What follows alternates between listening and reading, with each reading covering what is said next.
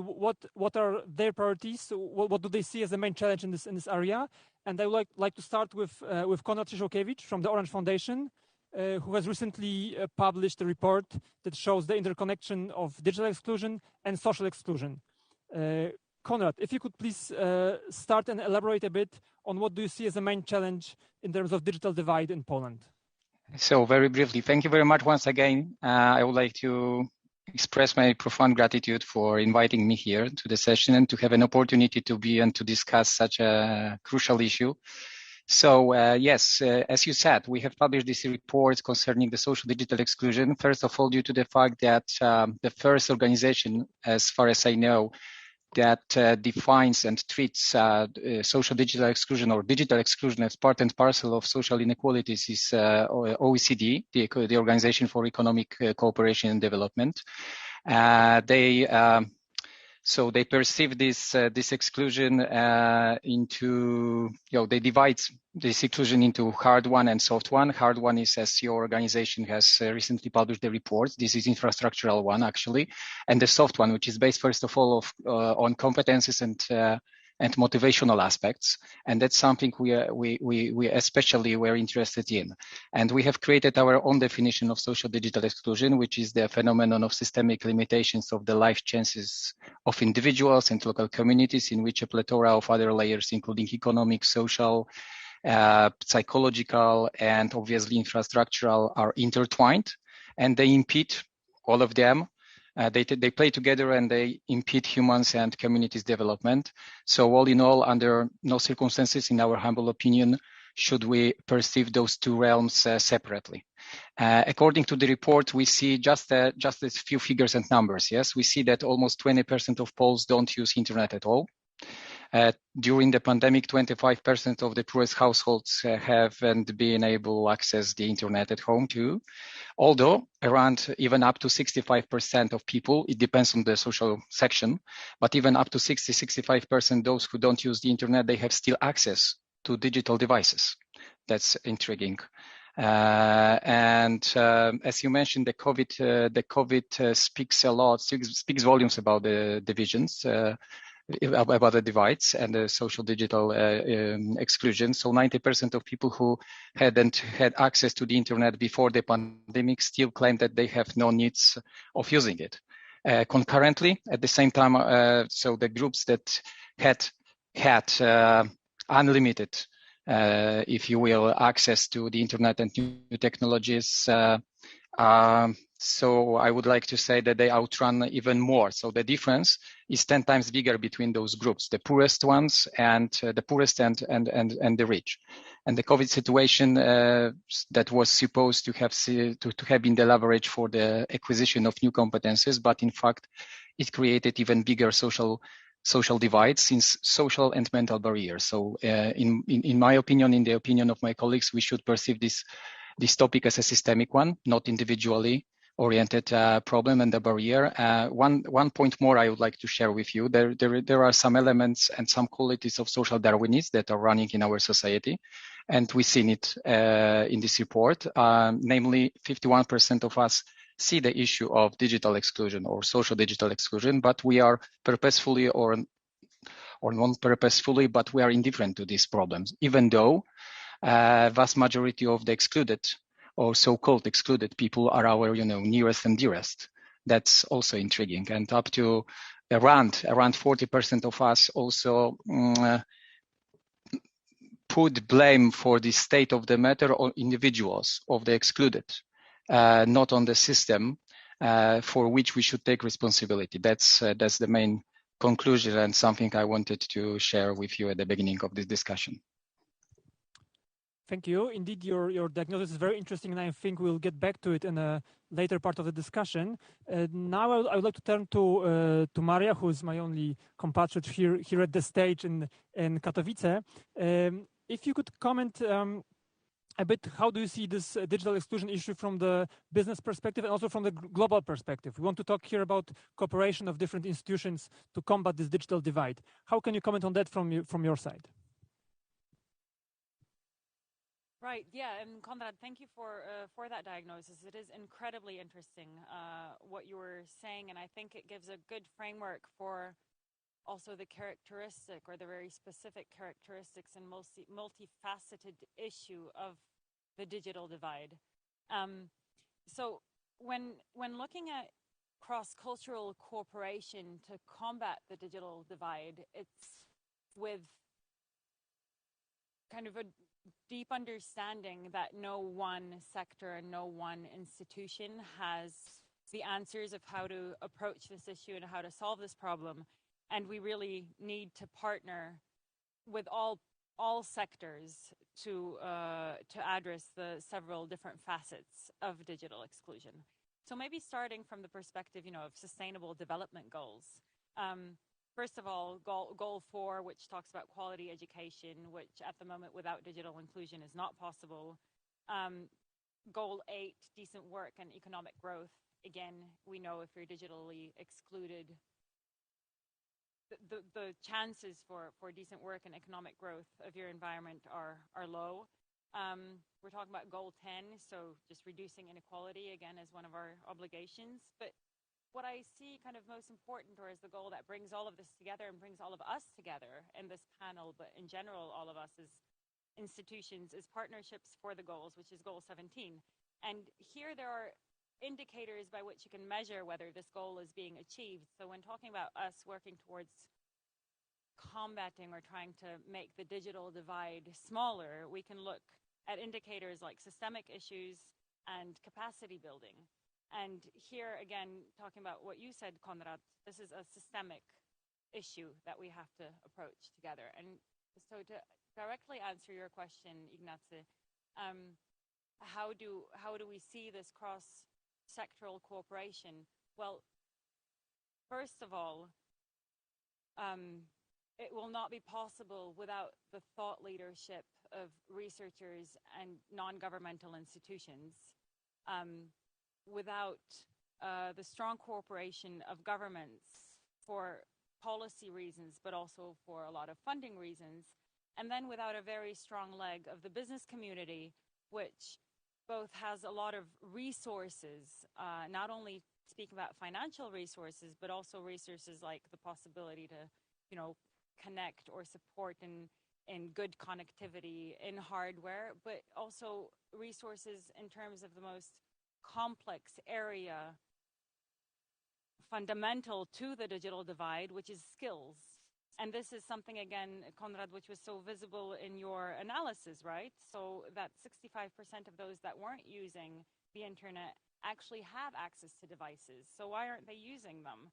Or why do 90% still claim that they have no need of using the internet? And I think there's a lot about skills, which is very complex. And these skills are often in the private sector. So from the knowledge about skills and the knowledge of how to spread these skills, and also the understanding of what direction the economy is going in and our possibility to share these skills, but not only. Thank you. In drawing a line between our national problems and the global issues that we are also interested in.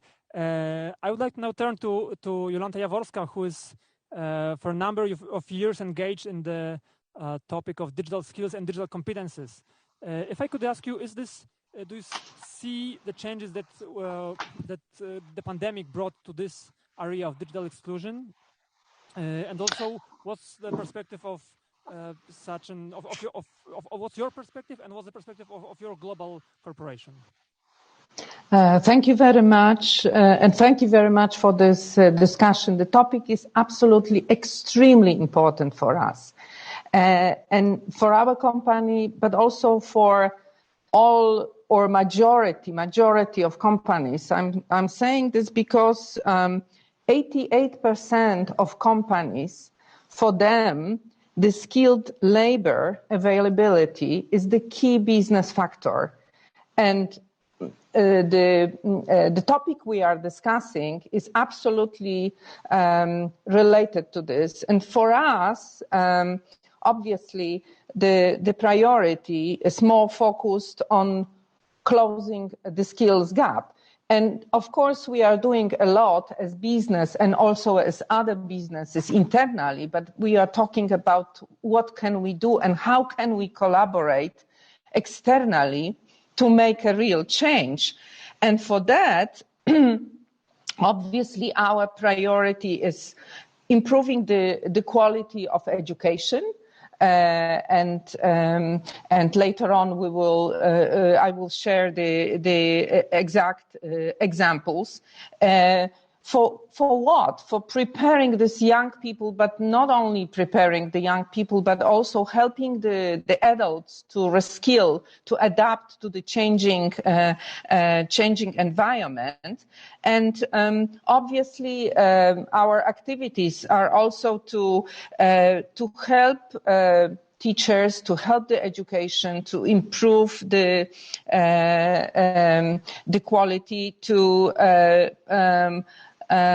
orchestrate the effective collaboration between the business and academia by sharing our best practicing, by offering not only our knowledge but also our technology. And for years these are our objectives, and I'm so glad that we can implement this best practices with other businesses to such an extent also in Poland. Thank you. Thank you. I just like to ask you, do you see any change that the pandemic brought here? Do you see more people willing to reskill, to update their skills? Absolutely. And what we have noticed from the beginning of last year, I would say great opening from the side of our employees, but also from the schools, from students, from other people who are really willing to work together to share our knowledge and to help those who need this help. So we had a great examples of working together with other companies to very quickly teach a couple of thousand of students. We have done this project with Cisco to teach almost 5,000 teachers how to use the remote technology to run the online education. And this wouldn't be possible because this whole project was done pro bono with such a engagement from the employees, from the companies. So this was also a great example of our collaboration with the NGOs, and Maria was really the author, and Alec, thank you very much for your participation as well. So definitely this has changed a lot because I think many people have noticed that this is not something that we can or cannot have. We must use this technology because we don't know what the future can bring to us. So this is one thing. And another thing is that really we have seen a lot of enthusiasm, a lot of openness and willingness from all different people and institutions to work together and to help each other. Thank you. Alex, so it's finally to you. You've been researching digital exclusion and digital divide for years, and you've been engaged in a number of initiatives in Poland. I would like to first ask you about a contrast that I hear in what the previous speakers have said. Konrad is painting a picture where the division is getting stronger. I mean, it's accelerating. The people who were already online and using digital technologies, they use it more, while those who are digitally excluded, they still don't use it, never mind the pandemic. And Jolanta is saying that she sees a lot of engagement and willingness to skill up and to learn. How do you see this state of affairs in Poland currently? Can you add anything to this diagnosis? I think paradoxically, both diagnoses are correct. I think we are facing both issues at once. And that's the whole challenge, that we cannot have a strategy that just focuses, let's say, broadly speaking, on upskilling, because I think that's the case with a lot of adults, especially. They don't require a deep divide to be bridged, but there are other shapes of the divide of being excluded that need to be dealt with. But then we cannot just leave alone people who are really excluded. And there are some very specific groups that are obvious, like, for example, older people and seniors, but not only them. For instance, I think this is really important. Your research, Ignacio, shows that geographically speaking, this leads maybe not, to a scenario where internet is not available, but it's really a handicap how you can access it. And I would add one more factor, and now, Marinia has been writing about it. We are also at a stage where we sort of really need to reconceptualize the divide, also in terms of how people are capable of functioning on the modern internet and understanding challenges it faces with issues like ethics and values. This is something we haven't been discussing, let's say, 10 years ago when shaping our strategies. Unfortunately, it's one more layer that makes this whole system a bit more complex. And I want to make very quickly one more point that's probably obvious to us, but I think should be signaled in the context of IGF, that I treat the Polish case, one we understand very well, as not unique, rather as exemplary of challenges with digital inclusion and dealing with digital divide happening all around the world, not even just across Europe. Of course, we're in probably a certain specific category of countries which I would define somewhere in the mid-range of challenges. But this is, I think, a very big group. I just wanted to mention this. Thank you. Some categories are exceptional, Alec. Yes, I would like to say that in terms of education and the correlation between education and the functional and dysfunctional use of internet, places are as the lowest, in the lowest ranks in the European countries. That's the problem. So that the less we are educated, the worse is the usage and the habitual behaviors of using the internet. This is exceptional, pejoratively, unfortunately. Thank you. I just would like to add to that from our report that I mentioned before, that Alec referred to, what we propose is to measure real internet speeds, not the declared internet speeds, not only the quality of the network, but the actual speed that the final user has in his or her home, because this is something that really brings the divide indoors, right? If you have a 30 megabit cable connection, but when you use it on your home Wi-Fi, it's only 5 or 6 megabit, then it's obviously too little to have online education or home office. So this is something which is not often measured. It's often not included in strategies, either European or national. But this is something we should look at if we really want to combat the digital divide. Alec, just coming back to you, if you could start around looking into the future from. What should be the next steps if we want to cooperate and effectively combat this growing digital divide in Poland and internationally?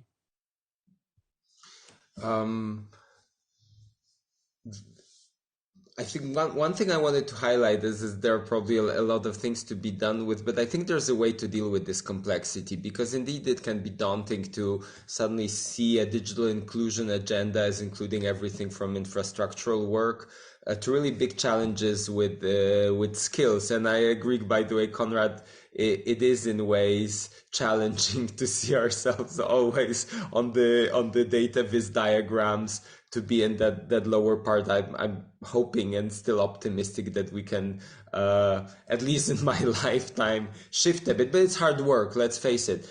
And I'm really fond of the concept of missions, which is now being promoted initially by Professor Mariana Mazzucato from UCL, but now adopted by the European Commission. There are some interesting pilot missions. I think some Polish representatives are involved in the one around smart cities.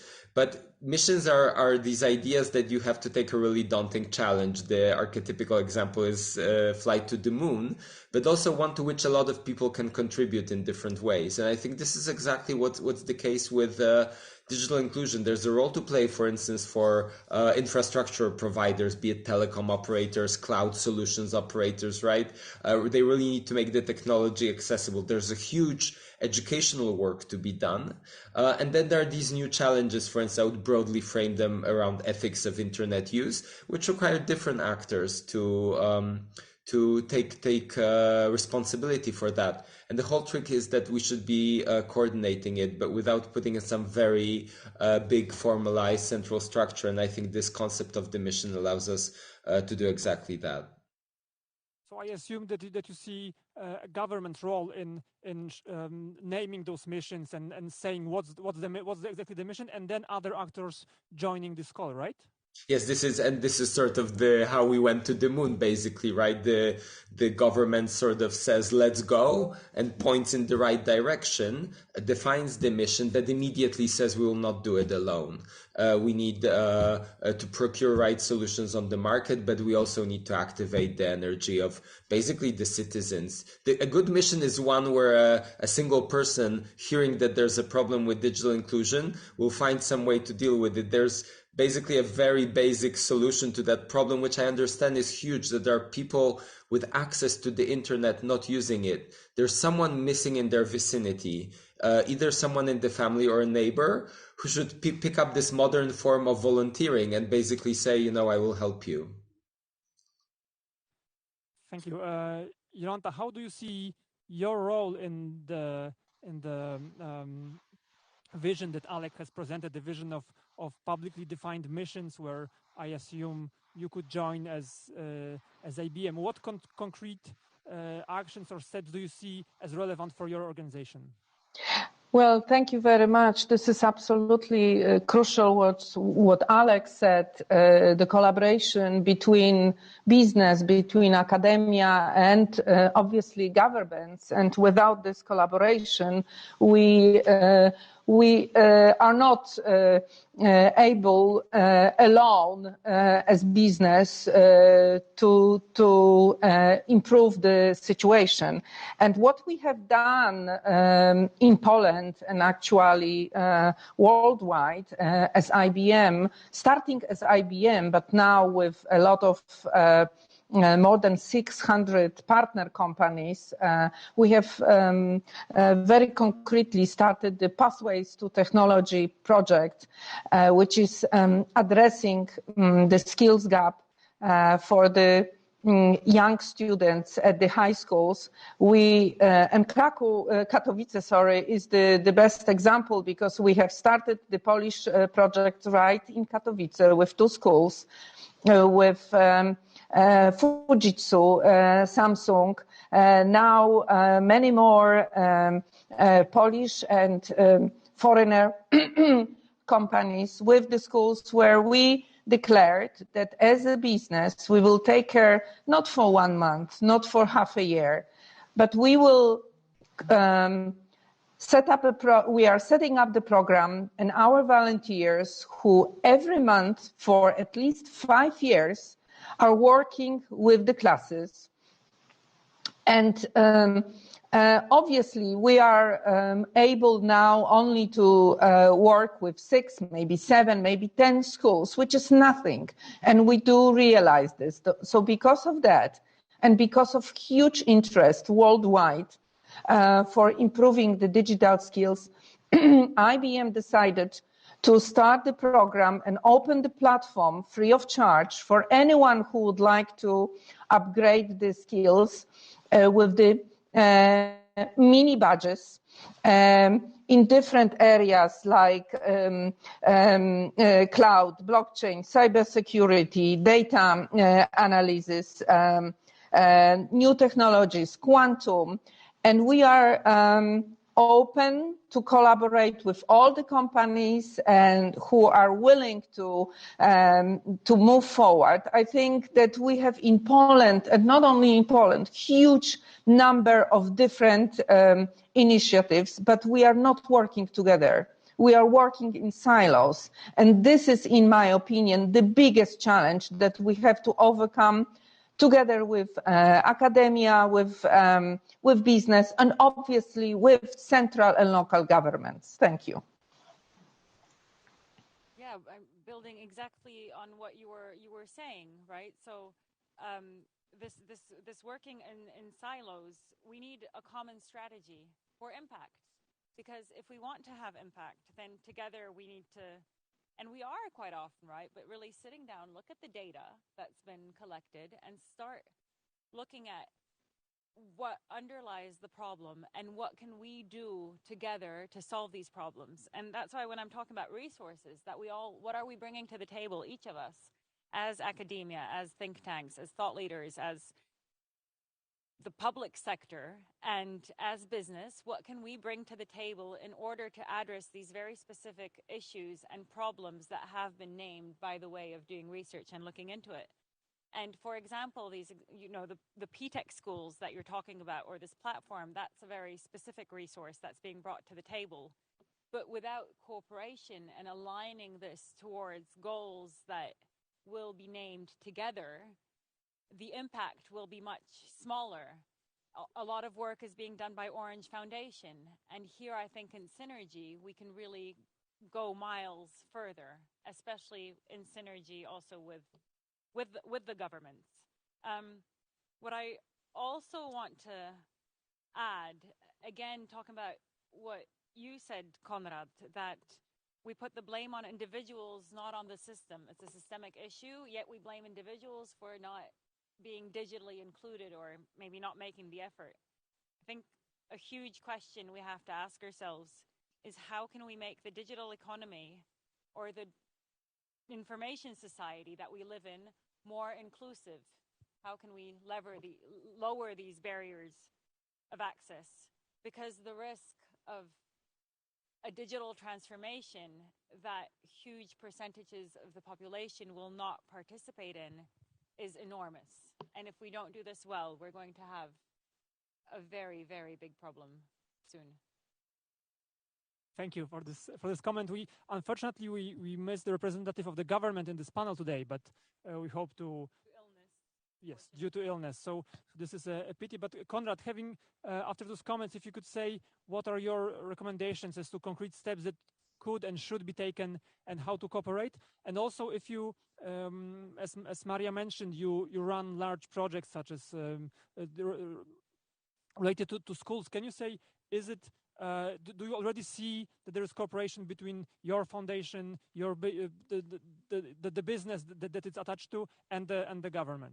Oh, definitely. We do our utmost to collaborate as smoothly as possible with organizations from non-governmental organizations, local authorities. They are crucial here, and they should be mentioned too, and also the government and the public institutions. And so, having heard what Alec has already said, and Maria, so it is visible. Maybe it sounds like a platitude, but I would like to say that this is not only this is not only crucial what is ahead of us, but also the way how we would like to achieve it. And this is also equally crucial, especially from the perspective of the organizations like mine, the organization I represent. And so, answering this question directly, we have prepared this report not for itself. We have also created, based on this report, the local deprivation index in order to achieve our goals better and to get to know the local needs better, because sometimes we see, even speaking from my personal experience, that we assume how the reality looks or what the reality looks like, but actually this is a far cry from the real needs that people have in local communes. And also, sorry for I would like to be slightly philosophical, but we wanted to avoid the effect which is called by sociologists, Alec is a sociologist, he knows it very well, probably the St. Matthew's effect. Which is about providing relatively affluent social sections with aids, charity initiatives, and educational programs on different levels, and concurrently contributing to exacerbation of inequalities, so that the groups that are underprivileged are not supported by us sufficiently. And we need to tell the truth that sometimes we are not efficient enough, even though we have assets. and capacity to do that. And according to the report and to the index I mentioned, the local deprivation index, we know today that even up to 22% of Polish communes are in peril of social digital exclusion at the highest level. 22%. It's huge. And we implemented it in our, we put it into practice in our programs, especially in the recruitment process to our programs. Just to inform you that our foundation has been involved in a schooling system for 15 years. We support schools all over Poland, and we provide them with media literacy, digital education, and to an extent also civic education. So we have created a special call centers that proactively contacted each and every school from the communes that were in peril of the exclusion. We intensified communication that, they meticulously explained to them the benefits of participating in our programs.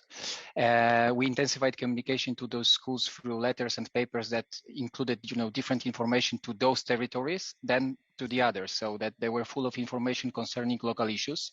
And also we use geo-targeting on social media and portals. On top of that, we also, thanks to this report and this index, it has changed our philosophy and the mission of the foundation to an extent that we have changed the methodology of the selection of the applications. The selection of the applications is assessed by the detached objective committee, but 2 points out of 20 were granted for the mere fact of living in those territories. And thanks to this, today we feel that we are closer to their needs, actually. Yes, 80% of our participants come from small towns and rural areas up to 40,000 inhabitants. More than 20% of schools that are in our programs come directly from the territories that are at risk of the highest level of exclusion, and so on and so forth. That's exactly the first step we have taken, and we would like to continue. And this is a sort of commitment to the local societies that we would like to continue in the future. And also maybe at the end, sorry for this, but I would like to also say that thanks to this report and this kind of actions we have taken, we have also we have just started, for example, collaborating with youth community centers that are cut out for serving underprivileged groups by nature, like broken families, for example. And thanks to those centers, the kids might catch up on curriculum. And this is also the place we hadn't had any experience with those centers, and now it's about time we started collaborating with them in order also to get to know better their needs. So I would like to say that taking first step is something that opens up to new realities, yes, and the realities that are multifaceted, as Marina and you, Ignacy, said at the beginning of this discussion. Thank you very much. And Maria, as the last voice in the discussion, if you could say what comes out of this discussion for you and for the missions that we hope to be executed and implemented in Poland. Yeah, I would say the mission that we here feel together is partnerships for impact to really have a measurable effect on combating the digital divide. So to really be able to say, this is what we're planning to do. These are the problems we see. Both Orange Foundation and Polish Economic Institute have really done in-depth research, which shows us the situation where we can define goals, which we can measure, and really show how these partnerships towards a strategy commonly defined and everybody bringing to the table what they could gives us a measurable impact and not only talk. And I hear about quite incredible work done, and we see incredible work done, and hope more and more will join this train. Yes, and if I may add something, I am so sorry for being too talkative maybe, but it's not only a matter just IT category of governmental structure of the public institutions, but it's first of all, and what Alek what you Marina has said, that it's a matter first of all of social solidarity actually, and that's why we should take responsibility for this state of the matter, all our organizations and all sectors. Okay, our time is up, so I'd like to thank you very much for this for this discussion and thank everyone who has been listening to us. I hope we can meet again in some time to see those silos broken down and our cooperation and realizing those missions which are not flying to the moon, but taking everyone on board in our society. Yeah. Thank you very much. Thank you for moderating us. Thank you very much, and let's work together. Thank you. Thank you. Thank you. Thanks for a fantastic moderation, and have a terrific day. Thanks. See you soon.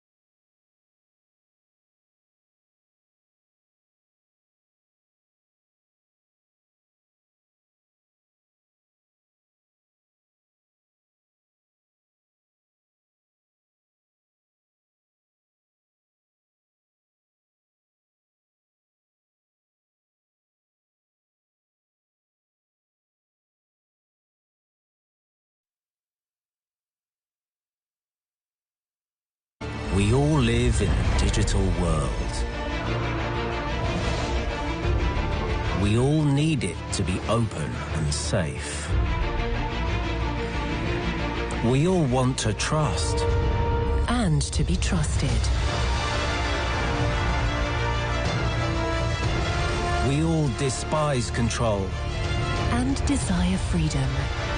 We are all united.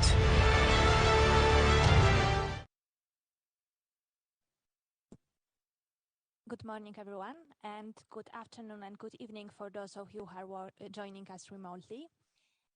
Welcome to the session, Keep Our Children Safe in the Digital World. My name is Magdalena Wrzosek, I'm from EY, and I will have a privilege to moderate this session. And with us, we have distinguished guests, and I will give them the floor to present themselves. Thank you, Van. Thank you. My name is Piotr Ciepiela. I think it's a great privilege to be here, but also, I think, responsibility. About myself a little bit. So today I'll be representing two sectors, private sector and non-profit sector. In terms of private sector, on a daily basis, I'm a partner and a global leader for architecture, engineering, and emerging tech security at EY. And within this responsibility, we're supporting organization, critical infrastructure operators, essential services operators to protect from cyber threats. But also we are supporting governments, we are supporting standardization bodies to create guidelines, regulations related to cybersecurity. On the non-profit side, I'm also chairman of the Committee of International Information System Security Certification Body, ICS Square. And the aim of this organization is to train and certify security professionals. So that's the second. I think also I'm a father of two boys, aged 9 and 11. So I think very relevant topic for them. So I will be combining today this three perspective. Thank you. Hello, my name is Jacek Gelko. I'm the president of the UKE, it's the Office of Electronic Communications in Poland. And I'm still the teacher, assistant professor at university, technical university. And also I'm the father and grandfather. There's this stream dedicated to the children and to security of the children is very important for, I think, all parents, for all people, because the children are our future. Thank you, bye.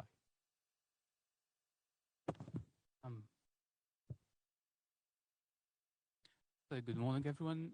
My name is Antonio Rytel. I am the deputy head of the GovTech Center in the Chancellery of the Prime Minister of Poland.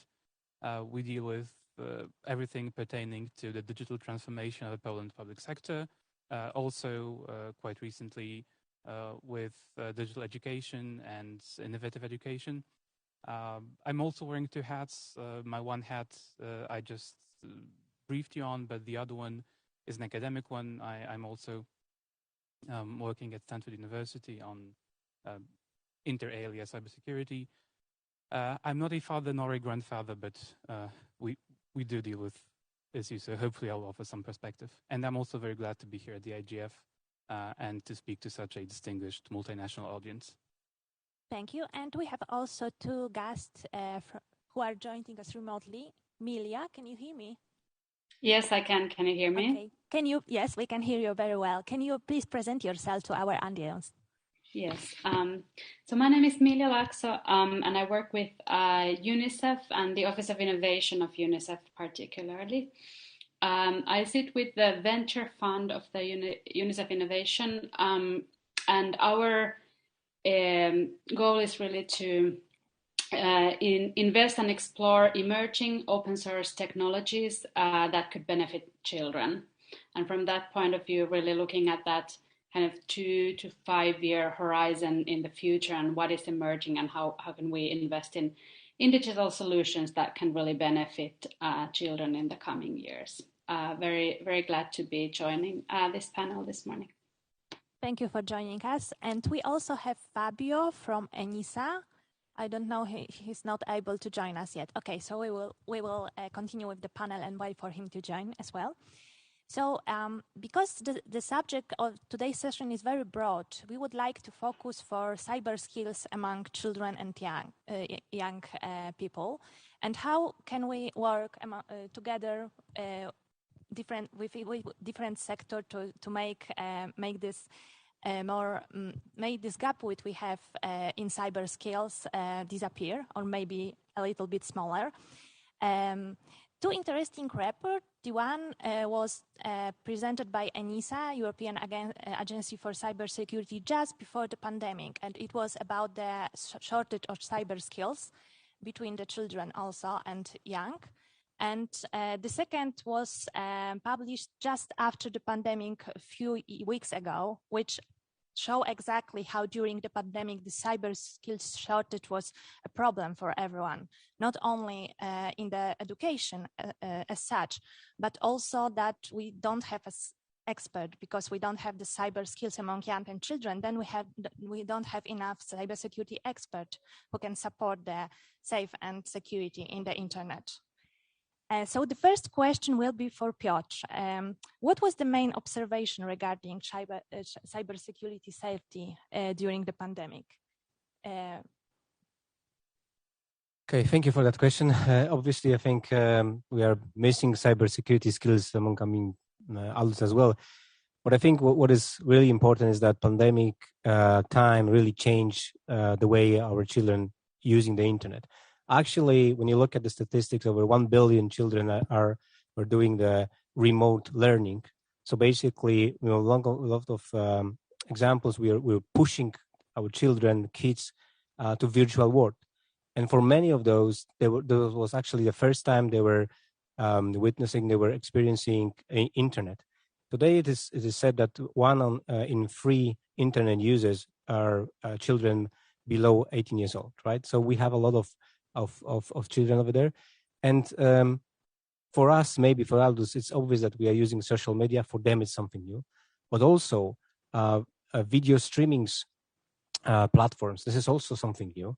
And to be honest, I was talking to one of my friends, and he was really surprised and actually a little bit shocked, because his daughter received a link from on the lessons, music lessons, with a song. It is, for us, it's something really obvious, and I was really surprised why he's so shocked. And he said, it was the first time she actually clicked the link, and she realized that there's a whole world, the whole platform with videos. And within 2 hours, she was clicking the videos she wasn't supposed to see, right? So probably we're not realizing that even the first encounter, the first usage of the internet may be actually something that may lead to the wrong situation.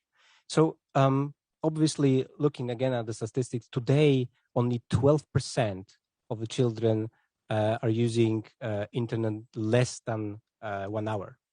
The rest, 88%, actually using more, and even 11% using more than 9 hours a day. So we can think that we're using it more and more. And obviously, this is not a safe place, right? So looking again, what we're seeing, 28% of the children saying they have the password stolen. 28%. So you can think what is happening with the account is being intercepted. Again, 35% saying my device was breached. Something happened to my device. And 40%, 4 out of 10 kids saying they were already talking with stranger over internet. 4 out of 10. So definitely this is the time for us to act, because we cannot really wait till high school to teach about cybersecurity. We actually need to teach about it before that, even before the first usage of the internet. And again, I think it's working both ways, because today, we are talking about it as adults. Realistically, we need to teach our children, because they will protect us in the future. And again, very quick example, but actually the real life story from 2 months ago. Very quick one. I was driving a car, and somebody called me. Basically, I'm looking. This is the number from Austria, and gentleman picking up, and gentleman saying, "Mr. Cipiela." I said, "Okay, yeah. I'm calling from Hotel XYZ. I have a reservation. This is the number of rooms. This is all the things related to that. I'm confirming. And he said, there's a problem with your credit card. And I just realized my credit card is about to expire, so probably this is the case. And I'm saying, I'm driving a car, please call me back later. In the back seat, there's my younger boy, right? He's 8 years old at that time. And he's saying, Dad, do you really know this person? Do you want to trust him and give the credit card number to him? I said, well, probably I don't, right? But he was so surprised that I'm actually considering it. He was actually warning me about it. And actually I called the hotel and they said we were having a cyber breach. And actually a lot of information was stolen. And the attackers actually, they're calling our clients and they're trying to get this information. So the reason I'm saying this is that obviously we have a lot of discussion about cybersecurity in our house, but when we are investing in kids, they are giving back, right? So they will protect us, especially in this very emerging tech-oriented society. So I guess it's for them, but also for us eventually. Thank you. Thank you. Milia, what is your perspective about cybersecurity skills among children and how can we build them? Thank you. So many of the things just surfaced by Piotr really resonate with what we're seeing as well. So as we know, today more than ever, children's lives are being shaped behind a screen, and we see both huge opportunities through digital skills as well as online threats that we really need to, and harms that we need to be able to safeguard. UNICEF and Gallup very recently launched the Changing Childhood project, which is that first survey to really ask multiple generations across the world on their views of the world and what is it like to be a child today. So a few interesting points that I wanted to share today on that survey. One of the things is that majority of young people see serious risks for children online, just as seeing violent or sexually explicit content. So this is up to 78% of the young people who have reported that as a risk. Or being bullied, 79% of young people report having encountered that online. And also coming to your point just now, just 17% of the young people say that they actually trust social media platforms a lot to provide accurate information. So also to the point that young people oftentimes are very do have more of that understanding in terms of how to balance the information that they are receiving. And we know obviously that child safeguarding and protection online remain inadequate to support children and their families and the education systems to really prevent and respond to these risks and harms. Well, we see that, obviously the tech solutions are crucial elements to respond to these threats. And really the way we kind of innovate and support innovation in our organization in such a way that the digital solutions should not do harm even at the very inception stage that you just also mentioned actually. So it's one thing to kind of monitor and police and put policies and standards, but what really will kind of help us solve the problem is to ensure that the digital solutions are created and designed from the get-go with the safety and security and the overall benefit of the end user in mind. And given that much of the underlying technology that exists today is proprietary to corporations, the willingness of corporations and ability to incorporate children's rights and kind of point of view from the get-go is really, really key, the way we see it. The way the UNICEF Office of Innovation and our venture fund really does this, or one of the specific approaches to do this is our steadfast commitment to open source. So we explicitly advocate open source to enable greater impact in international development and cooperation, and really helping to create and invest innovations that support safer solutions. I'll give one example, a recent example. So as we very well know, cyberbullying is one of the pressing concerns that we see for children online. So recently we teamed up with the Kid of the Year from Time Magazine, Gitanjali Rao, who had developed Kindly. It's a digital solution that aims to end cyberbullying and make children feel safer. And it leverages the latest advances in AI and other technologies to empower children to themselves solve this challenge. So basically, it's an open source API that uses machine learning to detect cyberbullying intent in text-based messages. So when a child sends, message over any messaging platform, the API, the technology will kind of give them real-time feedback on whether the text they have typed is potentially, toxic, contains something that can be interpreted as bullying. And this really helps children to reconsider what they've, typed in real time and learn on those kind of skills in real time. Again, this is an open source solution, open source API that we're developing, and that can then be easily kind of taken up by other organizations, by governments, by the private sector to integrate into their solutions. Thank you. And I just got information that Fabio is with us. Fabio, can you hear us? Yes, can you hear me? Okay. Oh, I can hear you, but something happened with the voice. I don't know. It's like, in the room, something changed. It's not loud enough, I think. Can we fix it? Can you hear me better? Or? Yeah, I can hear you. Hello, Fabio. Okay. Hello. Can you say a few words about you, because you didn't have an opportunity yet?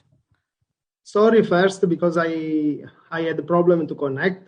And about me, I am Fabio Di Franco. I'm Italian, and I work in ENISA.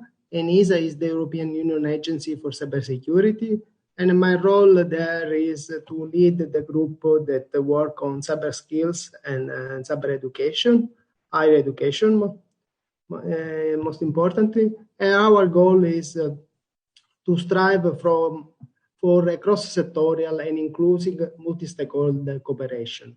So I'm very happy to be here and talk with the amazing panel that you created about what ENISA has been doing in this topic. Okay, and the question for you. So I mentioned at the very beginning 2 reports that ENISA developed about cybersecurity shortage in skills and gap in cybersecurity skills. Can you please elaborate a little bit about that? And maybe do you have, as a representative of the ENISA, any idea how we actually can attract young and children to learn more about cybersecurity and get more cyber skills? Yes, ENISA has a series of initiatives about cybersecurity for kids. One more important is the European Cybersecurity Month. This initiative is together with the European Commission and member states. ENISA is mainly maintaining the website, which has become the one-stop shop for collecting awareness initiative. The message of this year, for example, is think before you click. This is important for kids. It's important to everyone. It's important because everyone is rushing, and sometimes malicious user using this approach to make people clicking on the wrong link. The European Cybersecurity Month, through video, social campaign, online games, and infographics, promotes the safer use of the internet. For more teenagers, so older kids, let's say, ENISA organized the European Cybersecurity Competition. This is mainly a competition between young individuals coming from different member states, aggregated as a team representing the country, like imagine a European Cup. which compete in solving cybersecurity-related tasks from different cybersecurity domains. This year, we had the final in Prague, and around 300 students representing 20 member states come together and fight for achieving the goal of making Europe more cyber secure. In 2022, we will have an international challenge. So members, teams from all over the world, representative of their own area, will compete in Athens in June 2022. And also we will invite schools to assist to some of these events, local schools, in the way that the students will understand which are the opportunities in cybersecurity, how to join cybersecurity, what to study. And also we are training at the moment the European team, the group which will represent Europe. There are 100 students which at the moment are studying how to upgrade the skill in cybersecurity. And we will use this person to become ambassador for other person in the way that they can be interested to cybersecurity if they want. In particular, it is very important for women ambassadors because there is a gender diversity issue in cybersecurity. We know from our statistic that only 20% of the graduates are women. So overall, this effort, we think that they contribute to reduce the skill gap and attract younger and diverse and gender diversity in the cybersecurity topic. Thank you. So we heard the international perspective and international data, and now I would like to ask Director Antoni about the Polish perspective. What can we see in Poland regarding cyber skills among young and children, and how it was reflected during the pandemic? Yes, thank you for this question. I think it's really something which will in the future be looked upon as a pivotal moment in the way we view digital skills, especially among young people, students, and teenagers. I think first we need to distinguish between the cybersecurity and socio-technical security. So the level of awareness of the younger generations in terms of vulnerabilities, attacks, and the threats which are commonly considered cybersecurity threats, such as downloading content from the internet, such as clicking on malicious links or responding to phishing emails, those kind of things. The awareness of the younger generations is much higher than the ones of the parents' generation, so to say. This is the finding of a report which one of our research institutes published a few months back. But on the other hand, there is perhaps a more crucial sphere of cybersecurity, which is a socio-technical security, which means being how vulnerable are the children to cyberbullying, to misinformation, to all those to poisonous and toxic content on the internet. And unfortunately, the prevalence of those occurrences has much increased in the last couple of years. Pretty much in every category, we're seeing an increase in the number of people who say, I've fallen victim to X, Y, and Z type of malicious internet activity. None of them, or most of them, did not entail an actual breach of security. So this is the bad news.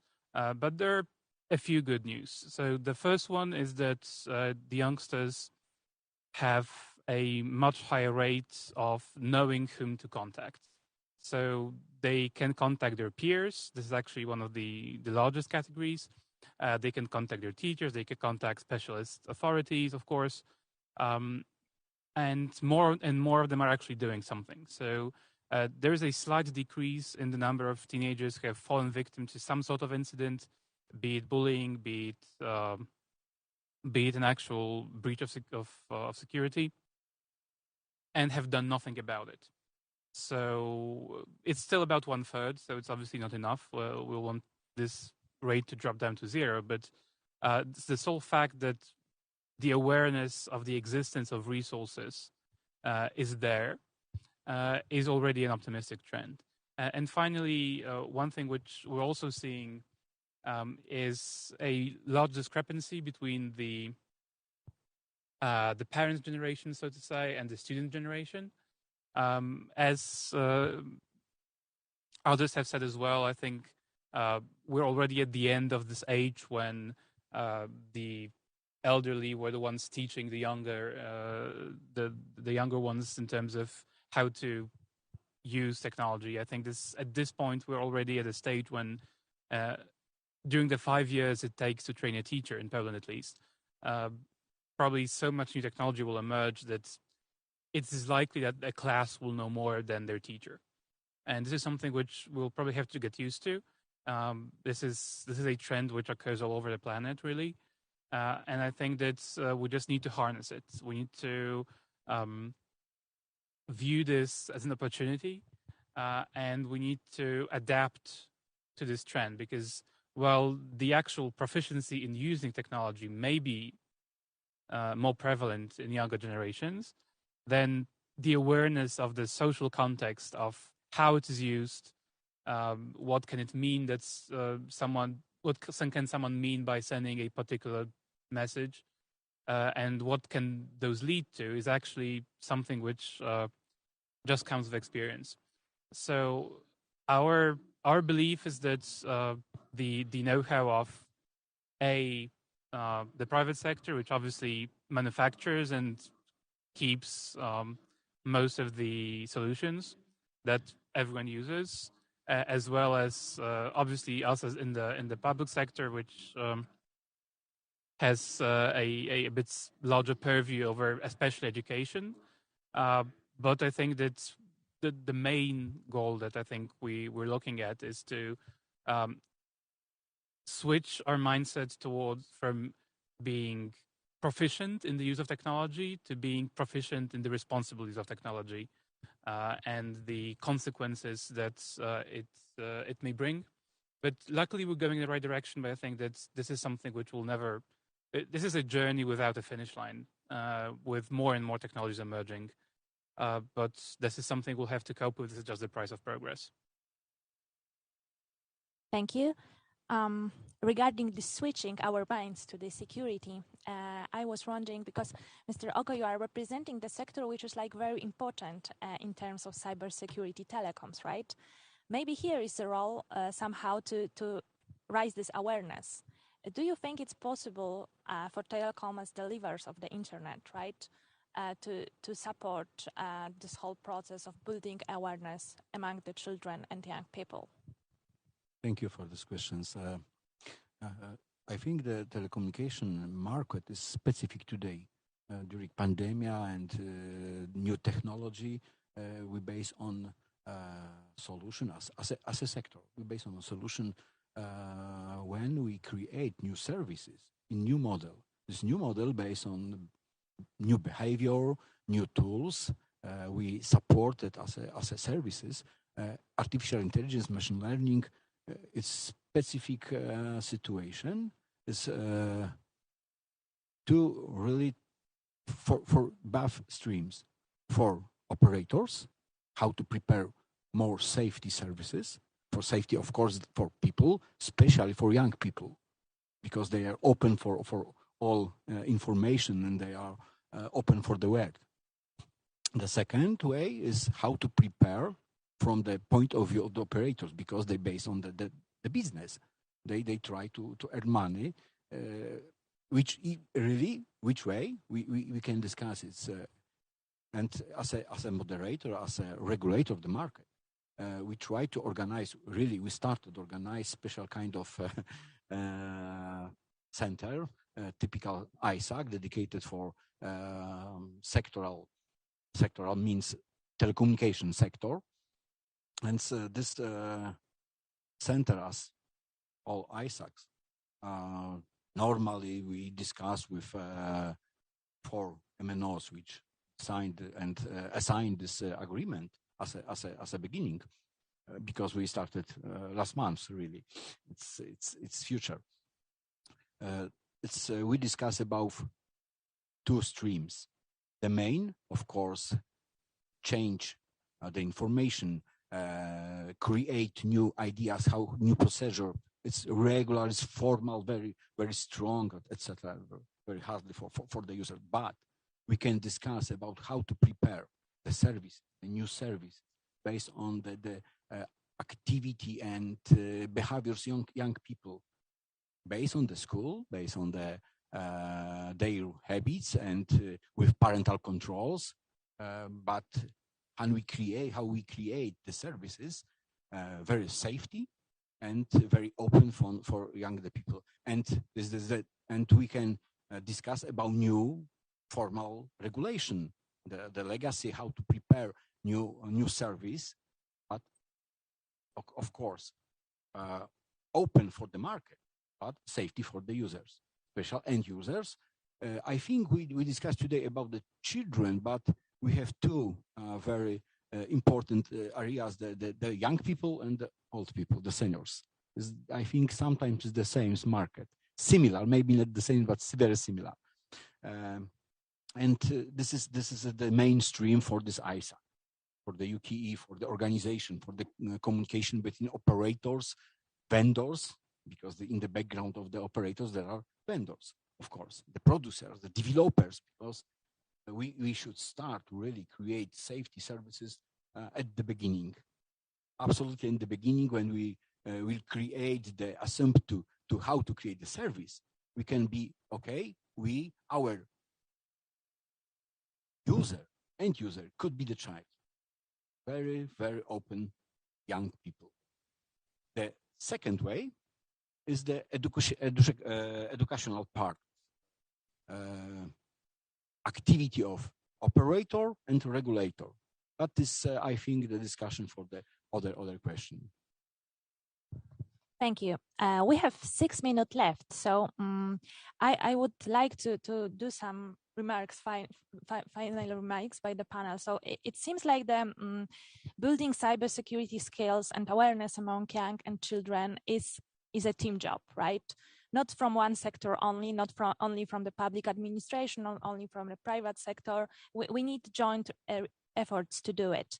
So my question for everyone, and here would be separated for different levels, like what should we do together? How can we support each other in this process? And maybe we will start from international level. So Fabio, Emilia, what do you think about it? What kind of action should be taken on the international level to make sure that we have this action in progress? Fabio, Emilia? Should I jump in first?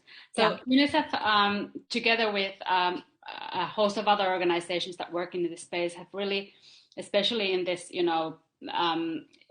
context of the pandemic and this huge shift to online, identified really 5 key things we should be doing together.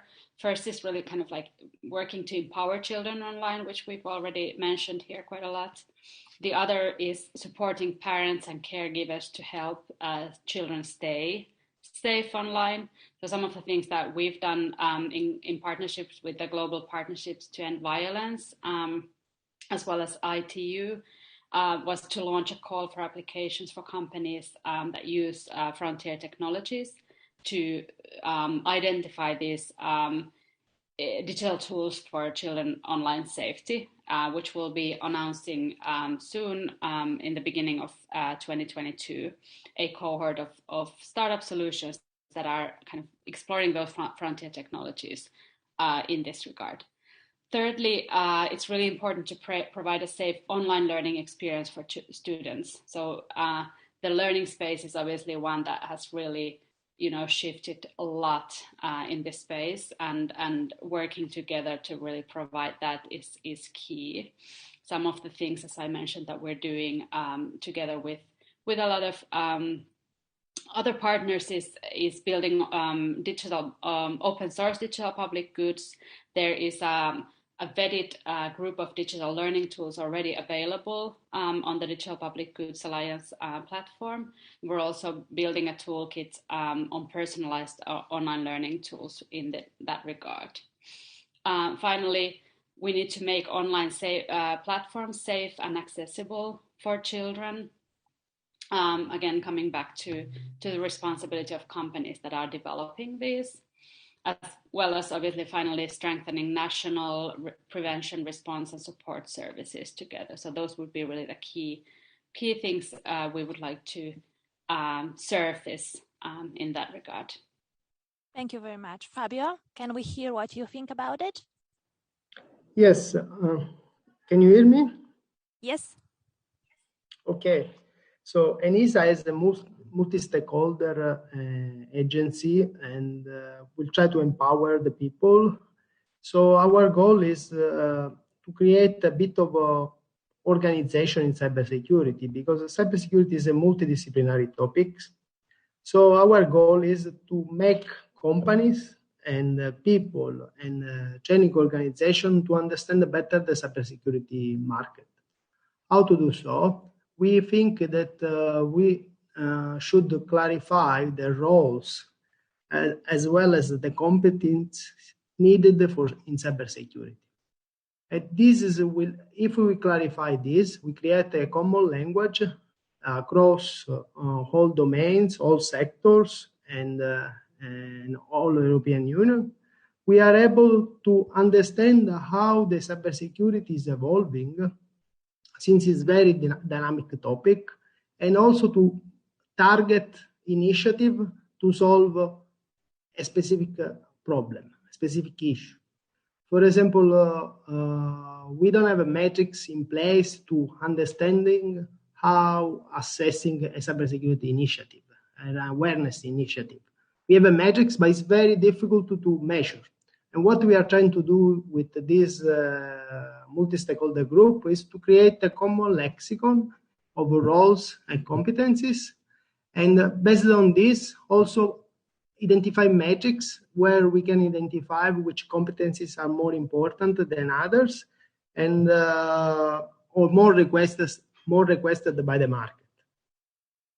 And this is next year. I will tell you that we will come up with the first framework, which will help a company to attract people, the roles that they need, with the skills that they need, and individuals can understand better what they need to study in order to get their job.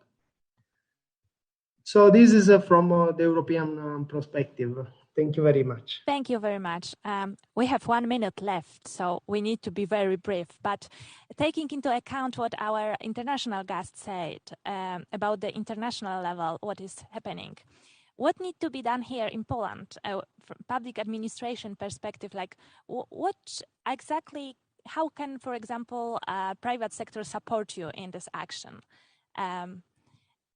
On both regulatory level, as a regulator of the telecom, and also as public administration, so GovTech and all the action you are taking in this area.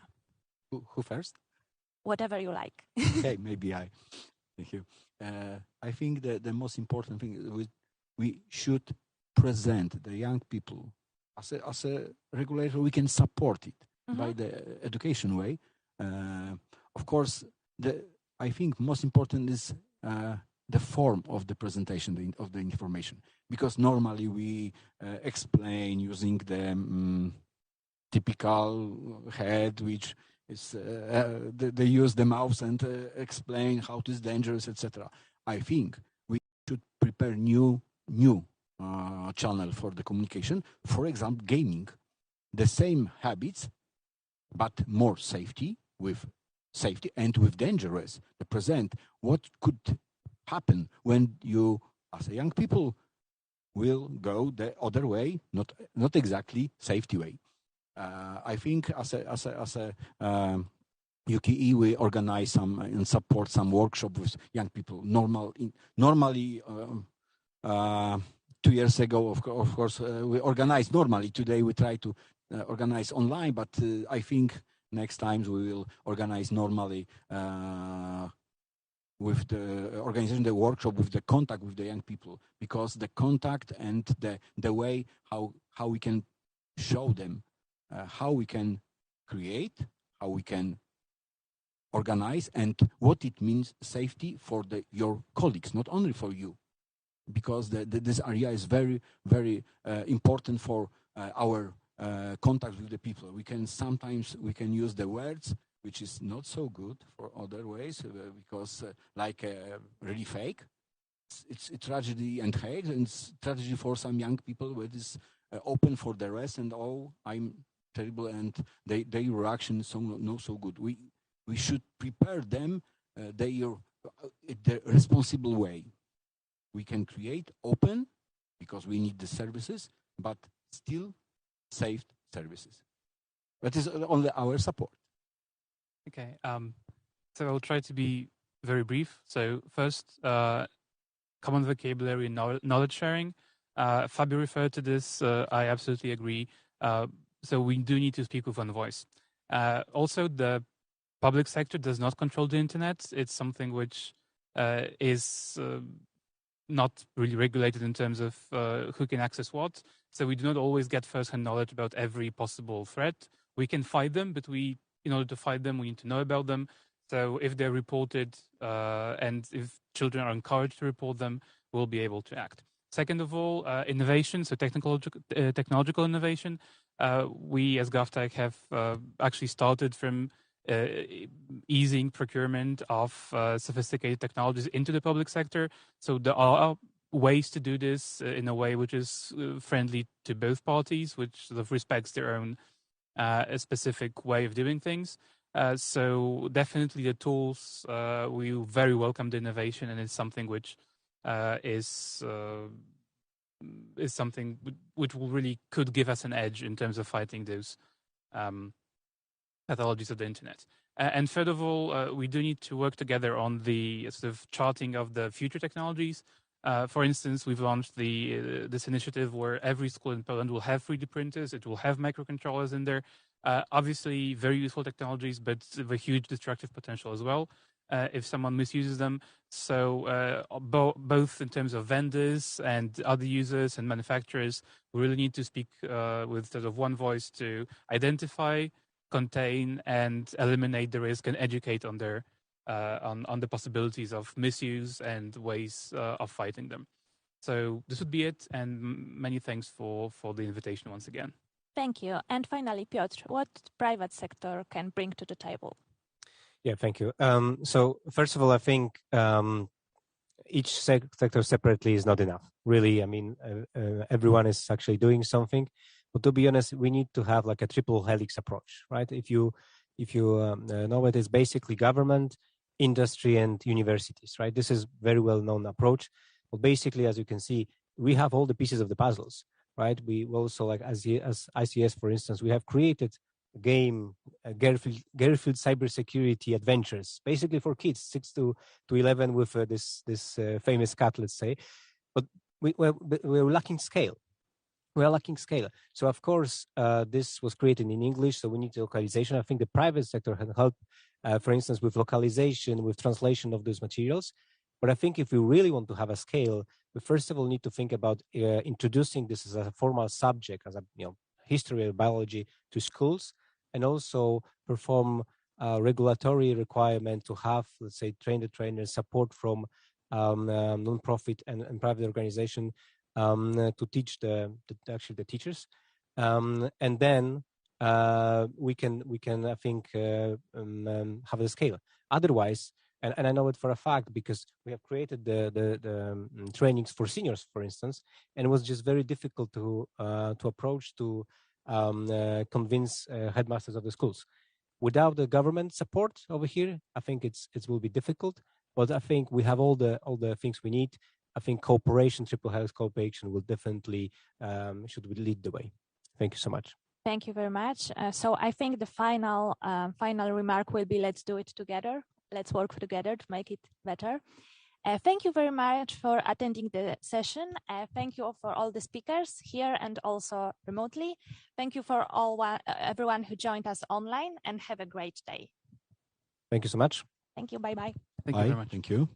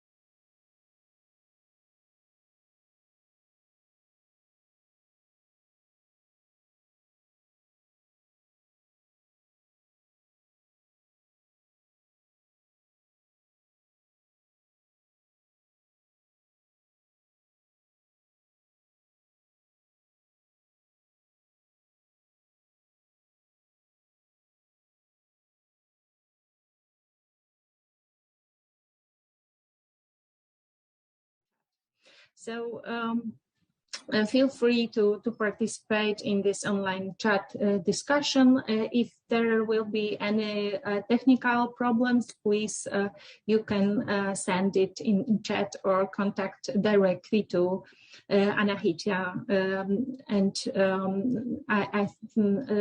Anahita will help to solve any technical problems that may appear. During this session, we will be talking about the virtual space of museums and the situation that appeared in 2020 when the pandemic was announced in Poland and in a lot of other countries too. And we had to redefine the rule of day-to-day operation of our museums and change the forms of activities that we offer our audience. This new situation has changed the way that digital works work, and the perception of museums educators, museums workers, and of also the different needs of museum public that want to still participate in culture, but in the different and new way. The internet has become the only platform for contact with virtual cultural heritage and communication between the institution and our audience. So today, during this panel, we will have a chance to see two examples of Polish two leading museums, how they deal with this situation, and what kind of solutions were proper and the best and good practice for this time. Then we will have the opportunity to discuss it with the specialists, representatives of civil organization, and also the social media expert to discuss about the tools and the means of communication of between the museum and the public in the pandemic time, and what will be the future of this virtual space of museum.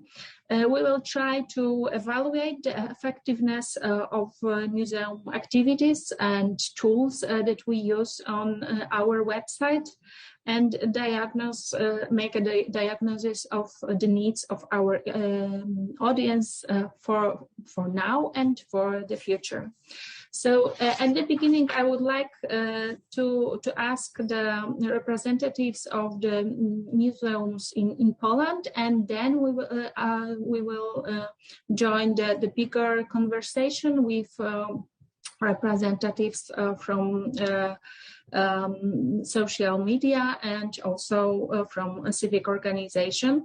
So in this panel, we will have a chance to talk with Tomasz Bednarz from National Maritime Museum in Poland, with Karolina Tabaka from National Museum in Warsaw, and with Aleksandra Janus from Centrum Cyfrowe, and also with Anna Szałas, the representatives of social media. So now I would like to ask Mr. Tomasz Bednarz, a representative of National Maritime Museum in Gdańsk, to join us and to present the solution and the way that these museums communicate with the audience through virtual space.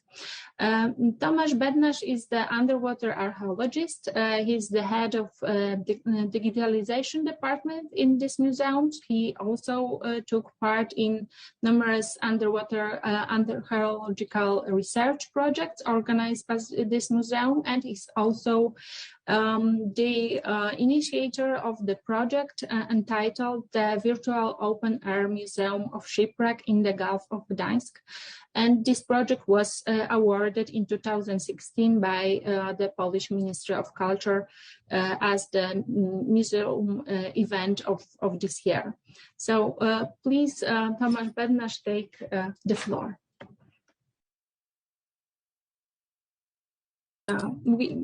Please unmute.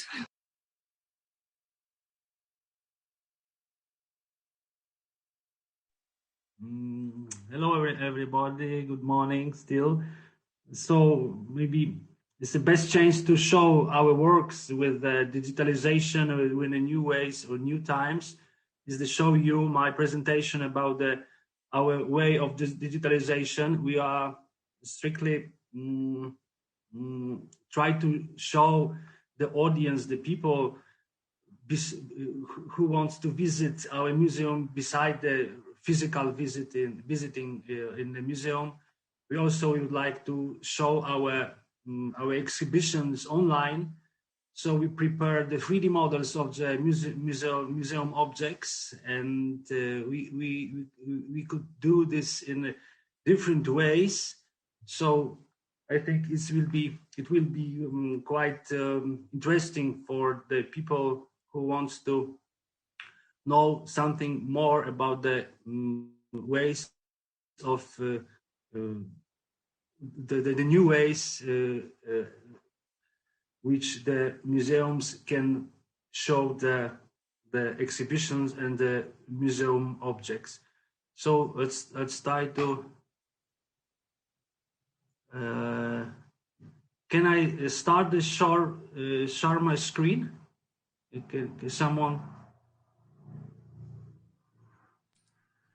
At the bottom, there is share screen sign, Share screen. Green one. But now is the host disabled participant screen sharing? I'm just looking, and also because I'm co-host, I cannot make you a co-host because someone else make me. So I think I can raise this favor and question to IGF, the main host, so he or she can make you also the co-host, and then you will be enabled to share a screen.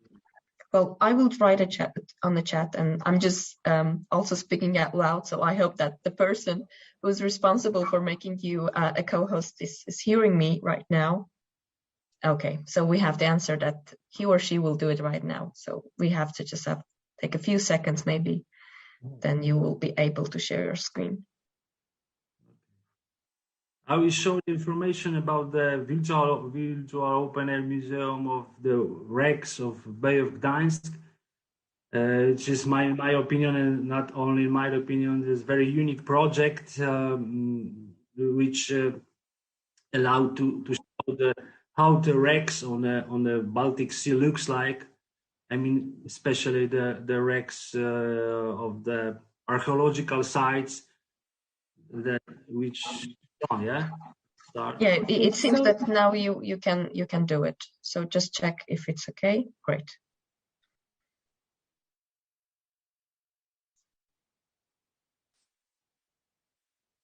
Okay, now you can see. Yes, we can see perfectly. Okay. So this is the title of my presentation: How we share our digital world, 3D models from the National Maritime Museum in Gdańsk. So let's start. Let's see what we can see. The National Maritime Museum in Gdańsk has been developing 3D digitalization techniques like photogrammetry, laser scanners, and optical scanners. 3D technology is used to exhibition and multimedia presentation and applications containing augmented and virtual reality, available stationary and online. And you can see how our museum looks like in Gdańsk. Maybe if some of you visited in the past our museum, maybe remember some characteristic object. If not, in the future, of course, we invite you to Gdańsk to visit our museum too. We have a few branches in the museum. Besides Gdańsk, we have also a fishing museum in Hel, Dar Pomorza in Gdynia, and Wisła Lagoon Museum in Kąty Rybackie. 3D documentation allows to make a precise measurement of monuments and create their 3D drawings documentation, as well as to make the cross-section of monuments in any places. The most precise 3D scanners used in our museum have accuracy of mapping real objects of the level of 40 micrometers. In 2015, we have launched the virtual open-air museum of the wrecks of Gulov Gdańsk project, financed with the funds of Ministry of Culture, National Heritage, and our museum. This object presents photogrammetric 3D models of wrecks from the Gulf of Gdańsk created in our museum since 2013. The models present careful copies of an actual appearance of the wrecks lying at the bottom of Gulov Gdańsk. This is how the underwater archaeologists see them in the course of their work. Expect that the visibility underwater is most often limited to 2 or 3 meters, while the Virtual Open Museum of Wrecks website provides the full view of the wreck. Beside the 3D models, there is on the site also the animation of the models and some more information about the history of the research and about the monuments took from the bottom from the wrecks and which now are in our exhibitions. The website now consists 25 3D models of wrecks with their descriptions, photo and video documentation. The wrecks come from the 15th to the 20th century. All wrecks were excavated by the museum, and the artifacts from them now are on the museum exhibitions. The website is available in Polish and English language. The wrecks can be viewed with three-dimensional virtual reality goggles like Google Cardboard or Oculus or other. The site is used for educational purposes during the museum lessons, for example. And you can see the 3D, the kind of virtual, the cardboard or the goggles for 3D. And you can see you can see the 3D objects. Besides this project, we have also a virtual tour of museum ship Dar Pomorza. It's quite new offer for the visitors and for the people which are away from the Gdańsk. Dar Pomorza is a museum ship. This is not an easy object to visit due to historic structure, especially for this disability and the elderly. That is why the virtual tour was introduced to the offer, an interactive spherical film integrated with modern Oculus goggles. The virtual tour is also available online on our museum YouTube channel.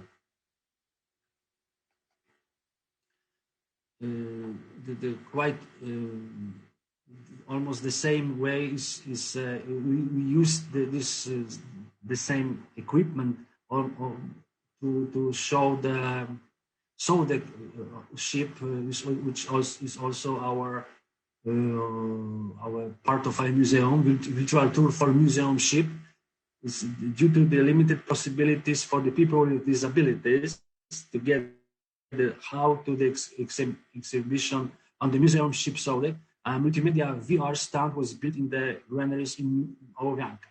The virtual tour also allows people with physical disabilities to take an interactive walk around the ship's holds and the permanent exhibition. With a mobile monitor or 3D goggles, the users may visit places such as cargo holds, boiler room, and engine rooms, seafarers' cabins, a galley, mess, and wheel halls. Maybe, probably in the future, we can prepare the online version of this new project for the soldier.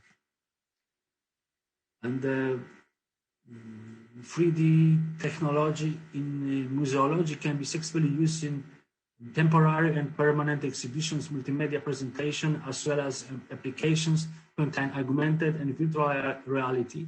3D digitalization is also successfully used to the scientific documentation of collection in museums. 3D technologies used in museology can be divided into 3 groups, such as photogrammetry, optical scanners, and laser scanners.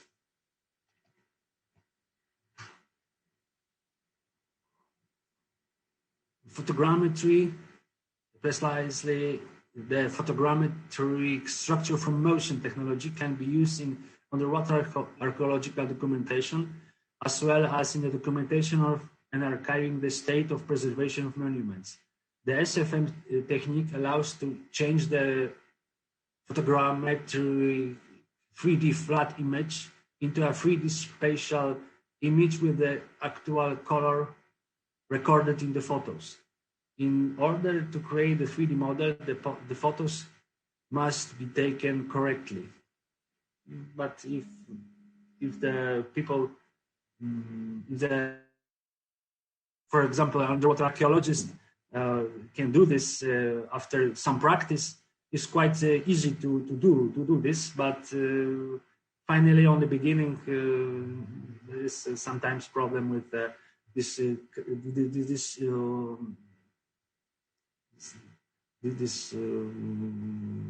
technique of documentation, but as I said, it's quite easy to do when you have some practice. The greatest advantage of this technique is obtaining visually attractive 3D models of relatively low production costs. The disadvantage is a much lower accuracy of mapping compared to models made with the use of 3D scanners dedicated to specific tasks. And these are examples of photogrammetric 3D models of artifacts from the NMM collections. Now you can see beside the 3D, beside the 3D models of the wrecks, we can also make, thanks for this technique, also the monuments which are in collection of our museum. The second group of devices used in the 3D digitalization of historic objects are 3D scanners of structured lights, so-called also optical scanners. These scanners can be used for small and medium-sized objects from several centimeters to several meters. This group includes stationary scanners, usually cooperating with the tablets of routing platforms, and handheld scanners. The measurement precise in scanners of this type range from 0.5 millimeters in the case of devices dedicated to the objects to 0.5 meters and several to even a few micrometers in the case of devices dedicated to making 3D scans of small objects up to 20-30 centimeters. The disadvantage of these scanners is that they have a work at least in partial shading, which eliminates them from outdoor use. Optical scanners emit structured lights, most often white, less blue or green, in the form of parallel lines. The lines falling on the scanned measured object change their position, showing the shape of the object. The camera or cameras installed on the scanner record the distance gap between the lines, and on this basis, the scanners generate the 3D models of the real objects using dedicated software.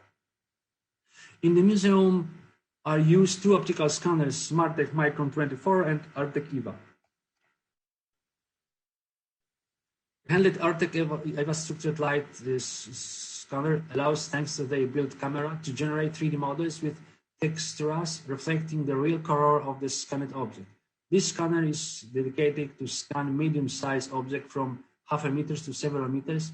The device allows to generate high-resolution textures and safe model in many outputs formats, including OBJ, VRL, and STL. The last format allows the direct 3D printing of the model.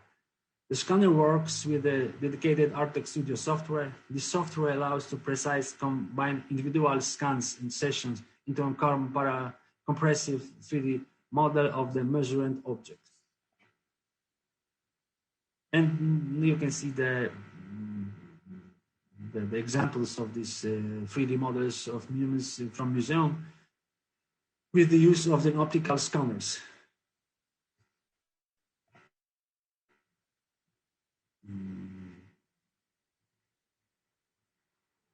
Oh, this is the same way of the same equipment, and more examples of using these scanners. And the last group of the tools for creating 3D models are laser scanners. They are used in mesology mainly to scan large-size objects, including architectural, archaeological, and geodetic inventories. They are also widely used in industry, mainly in the renovation and modernization of infrastructure. They are especially commonly used in the shipbuilding industry. The accuracy of measuring individual scan points in devices is the type is the average from the 1 to 2 millimeters, and the range of their operation is from the few meters to over 300 meters. Most often 3D models created with this group of scanners are generated of monochromatic or multicolored point clouds with the possibility of generating also mesh and texture. Some models of 3D laser scanners are also used to scan medium and small sizes, competing with optical scanners. Precisely made 3D models of museum objects are an excellent measuring tool. They allow to create cross-section in any places and calculate the surface and volume of the scanned object. 3D models made of museology should be distinguished not only according to their method of generation, but also into the two basis qualitative categories: presentation models and documentation models. The category of presentation models refers to all internet application media presentation, including VR, RR, and VR, which museums create as a part of their public mission. Documentation 3D models are used to reproduce artifacts with high precision and measuring of single scan, a dense and mesh and triangular accuracy, protruding the scanned surface, and high precision of combining scans, creating the complete scanned object. These models are used mainly in conservation works, archiving the state of presentation before and after conservation and reconstruction, and in the documentation of artifacts and scientific research conducted in museum, precise measurement and calculating 3D drawing documentation measurement section. Presentation 3D models can be successfully used on popular platforms on web portals such as Sketchfab, and from there posted embedded according to the needs and ideas in social media, websites, online catalogs, collections, and in database systems used for inventory and scientific purposes. 3D models from the National Maritime Museum are available online on a virtual open museum of Rex in Gulov Gdańsk at site, as you see, wsw.nmm.pl, where there are also photogrammetric 3D models of 25 wrecks and 3D models of the artifacts from them. 3D models of monuments from museum collections are also included in the online catalog at the collectie.nmm.pl and on the website sketchfab.com 3D models of the included in NMM on the online catalog. So besides this normal, we can say normal photography. We also can use the animation of 3D models and models on the Sketchfab. In my opinion, is very useful and it's a way of new version of the catalogs online in the museums. 3D models of artifacts and wrecks presented on the virtual air Museum of the Wrecks in the Gulf of Gdańsk and Sketchfab.com. This is screens of these sites. So of course, everyone I invite to visit these sites. If it's something new for the person, so let's visit this site in the future. So this is all of my presentation. I think the information can be useful, especially for the people who work in museums, other museums. Maybe some of you want to establish a new way of digitalization. Our experience, I think, is could be useful for the rest of the museums. And of course, we're waiting for the new information from our museums. Maybe we can the same options, the same new ways used in our museum. So thank you for your attention. Thank you very much, Tomasz Bednarz, for your presentation. Thank you for the broad introduction of digital activities of National Maritime Museum. We have a unique chance to see this experience, how the workshop of underwater archaeologists looks like, and how we can combine the new techniques and the development of documentation techniques, and how can it affect the exhibition program of the museum, and how these new tools could be used during educational activities led by the institution. So thank you again. And now I would like to ask Karolina Tabak from National Museum in Warsaw. And I would like to present also Karolina Tabaka. She is the head of the digitalization and visual documentation department in National Museum in Warsaw. She supervised the documentation, digitalization process in this museum. She was also responsible for numerous digitalization projects led in this museum.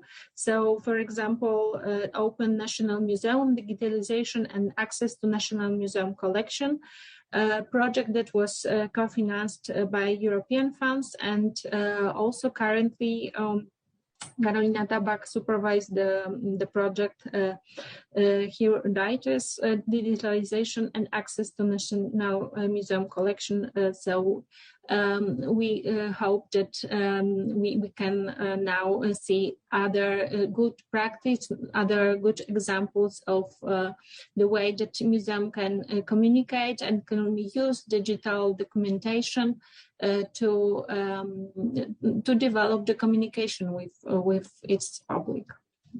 So I pass the floor to Karolina Tabak.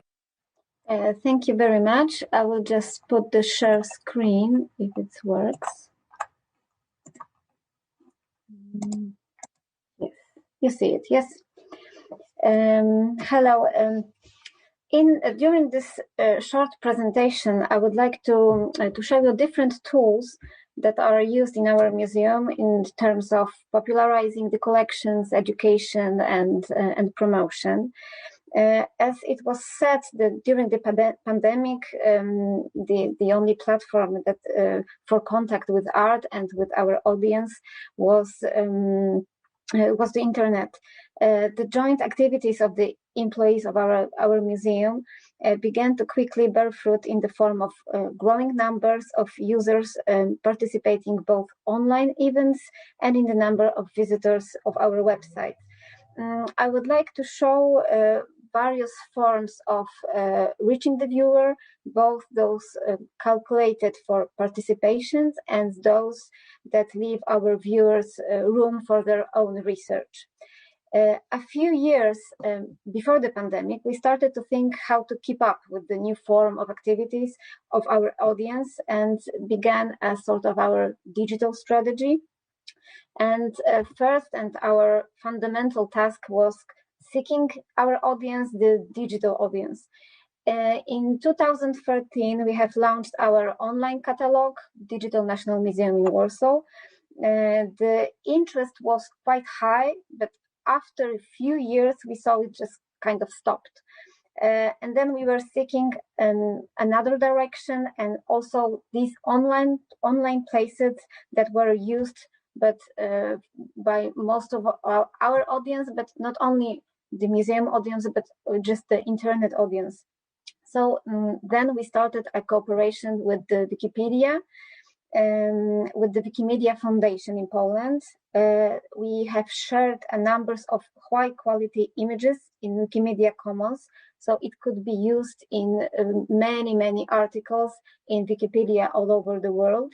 Each object, each image were imported with our metadata from our database and with the URL links that linked to our website. And we also have conducted 2 projects that involved a Wikipedian in residence. It was about 2 hour exhibitions. So the Wikipedia team, they created a number of articles about the history of museum collections, and we have put the high quality images. So it was the numbers of viewers were really high. The articles were seen in each month about 2 or 3 million times all over the world. And highlights of our collections were also made available during the Google Art Project platform and also in Europeana. And in 2020, as a result of the project Open National Museum in Warsaw that was co-financing from the operational program Digital Poland, we have launched a new version of our online catalog. And our aim in this project was, in one hand, increasing the quality of the images, but also to attract more audience, and also people who aren't specialists, are not familiar with art movement or artist names. We want to encourage a sort of diving in the collection and people just to explore the diversity of the collection of National Museum in Warsaw, because we have objects like from ancient art to really modern art, many types of objects. So the catalog is no longer just a repository, a kind of digital closed storage, but a platform of knowledge with different articles, online presentations, with themes that are not only interesting for the specialists, so such as history of fashion, secrets of conservation, food in art. We have different interviews with our curators, educational materials that can be printed and used, for example, in schools. The images can be downloaded and reused. Each object has an information about the copyright. So if the object is in the public domain, it can be freely downloaded, shared, and used wherever you want. So you can see also here on the left side, the metadata that are imported from our internal database. We have longer descriptions, and when we have another materials such as different films or interviews. We just embedded the films from for example, from the YouTube. Also, thanks to our cooperation with Huawei, we have created a virtual exhibition. It was called Poland, the Power of Images. The exhibition shows the highlights of Polish paintings from the 18th to 19th century. This exhibition, it was held last year at National Museum in Warsaw and 2 years earlier in France, in Louvre. But due to the pandemic, many people couldn't see it actually in museum. So I really encourage you in the free time to visit this exhibition, and it's also available in English. And here you can see different articles. These articles we put like each month or even each week. They are about museum collection, history of the collection, about the exhibitions, and also different events that are in the museum. Of course, our website is adjusted to the WCAG standards. Over 100 objects also have audio descriptions. Many films and interviews are also translated into the sign language. And here just a quick glimpse of the data from just this year. So we have published over 65,000 objects, and these are objects like sculptures, painting, but also, for example, sketchbooks that consist many hundreds of images inside. As I said, we have different thematic trails. They are kind of presentation that can be also showed in schools, and almost 160 articles for now. And this is quite important for us, that the website is used really throughout the world. Of course, most of our users, as you can see, are from Poland, so 60%. But just 2 years earlier, when we had the older version of the website that weren't in English, the percent of users from Poland was 90%. So we see that each year we can reach the audience from other countries, which is very, very great for us. Just this year we have 64,000 new users. And the most common operating systems used by our system, you can see, just like in the older version of the website, it was just Windows. So we can see that because of the design of the website that is in responsible web design, so it's adjusted to the mobile devices, we can see that the website is like mostly viewed by mobile devices. This is completely new for us, because in the older version it was only desktop, it was only Windows. And right now we can see from this data that people are starting to using digital collection of National Museum just for fun, just for exploring. Not only museum staff, not only staff from the other cultural institutions are using this website.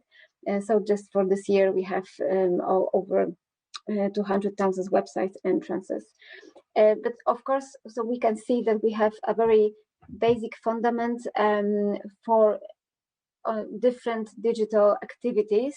But the website is for users, but the space when we can have more interaction with our audience is the social media. So our National Museum is active in many different channels. Of course, most of our users in social media uses Facebook. We have over 90,000 followers, and the number that is quite important is the range. It can range almost 2 million of people, and also in Instagram. But the thing that is quite new this year, and it started during the pandemic, is the TikTok page.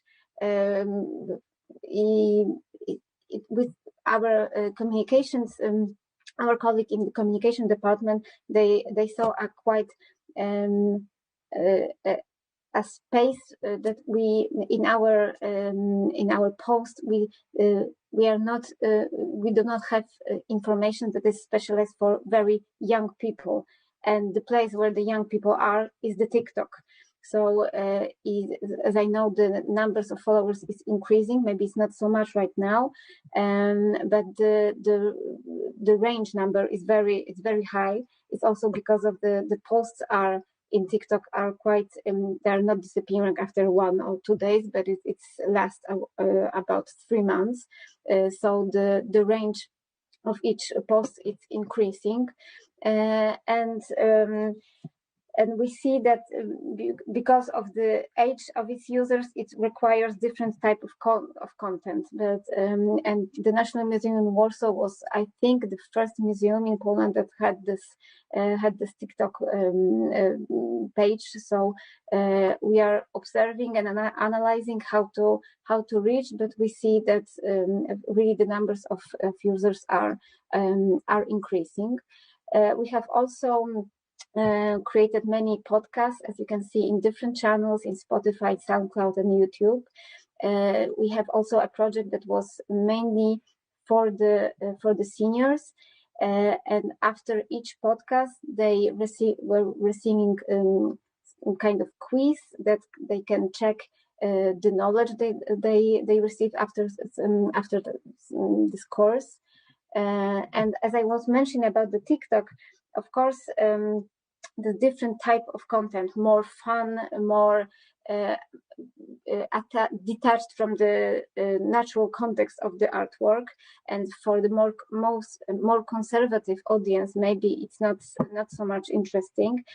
Like I'm feeling too old when I saw this platform.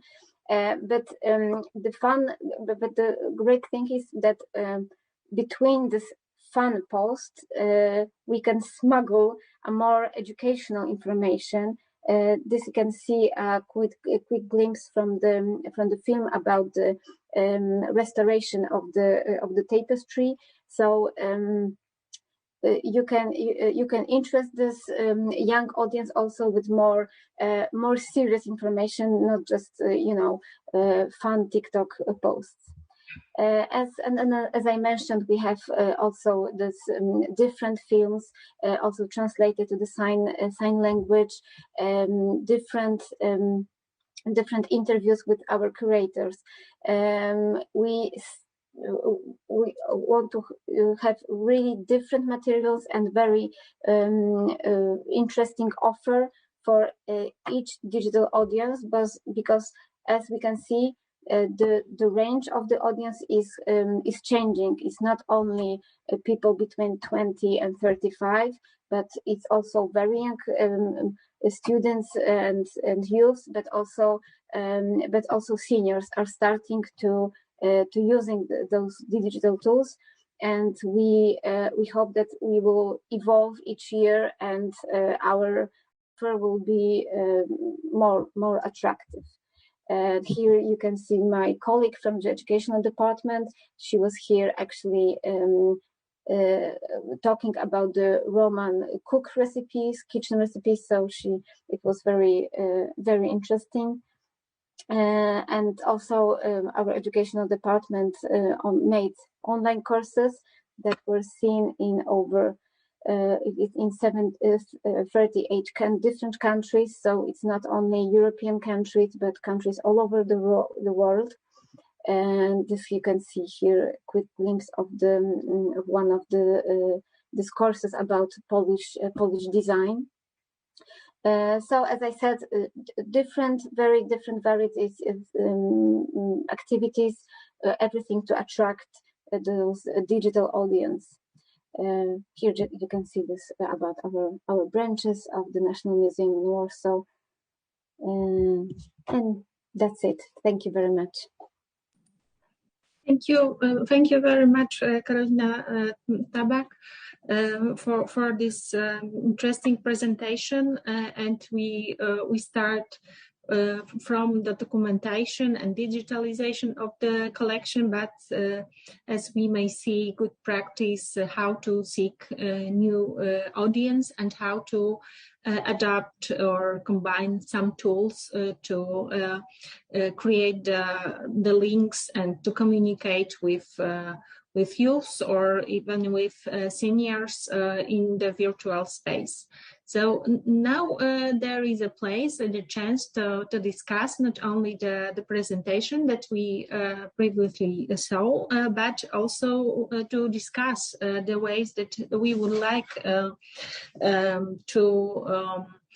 to implement in our other museums, in other institutions, and maybe we can discuss with our specialists the ways of organizing the data produced in the process of digitalization to enhance the usage of these materials and to reach a broader audience. So I would like to open the discussion and invite the representatives of other institutions. So Aleksandra Janos is the director of Centrum Cyfrowe and the head of the Open Culture Studio within its structures.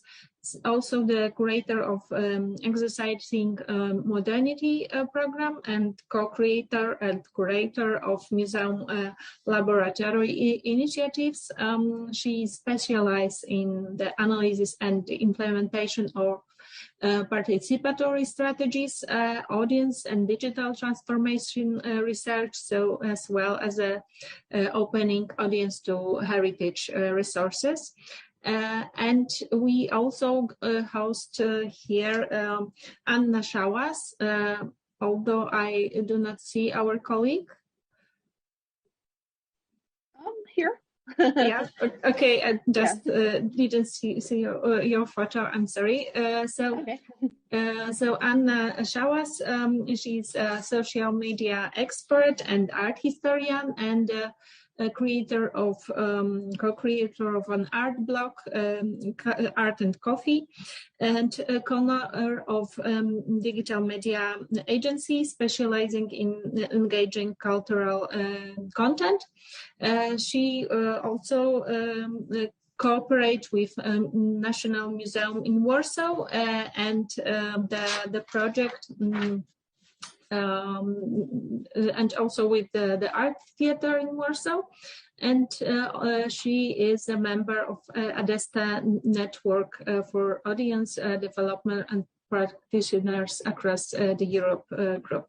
So can I pass the floor to our specialist and open the discussion about the way to seek new audience and to adapt digital tools to reach the broader target groups. May I ask Aleksandra Janos? Sure. Thanks a lot. And hello, everybody. It's a great pleasure to be here. And it was really interesting to listen to both presentations. And it shows, in my opinion, how much effort was made to actually stay relevant in the time of the pandemic and to stay in touch with the audiences. And I wanted to start with congratulating my colleagues from both museums for doing such a great job in such difficult situation. And when it comes to the question you have asked, I think when it comes to the documentation and the data, the quality of data is obviously a very important issue. And I think this is something that is really for many institutions still a struggle. This is not an easy process, but I think if we want these resources to circulate very broadly, if we want people to find these resources in other places in the internet than the museum website, then the quality of data is of crucial importance. And that would be my first remark. And then secondly, I think obviously, and probably we will want to go deeply into that in this conversation, but obviously the standards and the standardization of data is something that, again, is very relevant. And this is probably a more like a geek conversation. So let's not bore our audiences here, but I think this is relevant to be mentioned. And then I think, and this was mentioned by, I think, both presenters, there's also the big question or issue of how to translate these data and these resources into the language of actual humans. So first of all, the data, the first two remarks was mostly about like how to translate this for machines, but we also have to translate it for humans. So obviously when people search for resources, for cultural heritage resources online, they often don't remember the name of the painter or the artist, but they often don't just search for a particular image. They sometimes just search for something that is, as Carolina has mentioned, fashion, or something interesting, or something beautiful, or flowers. And I think this is like very important to also like be ready for such non-expert audiences that might be searching for these collections online without having a very clear idea of the particular work they're looking for.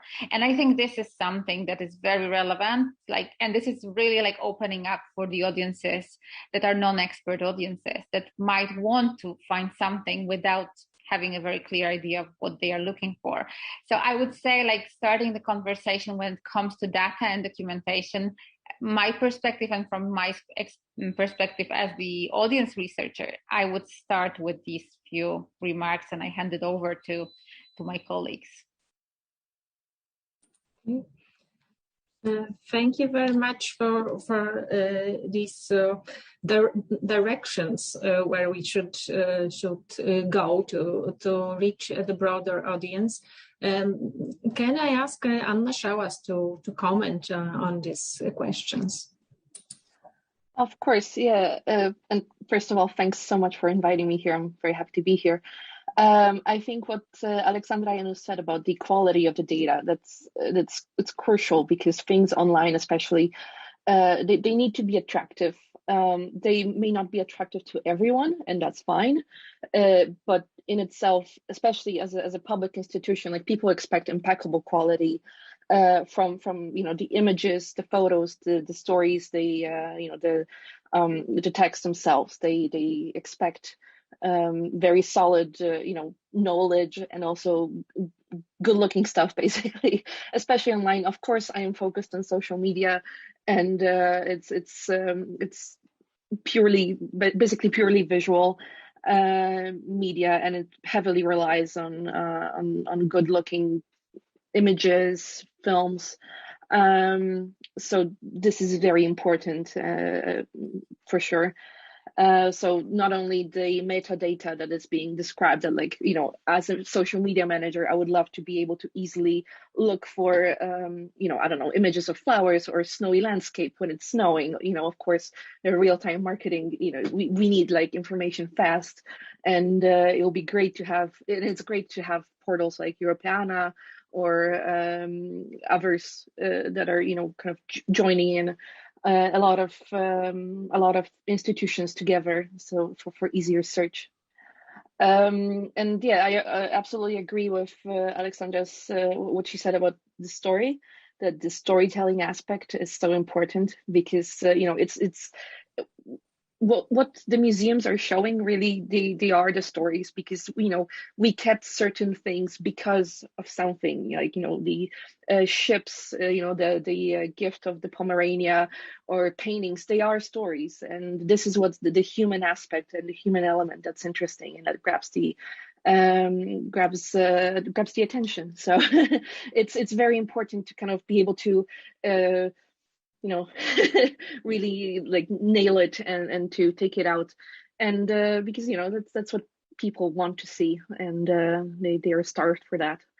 And yeah, in this way, because we know for a fact that people are more inclined to recommend, take something from other people, especially when a friend is recommending it, then we are more likely to actually engage in some content or whatever. So it's even more important for it to be really interesting, really engaging, and really worthy.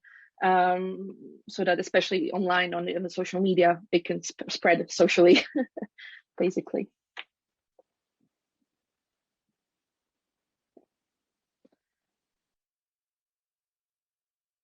I think you're muted, Alexandra. Thank you. Thank you very much for your comments and for telling us more about the quality of data, because it's not so obvious.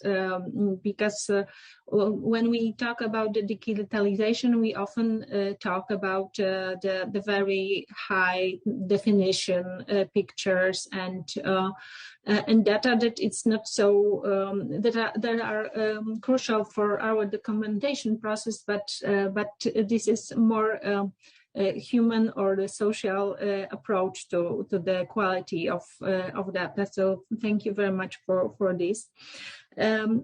If there were some target group already mentioned that we have in Gdańsk, there was the idea to show the public with disabilities the exhibition, that it's not reachable for them. We had Karolina Tabak mention youth as the user of TikTok and the possibility to communicate with them as a new way to reach and find a new audience in the virtual space, and also seniors.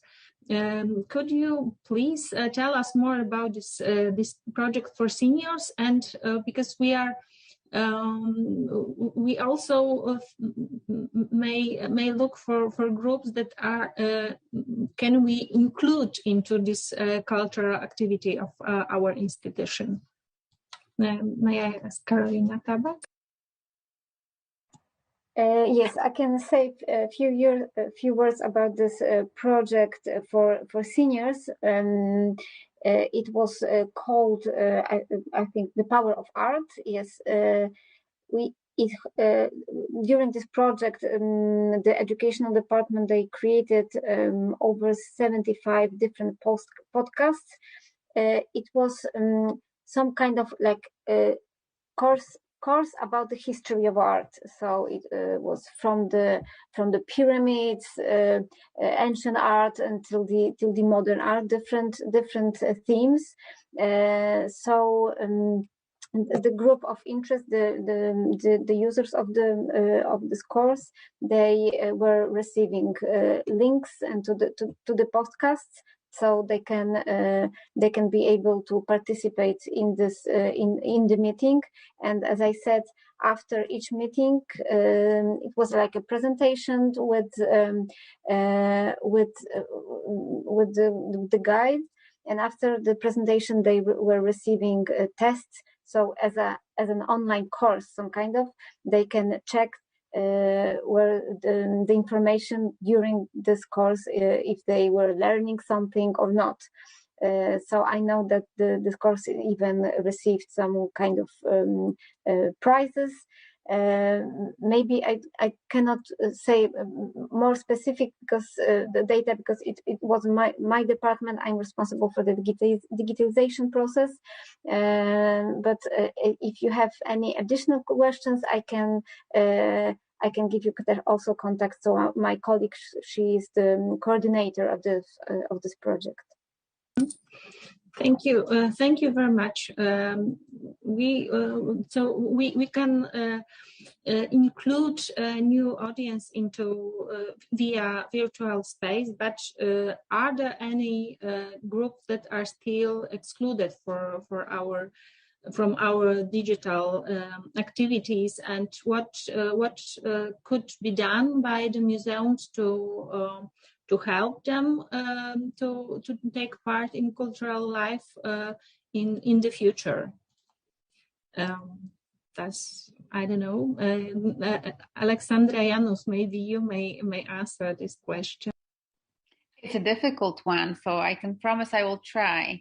I think the big issue is that museums, after taking this crash course in digital transformation during the pandemic, they discovered new audiences. And I think that a huge challenge is not to leave the old audiences behind, right? And I don't mean the age of the audiences, but the fact that the audiences that were already there. And I think, like, obviously the older audiences, even the older age groups, might be digitally excluded, but this might be a oversimplification, right? Because like these groups are also like very different when it comes to the competences and digital literacy.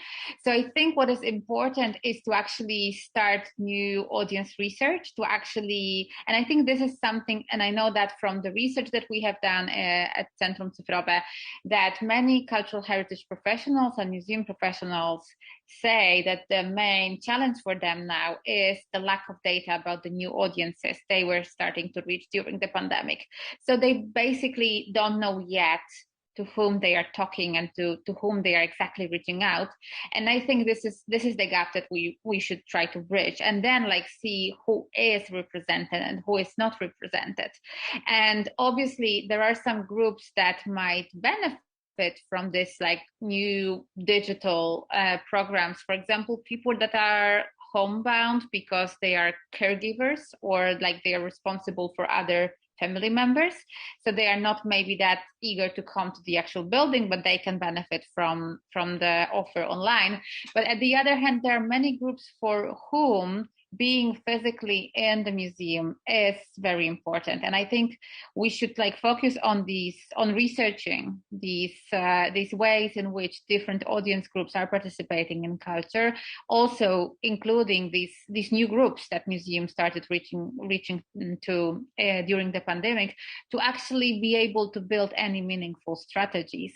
And I know this is a big task that I am now describing, and it requires resources and it requires effort, but I would say this is the best way to go if we can do that.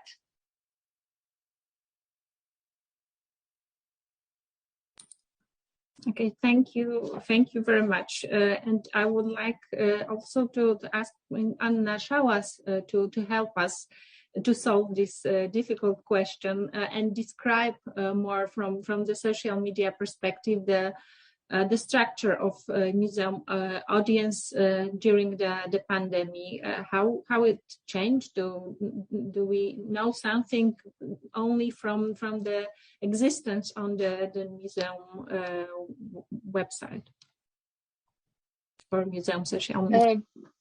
It's difficult to generalize because every museum tackled the issue differently. I think it will the pandemic itself was a great chance for museums to kind of break through and start making stuff for other new audiences, and that was very important. I feel like the easy answer would be to say like, oh, elderly people don't use social media, but it's not true, because we have people who are young adults who don't use social media, and we have seniors who are on YouTube for a few hours a day.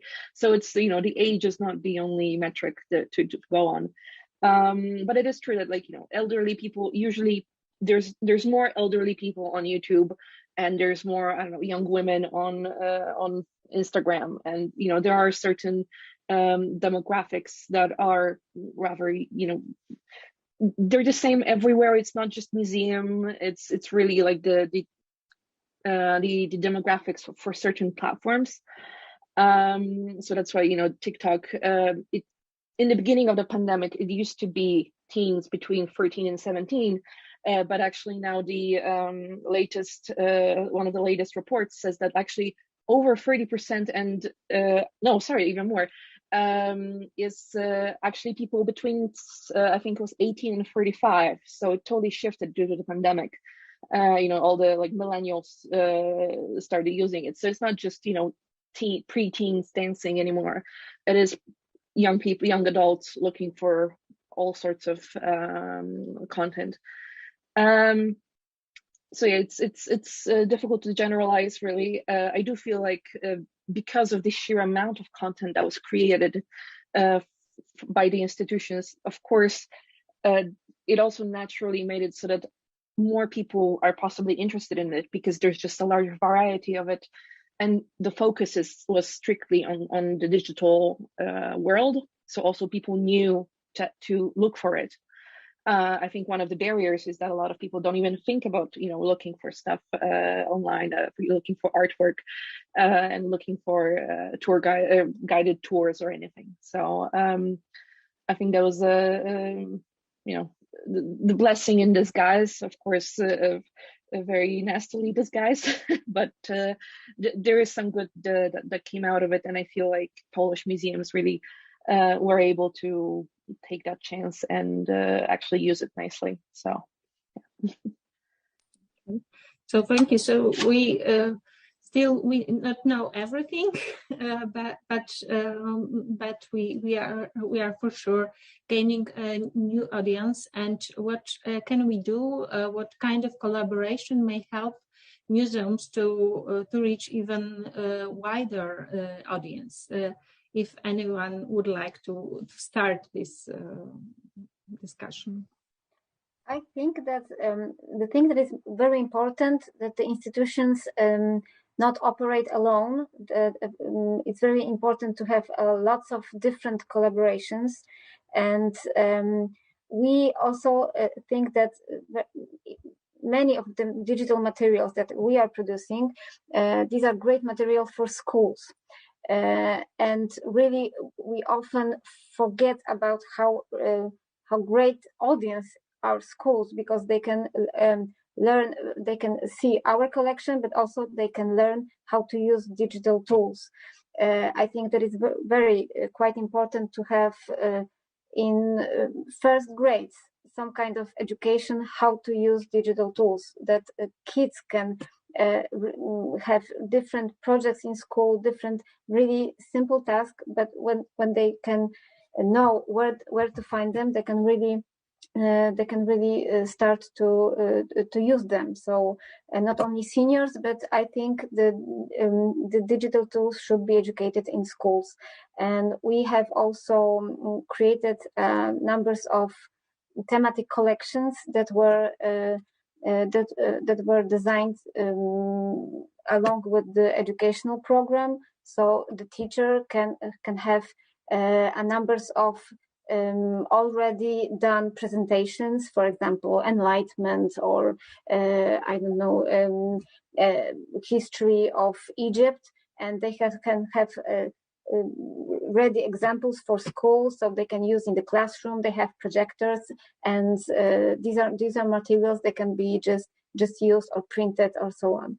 So I think and the cooperation that I was telling about, the Wikipedia, but I think the fields of cooperation for the big institutions are really great and big.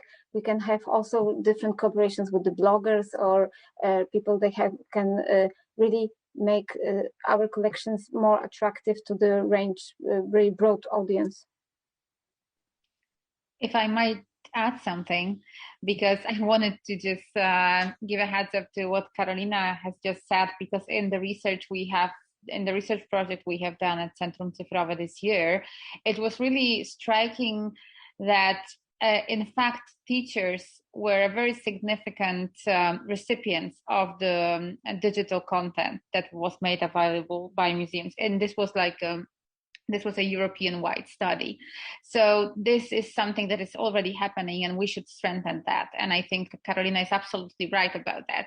And I wanted to mention 3 more things, and this is again based on the research we've done about the culture in the pandemic. So first of all, I think heritage professionals and museum professionals are well aware that the programming should change. We cannot just program the way we program on site and then move it online. We have to have a different strategy of programming for the digital, because these are different audiences and different ways of interacting with these resources. And then second thing is that I think also institutions have to review the resources and the collections they have, but also like human resources, the collections as a resource, but also like the competences, the know-how that they have in the institution, and see what they can actually make available or what they can mainstream, not only to support like other groups like the teachers, for example, but also like to make sure that this programming is sustainable and it's actually reaching some actual needs. And then the third thing, and this is also related to the comment that Carolina has made about Wikimedia, is that the great rule, if we want to go broader, because that is not something that we necessarily need to want to do, but if we want to go broader, then I think there is this golden rule: go where your audience is. So start mainstreaming your resources in the platforms or in the tools or in places online where your target audiences are actually hanging out. And obviously Wikipedia is an amazing resource because almost all of us hang out on Wikipedia from time to time, but then like all the other types of media as well. So, but I think this all kind of like comes down to the strategic planning and strategic thinking. And I think like this was particularly difficult in the pandemic. We know that. So it's easier said than done. Thank you very much. Okay. About some kind of idea.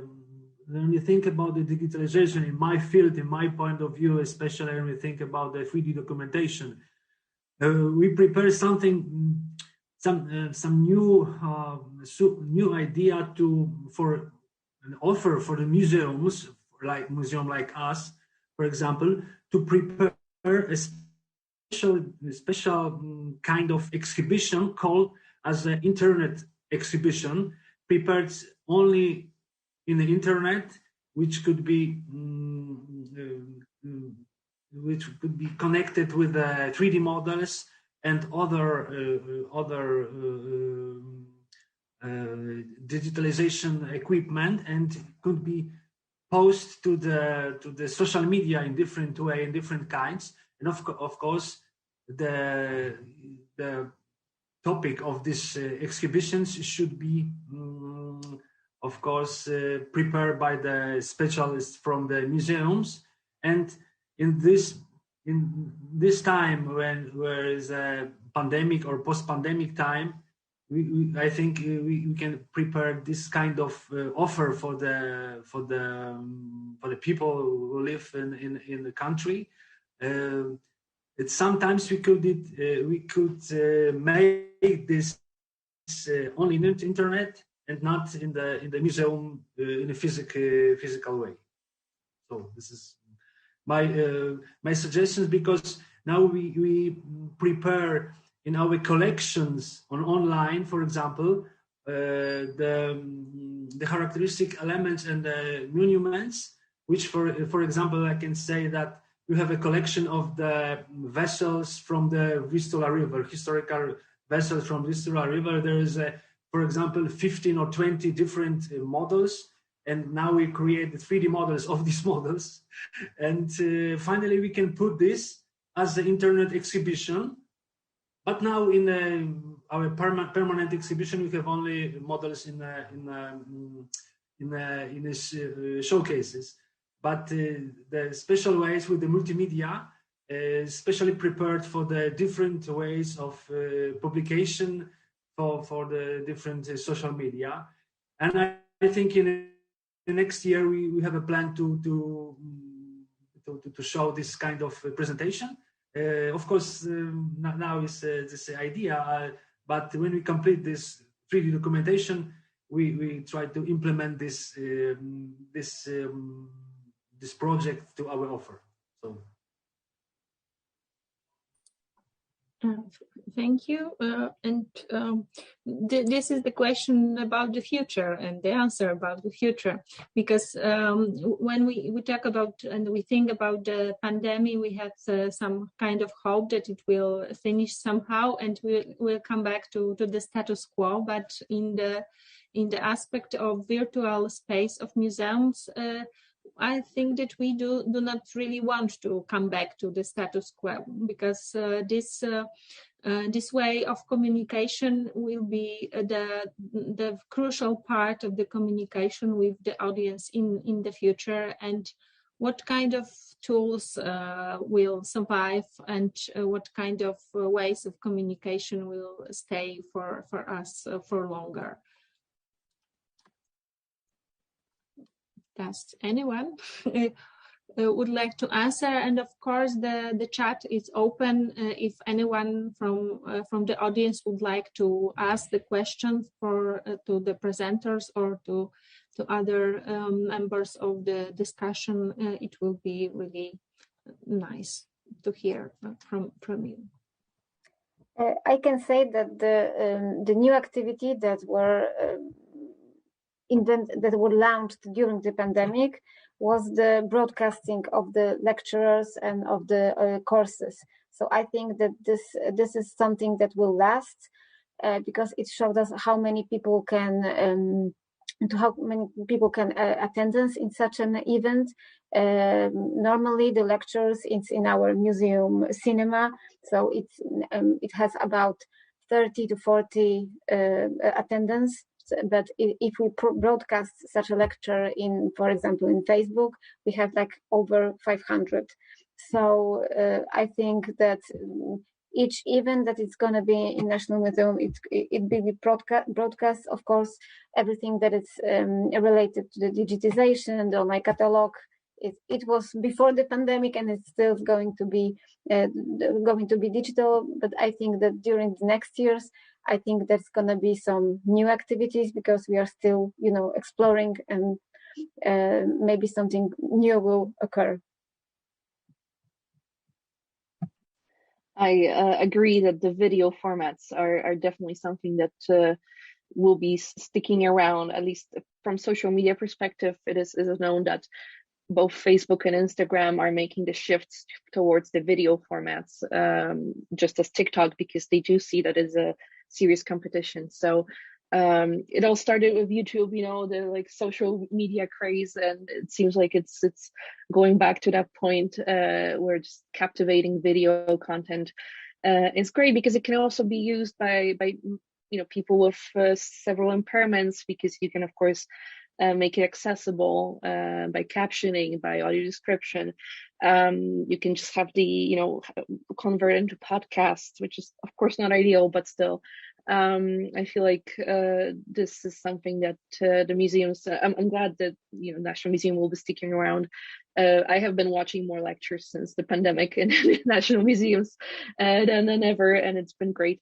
And yeah, I do think that this is something that will also make it so that the new audience that were reached during the pandemic will not be left alone, and will just not be forgotten about. And it's a way to kind of keep the relationship going.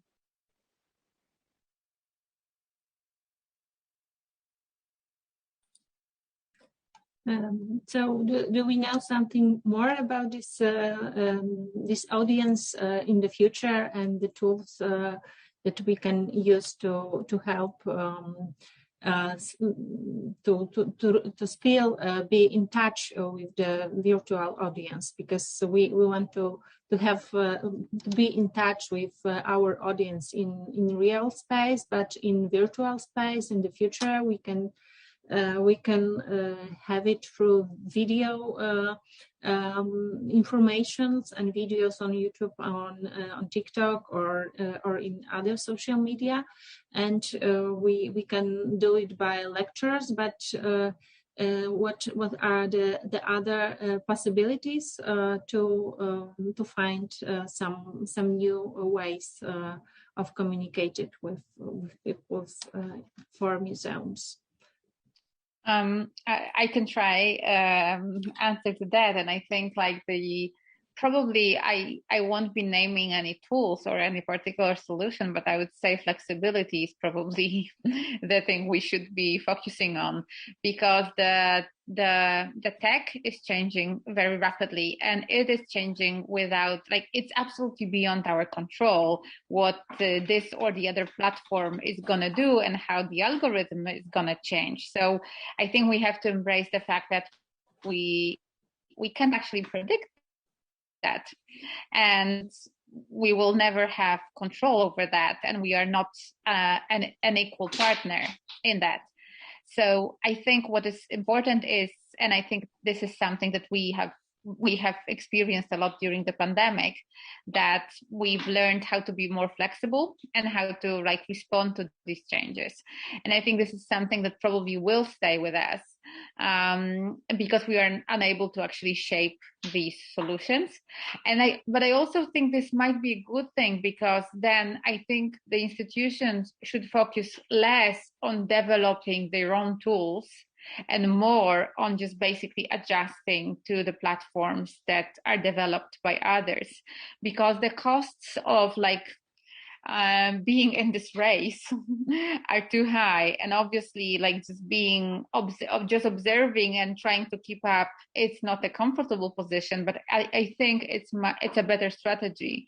So I think flexibility and this observation and actually being responsive is something that we should actually be focused on. Just to pile on it, absolutely, I think what Alexandra says is spot on, because don't worry about finding new tools. They will find you.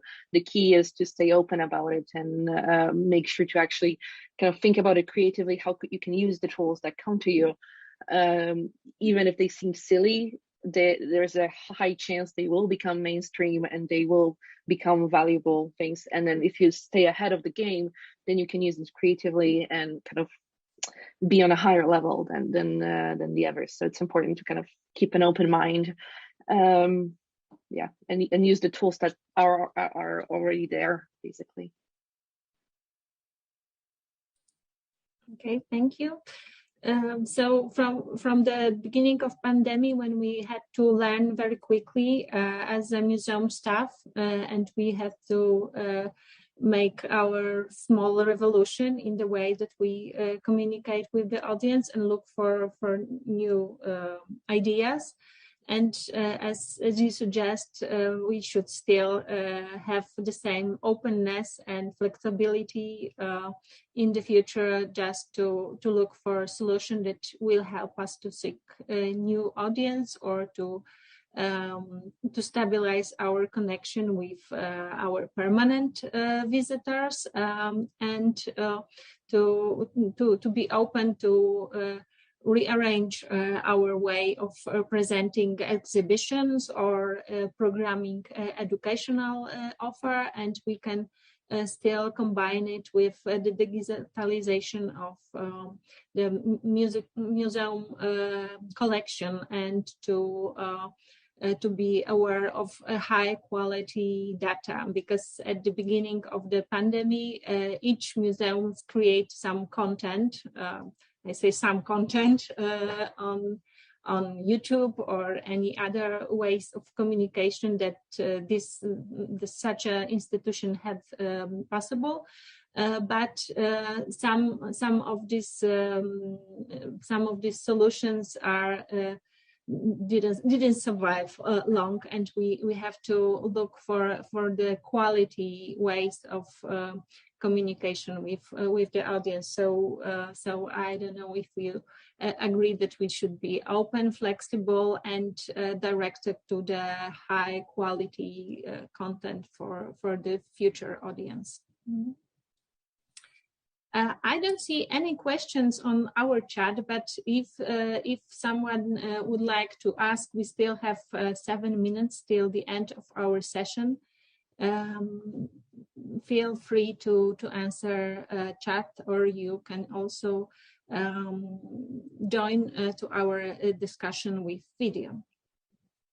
And while we're waiting for the question, maybe I'll just flag one thing. I think we absolutely agree, and I think we agreed that this is direction, but obviously there are some needs that have to be fulfilled to actually make this possible. I think there's a profound need to support museum professionals and museum staff in adapting this working culture, basically, because it's easy to say flexibility, and then if you need to plan ahead, and if you need to and decide ahead the strategies that you will do next year, flexibility is not that much an option. So I think we should support cultural heritage professionals in general, museum professionals in particular, because we are discussing museums here, to actually have these possibilities and to adjust to this new working culture. And I think this is a big challenge, that it's not a challenge that is related with technology,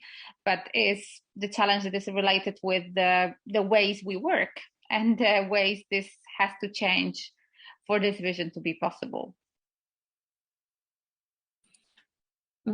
So thank you for this comment. So virtual museum is something that we have to learn still all the time, ongoing process, lifelong learning. And it is something that we also should learn, or sometimes we have to learn our audience or some groups in our audience, as Karolina Tabak said about school, and not only we offering resources on our website, but we also are some support for development of digital competences of our audience too sometimes. So this is something that we need to learn and to be up to date all the time. So does anyone would like to? Okay, Anahita, I see your hands up. Yeah, I just want to, because I cannot see any question, and I just want to say that I just put the links to all of our speakers. So if you had any further questions after the session, you can reach them by clicking those links. And yeah, this is giving you the information about that if you have any question after. Thank you. Okay, so thank you, Anahita. Thanks everyone for your presentation and participation in discussion.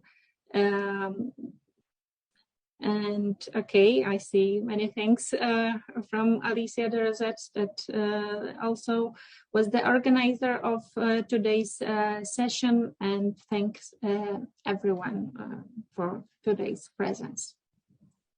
Thank you so much. Thank you very much. Thank you. It was a pleasure.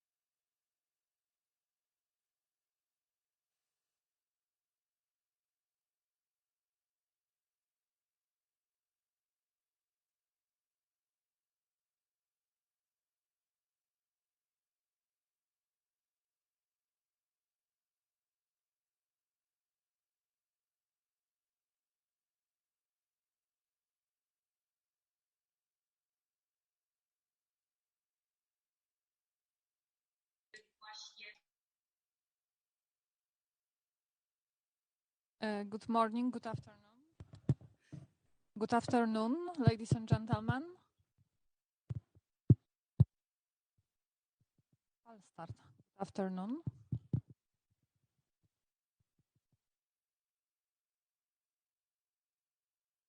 Good afternoon, ladies and gentlemen. Can you hear me well? No, you don't hear me well. Good afternoon, ladies and gentlemen. It's good. Thank you so much. Ladies and gentlemen, welcome to the panel discussion entitled Cyber Secure Cities of the Future, organized by the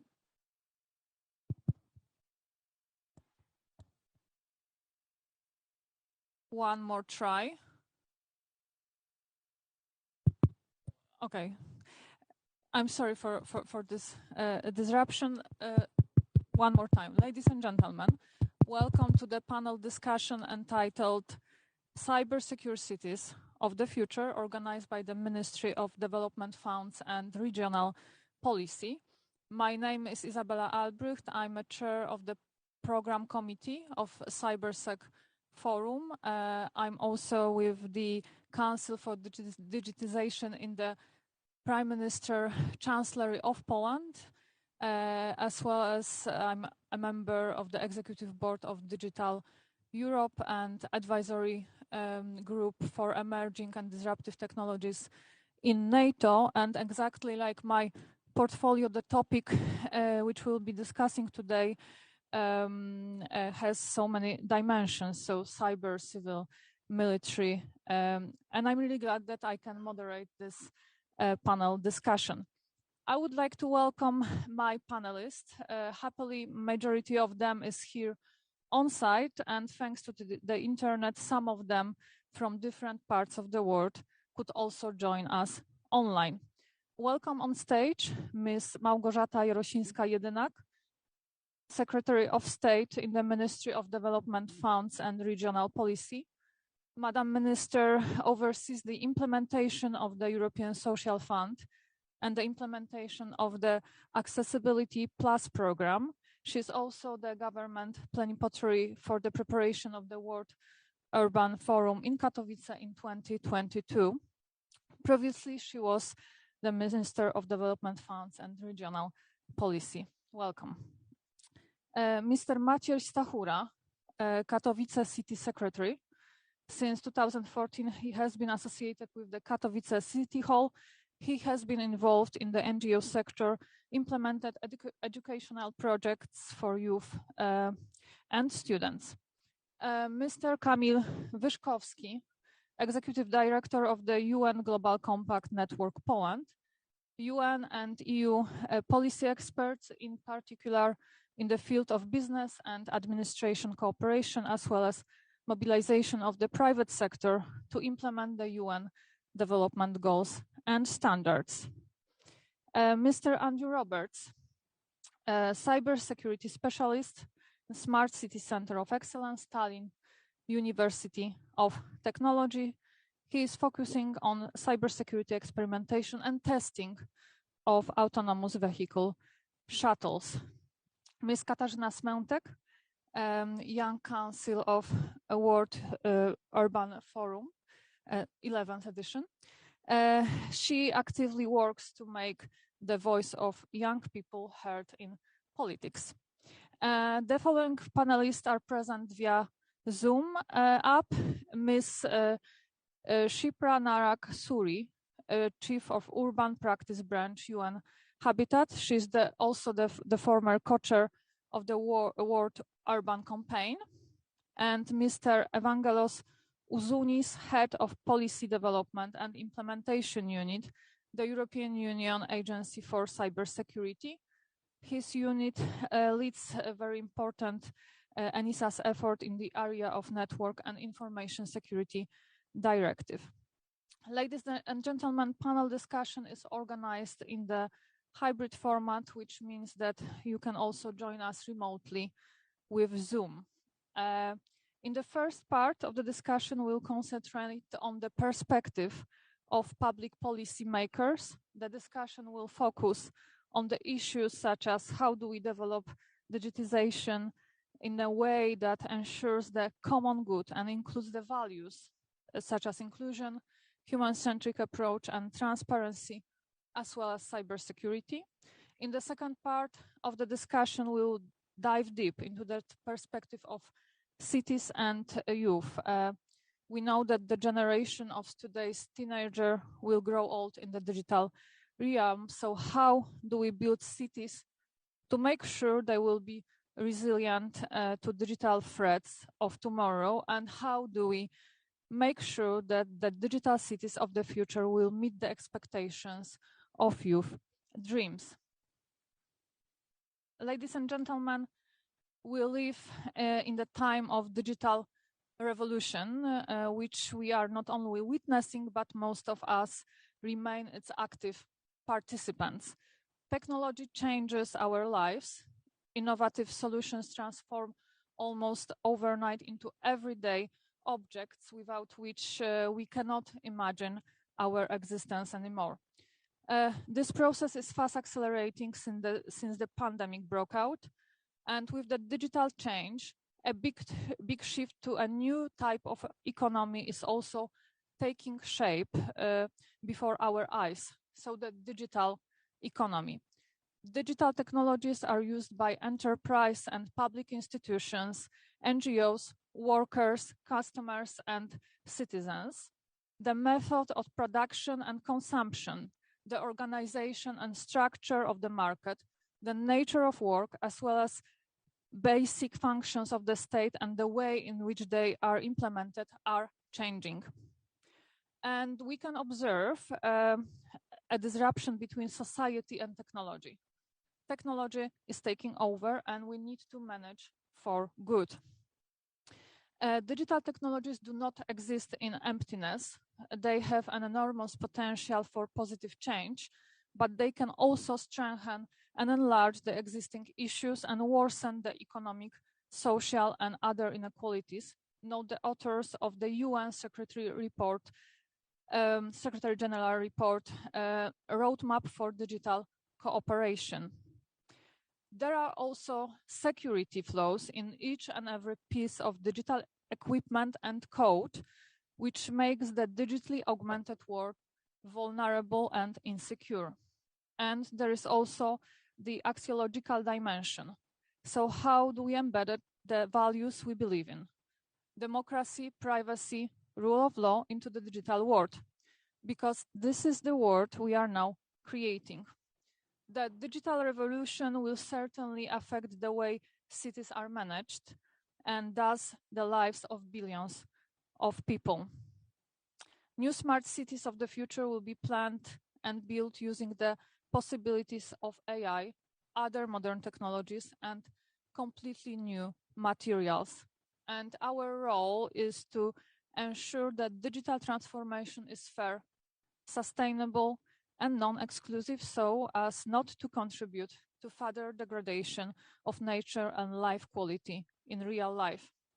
But also it is on us to make it secure in terms of ICT layer, infrastructure, hardware, software, applications, as well as the privacy layer. We need to make sure that solutions for smart cities will not lead to gradual erosion of privacy.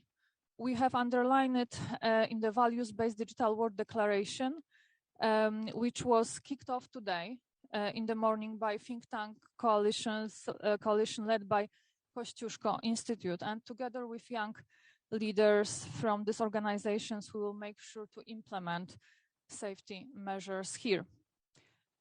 In a view of the current and growing challenges faced by cities in Europe and around the world, it is necessary to strengthen the capacity of cities to plan and respond to different types of crises, including cyber and weaponization of cities in the modern warfare. Cities must adapt to changing development conditions, plan ahead, constantly evolve, and be ready for unpredictable phenomena and events. The security consideration should go across the whole technology infrastructure of the ecosystem with its three layers: the edge, the core, the communication channel. And smart cities should implement the CIA triad, so confidentiality, integrity, availability, but also safety and resiliency of integrated IT and OT systems. Ladies and gentlemen, next year in June 2022, Poland will be hosting the 11th session of the World Urban Forum under the slogan Transforming Our Cities for a Better Urban Future. Poland has unique history of urban transformation to show, which may become an inspiration for other urban centers in the world. We strongly believe that the Polish experiences of economic transformation carried out with respect for environmental and social issues can become an important voice in the discussion on the future of cities. And before we jump into the discussion, I would like to invite you to watch a premiere of the 11th World Urban Forum promotional film.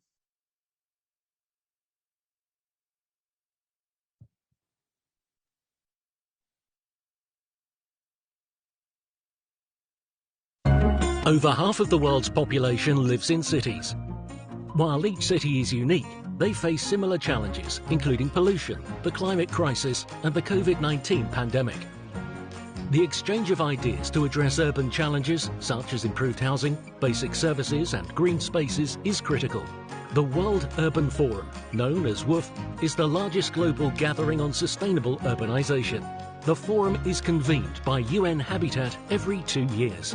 In 2022, WUF 11 will be the city of Katowice in Poland with the theme Transforming Our Cities for a Better Urban Future. WUF 11 in 2022 will explore solutions to make cities safer, greener, and a better place to live. This is a transformation that Katowice itself has experienced. WUF 11 is organized by UN Habitat, Poland's Ministry of Development Funds and Regional Policy, and the city of Katowice. We are building the cities of the future today. Join us in 2022 and be at the heart of this change.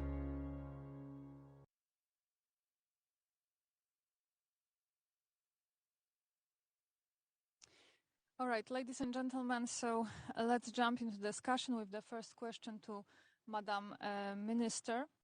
According to the slogan of the next year's World Urban Forum, cities are to be greener, smarter, and more resilient to various crises and threats, including digital threats. A smart city is also a synonym of accessible city, in which, regardless of disabilities or limitations, access to services and public space is equal for everyone. So how do smart city solutions affect the availability of public goods and services for residents? Thank you very much for that question, dear madam, dear speakers, dear guests. First of all, I would like to thank you for participate in this debate, because Ministry of Development Fund and Regional Policy, which I representative as organizer today's panel. So the topic of the role of modern transformation and technologies in urban development and the issue of digital threats is very important, especially in times of pandemic, where access to digital services is so much necessary.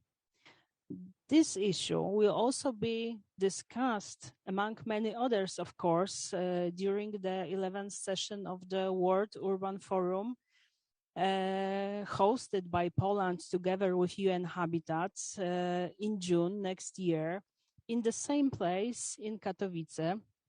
In the times of climate change and growing disproportions between the richest and the poorest, comprehensive and innovative developments of cities, especially in their social dimension, is undoubtedly a trend, both in Europe and around the world. The concept of smart cities is often mistakenly reduced only to equipping the city with modern technological solution without the accompanying intelligent activities in other spheres. We have to remember that smart city is characterized by a competitive economy, sustainable use of resources, high quality social capital, and intelligent public management. Local governments are becoming more and more aware of the idea of a smart city, and they see the need to implement intelligent solutions. For city authorities, the solutions such as intelligent transmission networks or smart solutions in the field of urban mobility are poor saving.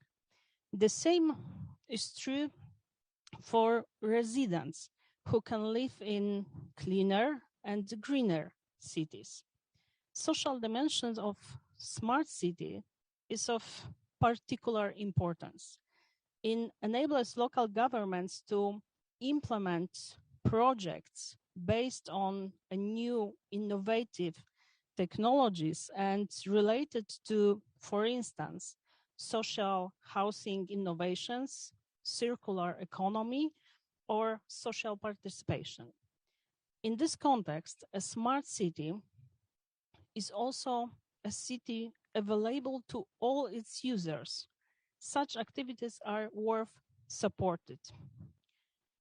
However, the pandemic revealed to the shortcomings of cities in terms of accessibility for people with disabilities. An accessible city, smart city, should be ready to use the potential of all its inhabitants. People with disabilities or elderly also are employees, clients, consumers, or tourists.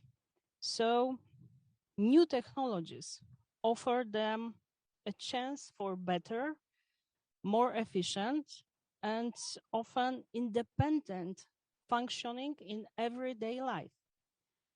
So I'm convinced that none of us has any doubt that the idea of smart city is not only a temporary fashion and catchy slogan, but also means real solutions that brings savings, improve the quality and efficiency of city management, and the satisfaction of residents.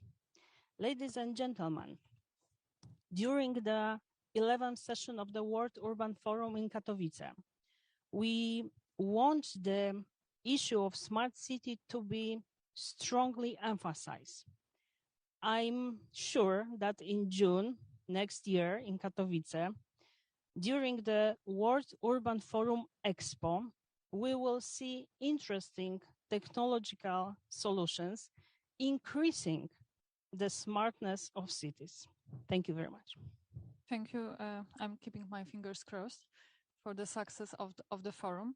And Madam Minister mentioned local government responsibility and the role in a city's digital revolution. So our next question will go to Mr. Maciej Stachura. How does the city of Katowice operate in the smart city area, and what challenges are you facing? Also, if you could present some examples of projects implemented in Katowice in this area. Thank you.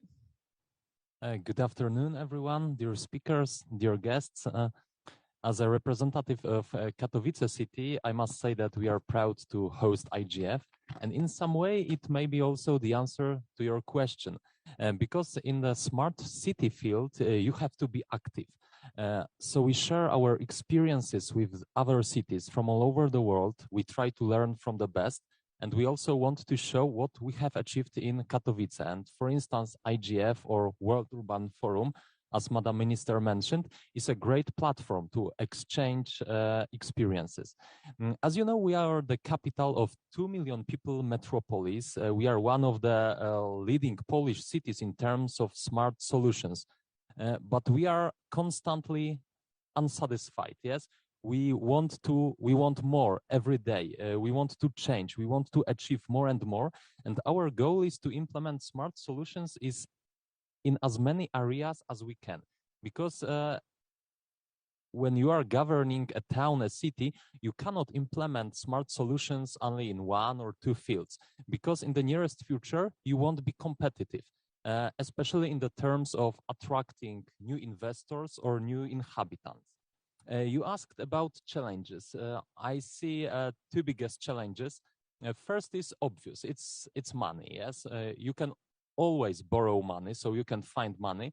But the point is to change thinking about money. You have to start thinking about money in terms of new technologies, like investing money, not spending money. Yes, and because when you invest money in smart solutions, you are going to gain from it. And for instance, by reducing costs. And the second challenge, I think it's the most important, because as a city, we are not a private company in terms of spending public money. Every time we spend money in the field of new technologies, our citizens are asking, why are you doing this? What are we going to benefit from it? Yes. And with each new project, we have to ensure our citizens that it will be good for them. Yes. And that it will bring some benefits for them. And when the new technology succeeds, you know, it's fine. Yes, everyone is happy. But as we all know, sometimes new projects, new solutions fail. Yes, and it's very difficult for each city, because we have to face public opinion. Sometimes we also face accusations, yes, of losing public money. I'm telling this because we cannot be afraid. Yes, we have to persuade our citizens that sometimes we can make mistakes, that sometimes new ambitious projects can fail. Yes, it's very important, because as you know, sometimes it's not easy to deal with public opinion, but we have to win people. Yes, to make some changes. So it's important to remember about it. And you also asked about some example of smart solutions in Katowice. So I would say a few words about public safety. 5 years ago, we implemented in Katowice video surveillance system called KISMIA. And KISMIA was the first intelligent system on such a scale in Poland.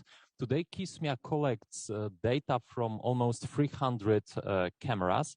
And thanks to artificial intelligence solutions, system automatically detects situations like car collisions, like street fights, like people lying on the ground, or it also recognizes cars by their registration numbers. And when system detects dangerous situations, it displays the situation on the screen, and CCTV operators can make a decision what to do about it. So, for instance, in this way, we don't need to employ 20 people to observe 300 cameras. We just need 2 or 3 of them. In this is example that shows us that smart technologies really help us to manage our resources wisely, because every city in the whole world, everybody wants to have more resources, more money, more employees, more tools. Yes, but with smart technologies, you manage resources you have wisely. And every year we add new cameras to the system, and the crime rate has dropped, which is very important, because we have to show effects to our citizens. And effectiveness of our KISMIA prompted us to develop a better system. It would be called KISMIA 2.0. We will combine city monitoring with, let's say, environmental issues. The new system would collect much more data, And thanks to big data, yes, we would be able not only to react in certain situations, we would be able to predict them. For instance, to predict the air quality or to predict the risk of a threat of river overflow. So to sum it up, living in a city means living with smart solutions.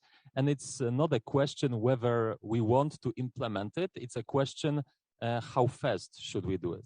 Thank you.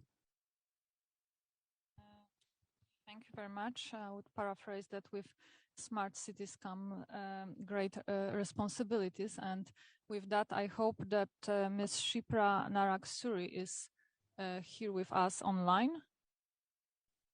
Yes, I can hear you. And we can see you. Welcome. I would like to ask a question on what transformative potential can digital technologies have for sustainable urban development, which we are witnessing now and which will only accelerate, Madam. Thank you. Thank you very much, Madam Moderator. Thank you, Minister. It's great to see you again, Kaisha. Colleagues from Katowice, it's really my honor to be here. As you know, I come from UN Habitat, and for us, really the whole smart city discourse is about putting people at the center. And that's very, very important. I think the 3 or 4 generations of the smart city paradigm that have come, and now we are really coming and talking about putting people at the center. We know digital technologies have the potential to serve people. We just heard from both the minister and the representative of Katowice. We know digital technologies can improve public services, working conditions.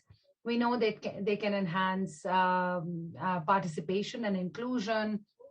We know that they can improve revenue collection, improve transparency and accountability in cities.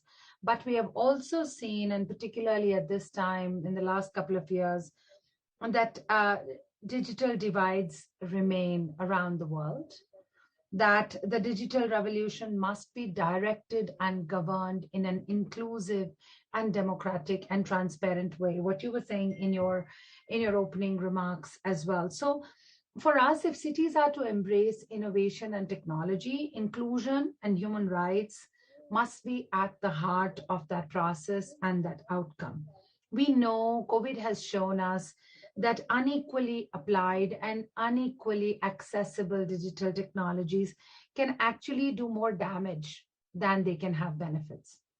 They can reinforce spatial and socioeconomic differences. A child who has access to education over the internet, has access to remote learning, is in a very different place from a child who does not, who does not even own a device, or who cannot access education or healthcare without being physically present, because half of the world is still not connected digitally. So that's one part of the story. On a second part, for us, it's very, very important that we talk about, as I said, we center the whole smart city discourse around people. We make access to technology equitable.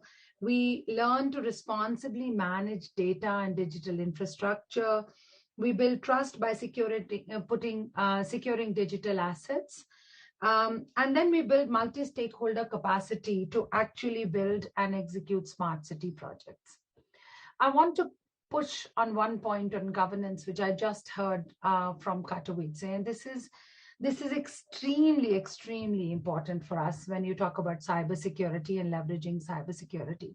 Indeed, AI has very many applications, predicting disasters, predicting crises, predicting air quality challenges, the next flood, the next heat wave, and allowing people to prepare for it. But CCTV and AI-enabled predictive policing also has some very, very serious challenges. We have seen that happen. It presents some very serious human rights risks. So when you say, it's not about doing it or not, it's about how fast we do it. I think it's really about how fast we can put safeguards to apply a technology-driven approach in an effective manner.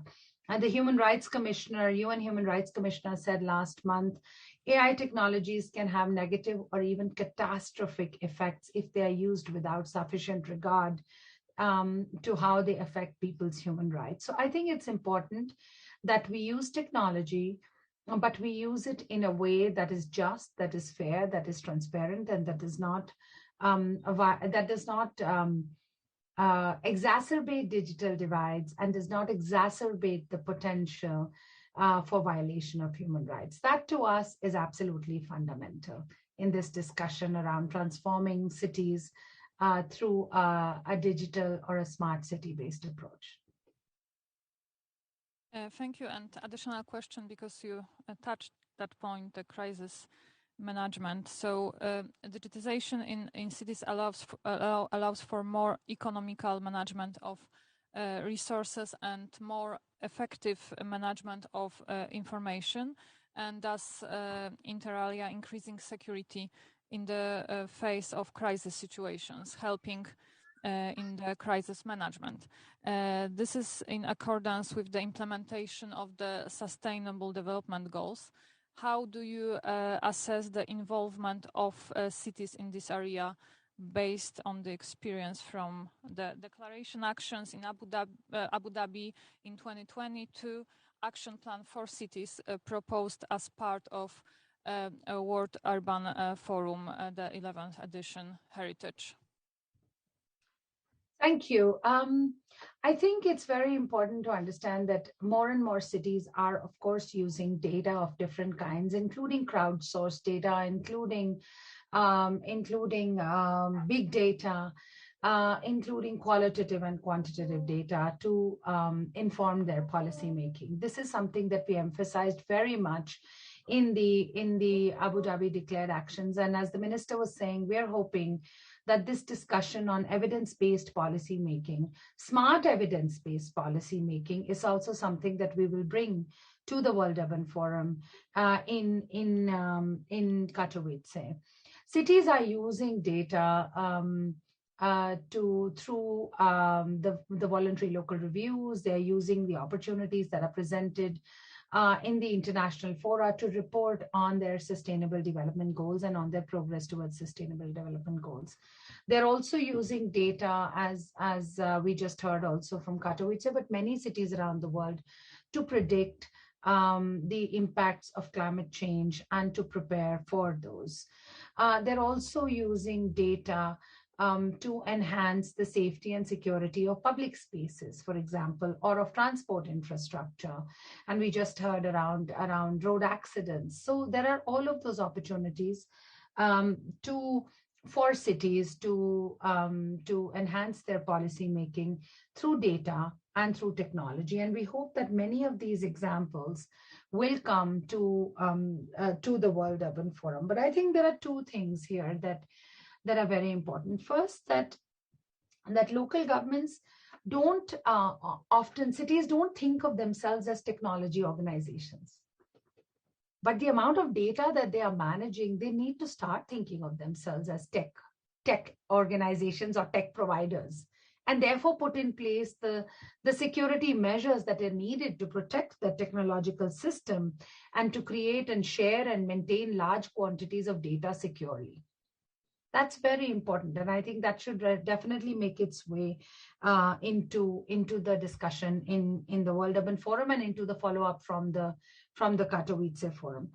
All of today's networks are constantly being probed for vulnerabilities and weaknesses, and local governments also have a responsibility to make sure that their networks are secure and that their data is secure. That's very important. So I would put that as a key element, really, in terms of building resilience and in terms of dealing with data and cybersecurity issues.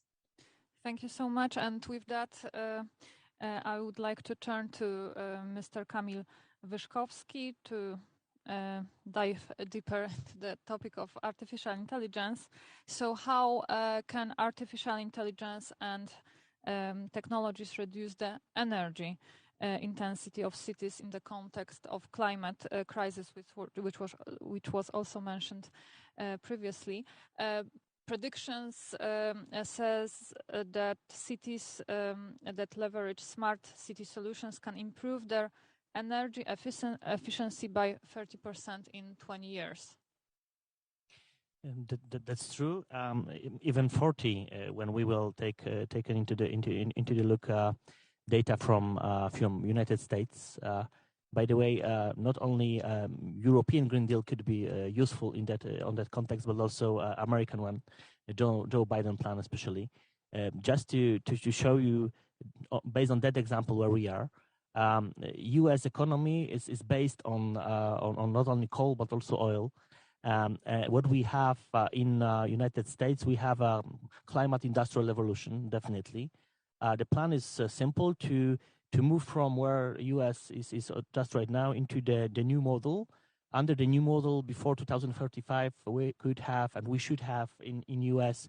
40% of energy from wind, around 35% from solar, 11 to 13% from nuclear energy, and the rest from the traditional sources.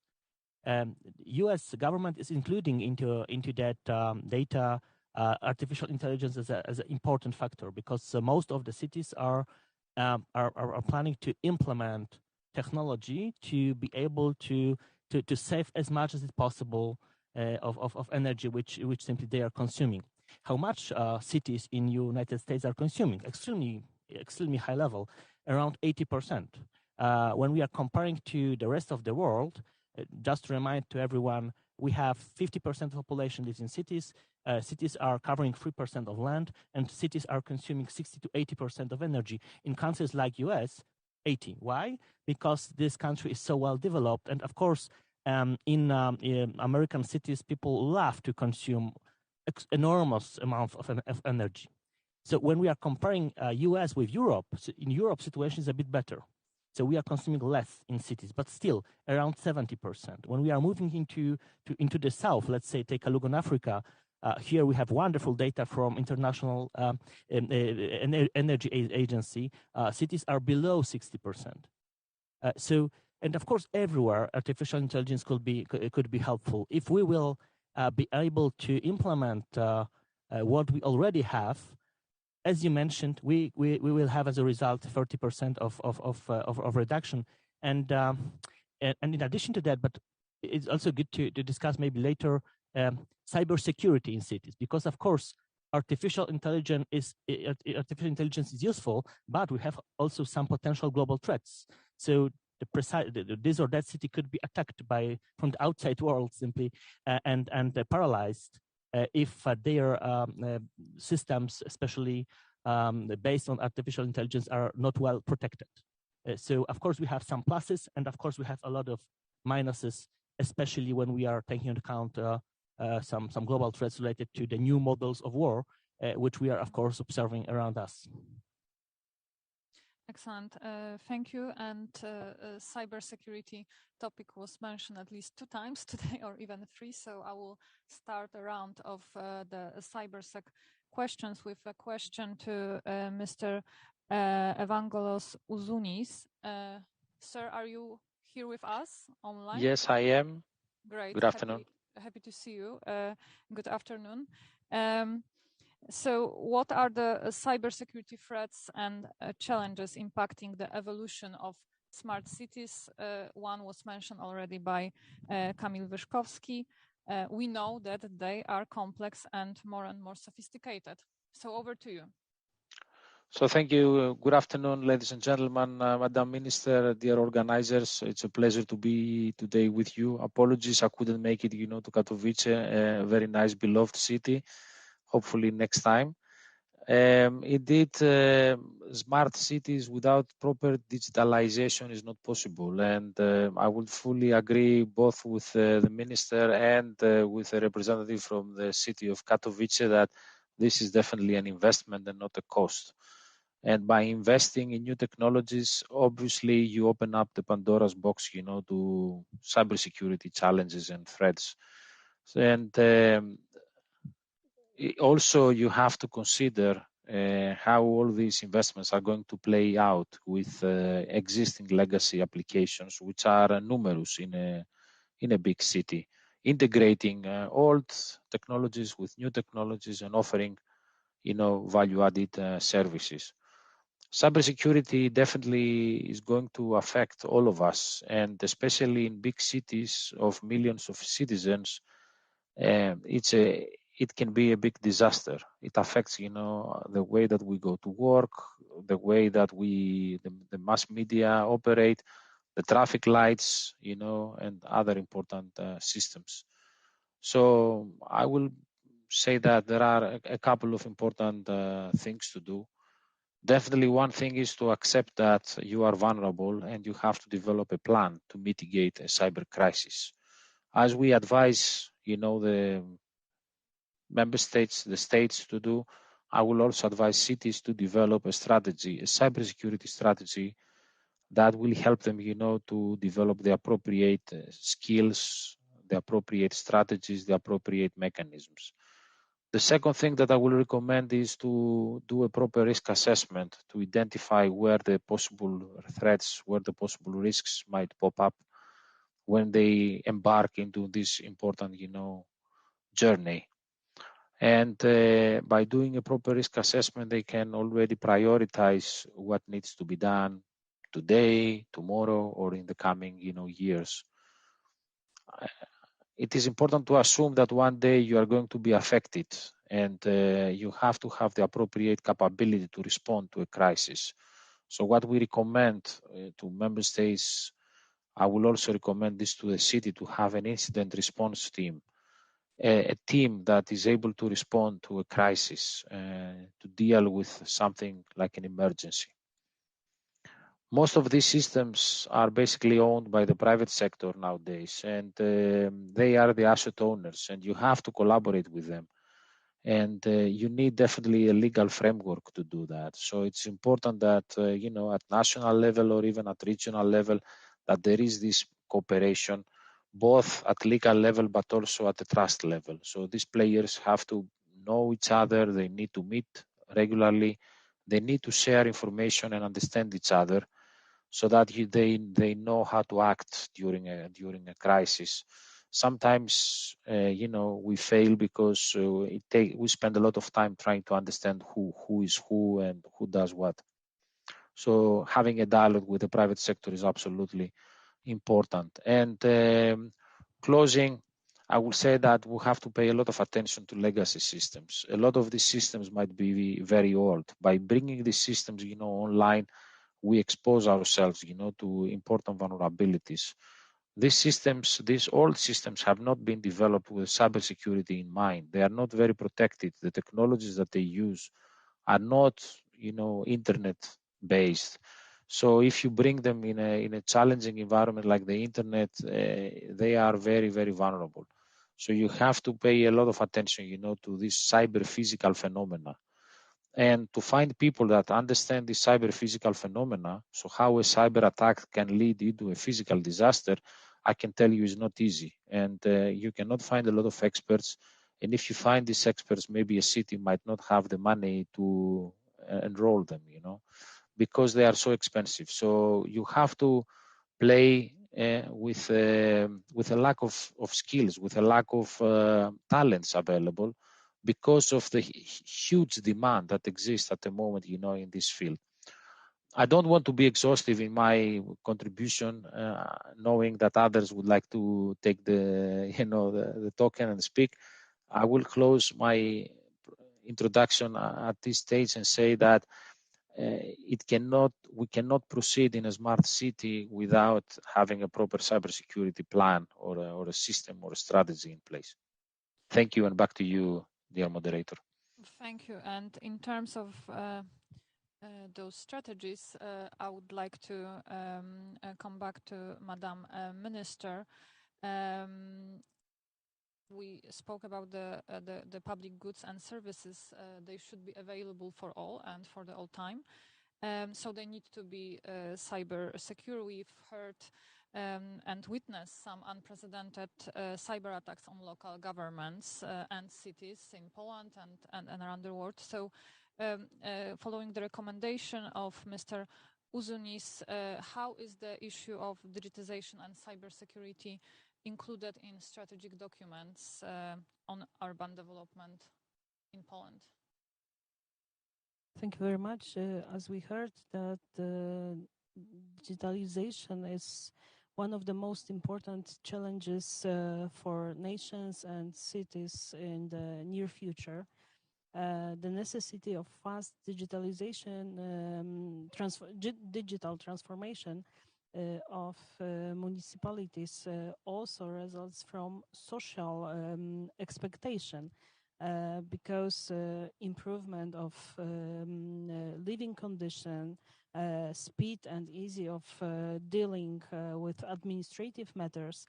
The COVID pandemic has shown that convenient access to public services without leaving home is very important for us.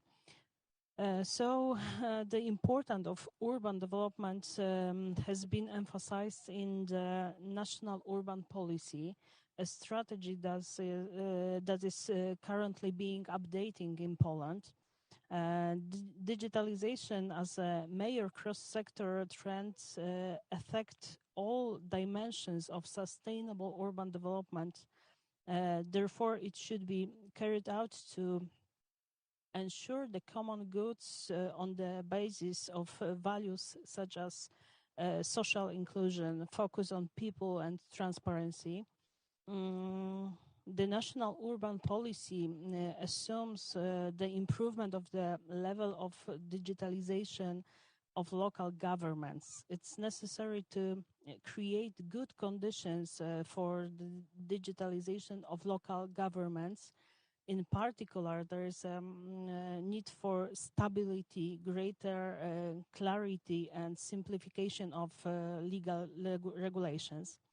In the national urban policy, we also pay attention to processing and opening for public data in order to increase the participation of citizens in co-deciding on public affairs.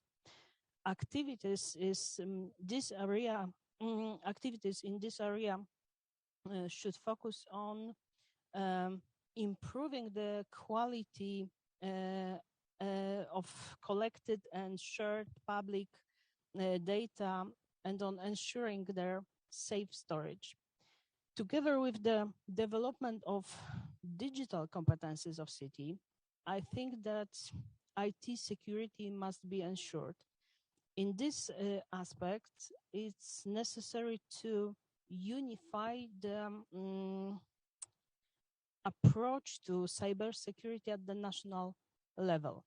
In 2018, the Act on the National Cybersecurity System entered into force, which implements into the Polish legal system the Network and Information System Direct.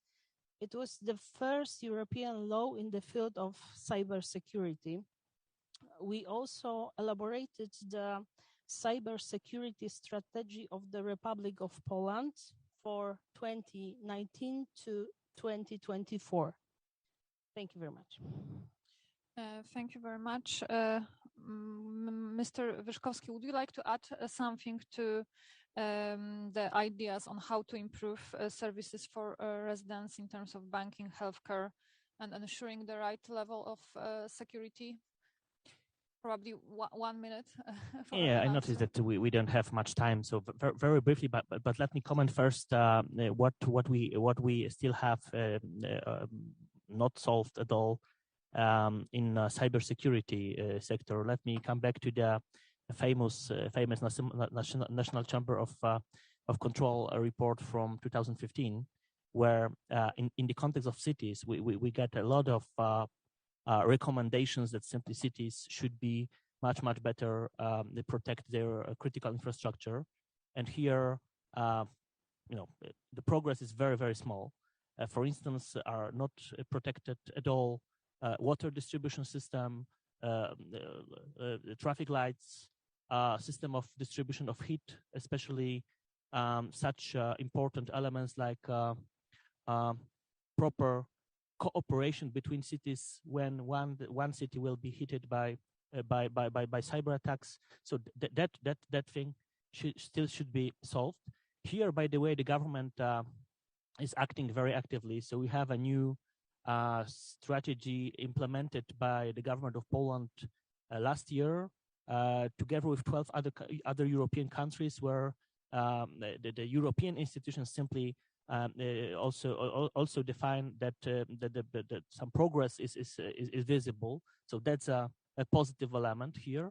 But coming back to the services you mentioned, of course, they are crucial for citizens, especially they are providing very sensitive data when we are talking about health sector, for instance. So all this data should be properly protected. And again, here, the system is not effective and transparent enough.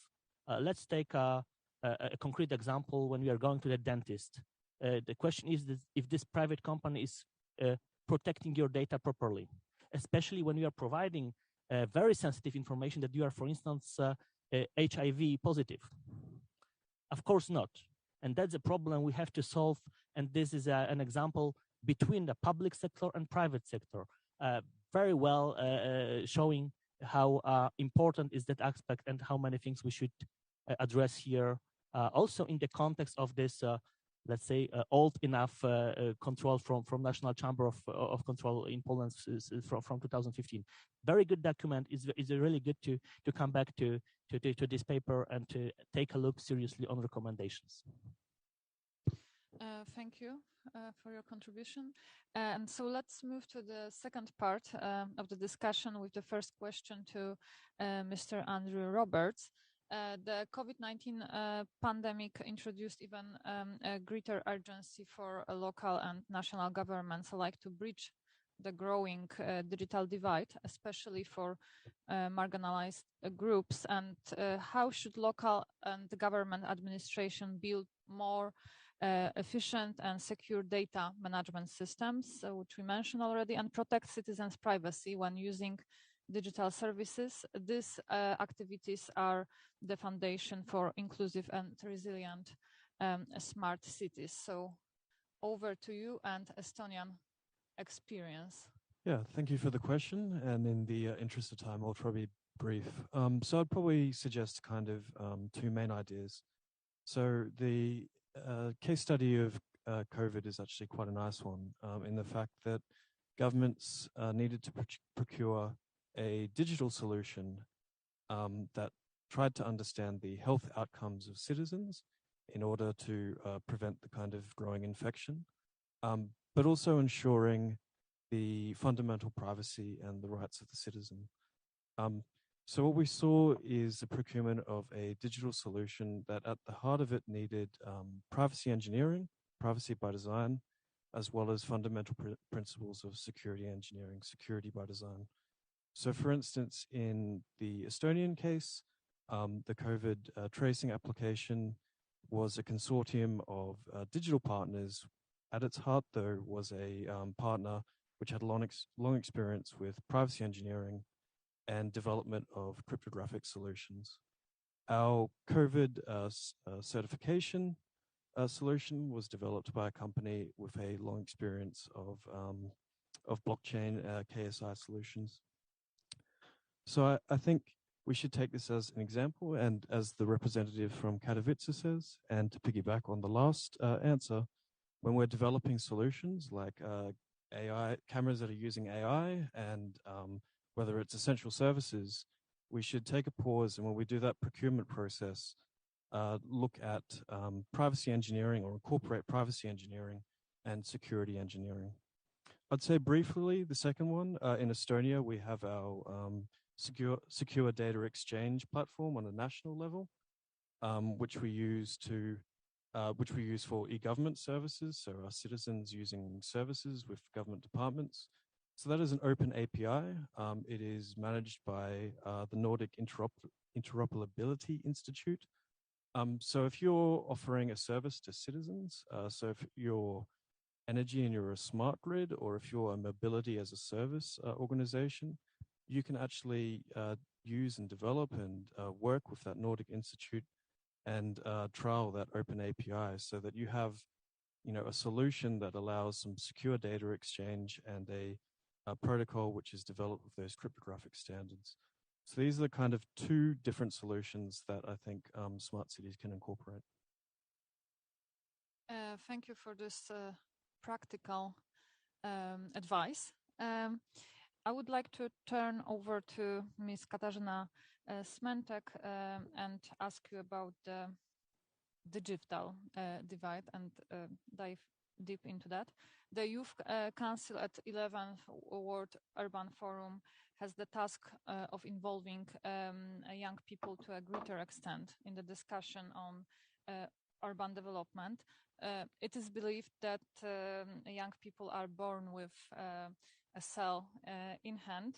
It turns out that even in this age group, the level of digital competences is varied. So how do you assess the digital competences of young people and how we can increase them?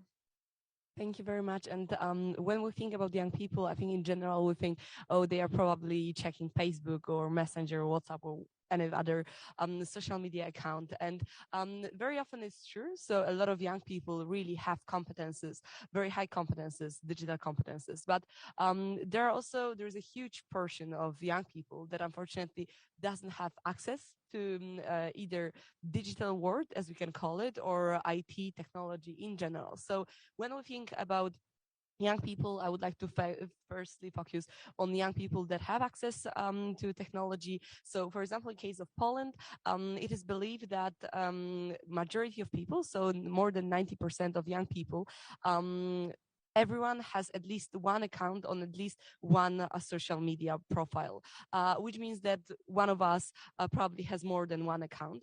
And of course, from this basic experience, from these basic competences, of course, they are very high. So when we think about, for example, using social media, using internet, using that for education or work, I think it's very also unusual in case of other age groups. So as young people, we really have the opportunities and really have this capacity to use the internet to the greatest extent. So for example, our parents, grandparents didn't have this chance to explore the internet as we do now. But then when we think about young people, I think that we wrongly think about, for example, TikTok and Facebook, as I mentioned in the beginning. So when we think young people, we think only about this entertainment and leisure exercises in digital world. Whereas in reality, young people are also focusing mostly on scientific environment. So we are the group that uses the internet for education. We are the group that went fully remote once the pandemic started. We are the group that also are digital nomads. So very often we are not based in offices. We are not based in companies' buildings, but we can actually work independently from anywhere in the world just using our computer or smartphones. But then we should also remember about the groups that don't have access to the internet. So how can we make actually the internet available? How government can also support? Yeah, so in case of the governments, I think it's very important, for example, in the European Union, we think that we are one of the most developed regions of the world, and of course we are, but then we have funds, for example, cohesion funds, that can make young people more closer to the internet, more closer to technology itself. So how we can actually make this just transition of the internet a reality. So when we are talking about just transition in case of climate and energy, we are talking about like making this loop from one place to another. In case of technology, it's the same. So how we can, starting from a very bottom, how we can move forward very, very fast. Of course, I'm very happy that the case of risk and issues and various threats has been mentioned by several speakers already. Because when we are talking about young people and access to the internet or not, and how fast can we make it, it's of course also about security and safety of young people. So how many young people have been bullied online? It is believed, and the data shows that more than 80% of young people have been bullied, have faced some security issues online. So how can prepare them? Of course, by education. So when we are talking about IT education, it's not only about about teaching young kids how to use the internet, how to use the computer, but it's also about teaching them how to be safe in the internet. And it's also about the government and various international institutions to prepare young people for these various challenges. I can see that Kamil Wyszkowski would like to jump in, Yeah, but can I ask you for a very very quickly. One more thing, in the context of what Kasia just said. We have global inequalities related to access to the internet. Just to remind you that we have 4.9 billion people online and 2.9 offline. So 40% of global population is without any access to internet, and that's something we have to solve. One thing, so taking into account that currently like youth population is the biggest one in history, so 50%, more than 50% of the young people in the world are youth, is also how to make this divide smaller and smaller and how to make this transition even faster. Thank you. And with this short spoiler, I would say, to World Urban Forum, I would like to ask Madam Minister to invite our guest to the next edition. Please do Yes, so. I would like to thank you all to participating in our panel today. And once again, I would like to invite you very warmly to take part at the 11th session of the World Urban Forum in June next year, here in the same place in Katowice. So I hope so that we will see in Katowice from 26th to 30th of June in 2022. See you in Katowice. Thank you very much. Thank you very much to my panelists here on site and online. Ladies and gentlemen, so we need to win people to join the urban digital revolution, which should be made as much inclusive as possible and secure in the whole value chain, to not ask ourselves the question, is this really the new world we have created? So with that, thank you very much and have a great rest of the day in Katowice. Thank you.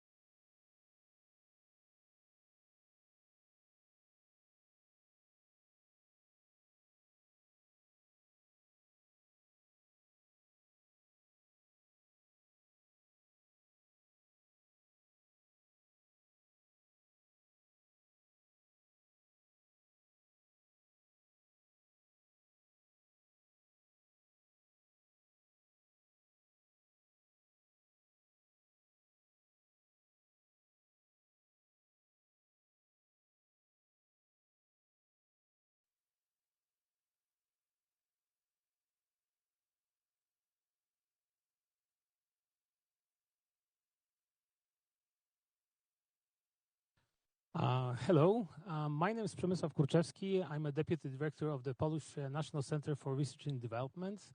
We are an agency which is responsible for distributing European funds for innovative projects increasing or developing digital economy in Poland. And I have a pleasure to present a short summary of analysis that we did over in the National Center of Research and Development related to projects that we financed over the last 5 or 6 years, starting from 2016.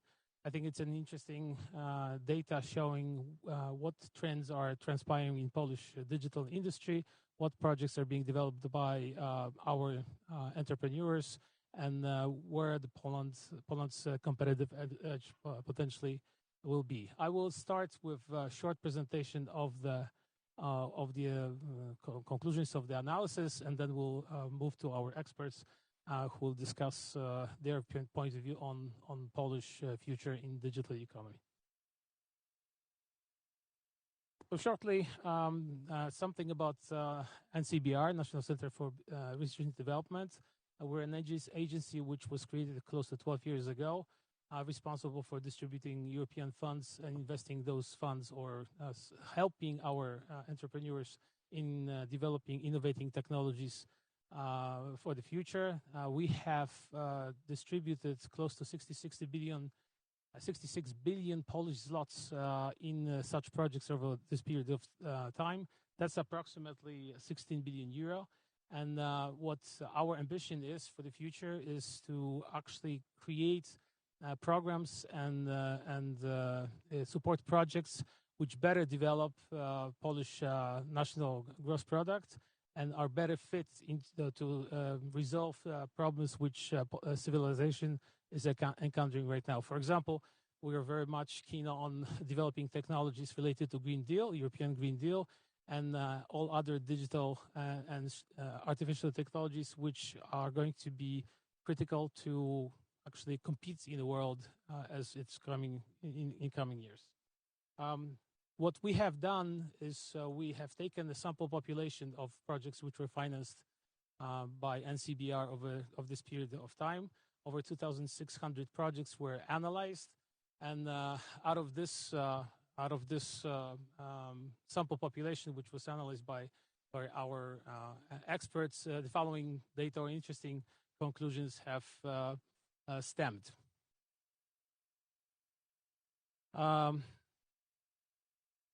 Close to 60% of all projects out of this sample population, which was examined, related to projects which worked on digital products within the digital economy.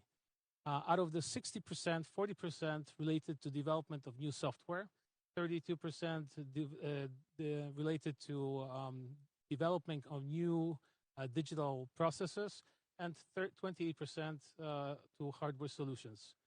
Close to 15 billion zlotys were actually invested in such projects over this period of time.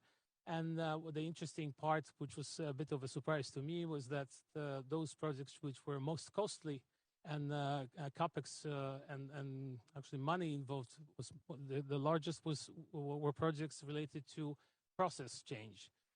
It turns out that innovations related to processes which were intended to increase capacities of companies, increasing efficiencies, were most complex because they were transparent in terms of numerous areas which they were touching, a number of personnel which was involved, as well as implementation turned out to be the most difficult because often in a lot of cases these new solutions, those innovations were applied into living organisms, being that they were introduced into plants and organizations which were functional. And of course, this had several additional risks related to that. That's why the cost of implementation and development and implementation seemed more significant than it would, to me, appear on its face. The interesting part which came out of these analysis, and we're talking, of course, about projects which were financed by our institution here in Poland is that there are 3 areas of dominant technologies which were more often than not financed by our institution, which is projects related to artificial intelligence, machine learning, blockchain. And blockchain here in Poland, that's actually kind of considered as an enabler to mostly finance solutions. Internet of Things and virtual reality, several very interesting solutions related to VR, related to medicine, learning, as well as some potential defense applications, and technologies, of course, related to minimization of process automation.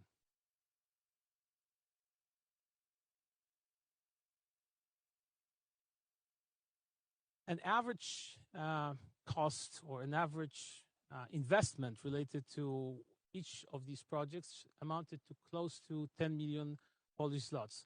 It's hard to say if this is a lot or this is very little, but that's an average, including also investments and development of applications, simple applications, user-friendly for phones and such consumer goods. Therefore, numerous projects were above that figure, which shows that the level of involvement of technology, scientists, and sophistication was significant.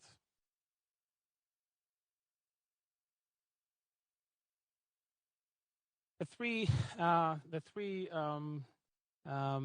main areas of investment analyzed by us showed significant returns on investment. And of course, those figures are very attractive. If anyone runs a business, then anyone should be pretty much interested in digitizing their business. This is interesting from the point of view of also information that in Poland, some of the enterprises, especially those small ones, are not yet keen on investing in digitization. There's a significant number of family-owned businesses and small businesses which are not really following up on investment in digitization. Maybe this is only a question of volume that given businesses actually running within its operations, but the return on investment showing in our projects, which were tested, shows that this is a very good, a very much justified investment.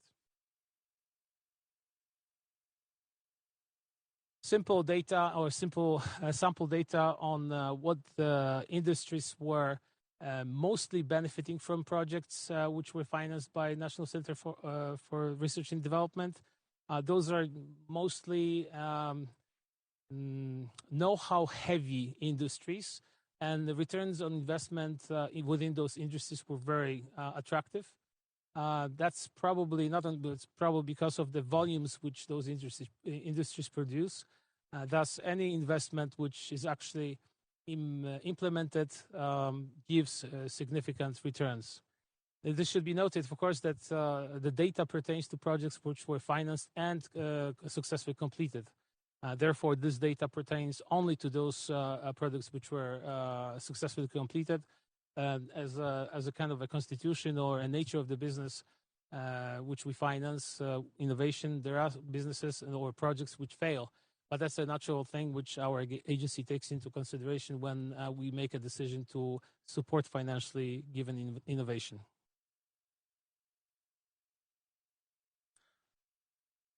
Some general data about Central European region within the period of 5 or 6 years, based on McKinsey analysis, we know that the growth of digital area or digital business in Central and Eastern Europe grew over 24% over this period of time.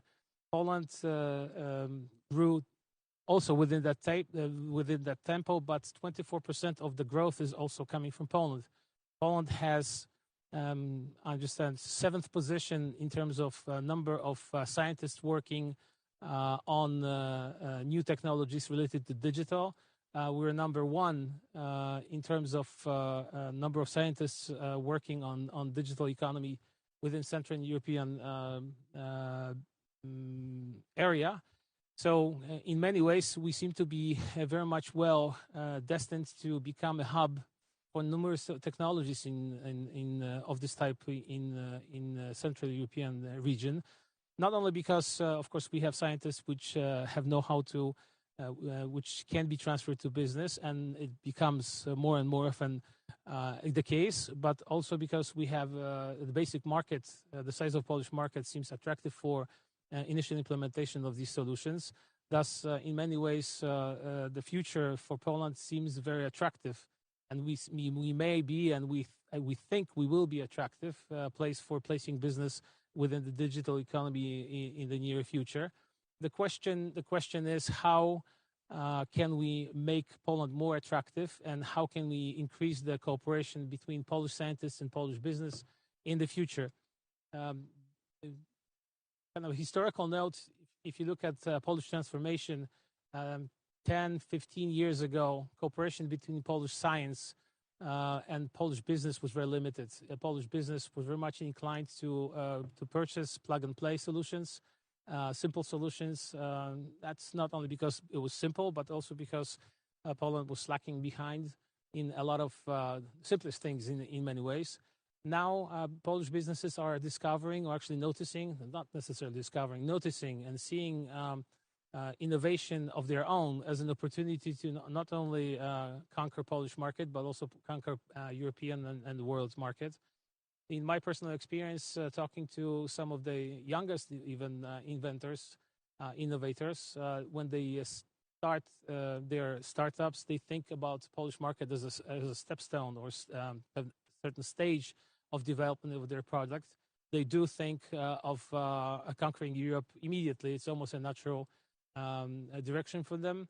And of course, conquering the world is just the next step. On the other hand, of course, you have Polish business, which is oftentimes qualified as small and medium business, which thinks or considers that Poland is of a significant large market for them to actually be comfortable with the size of the business which they run today.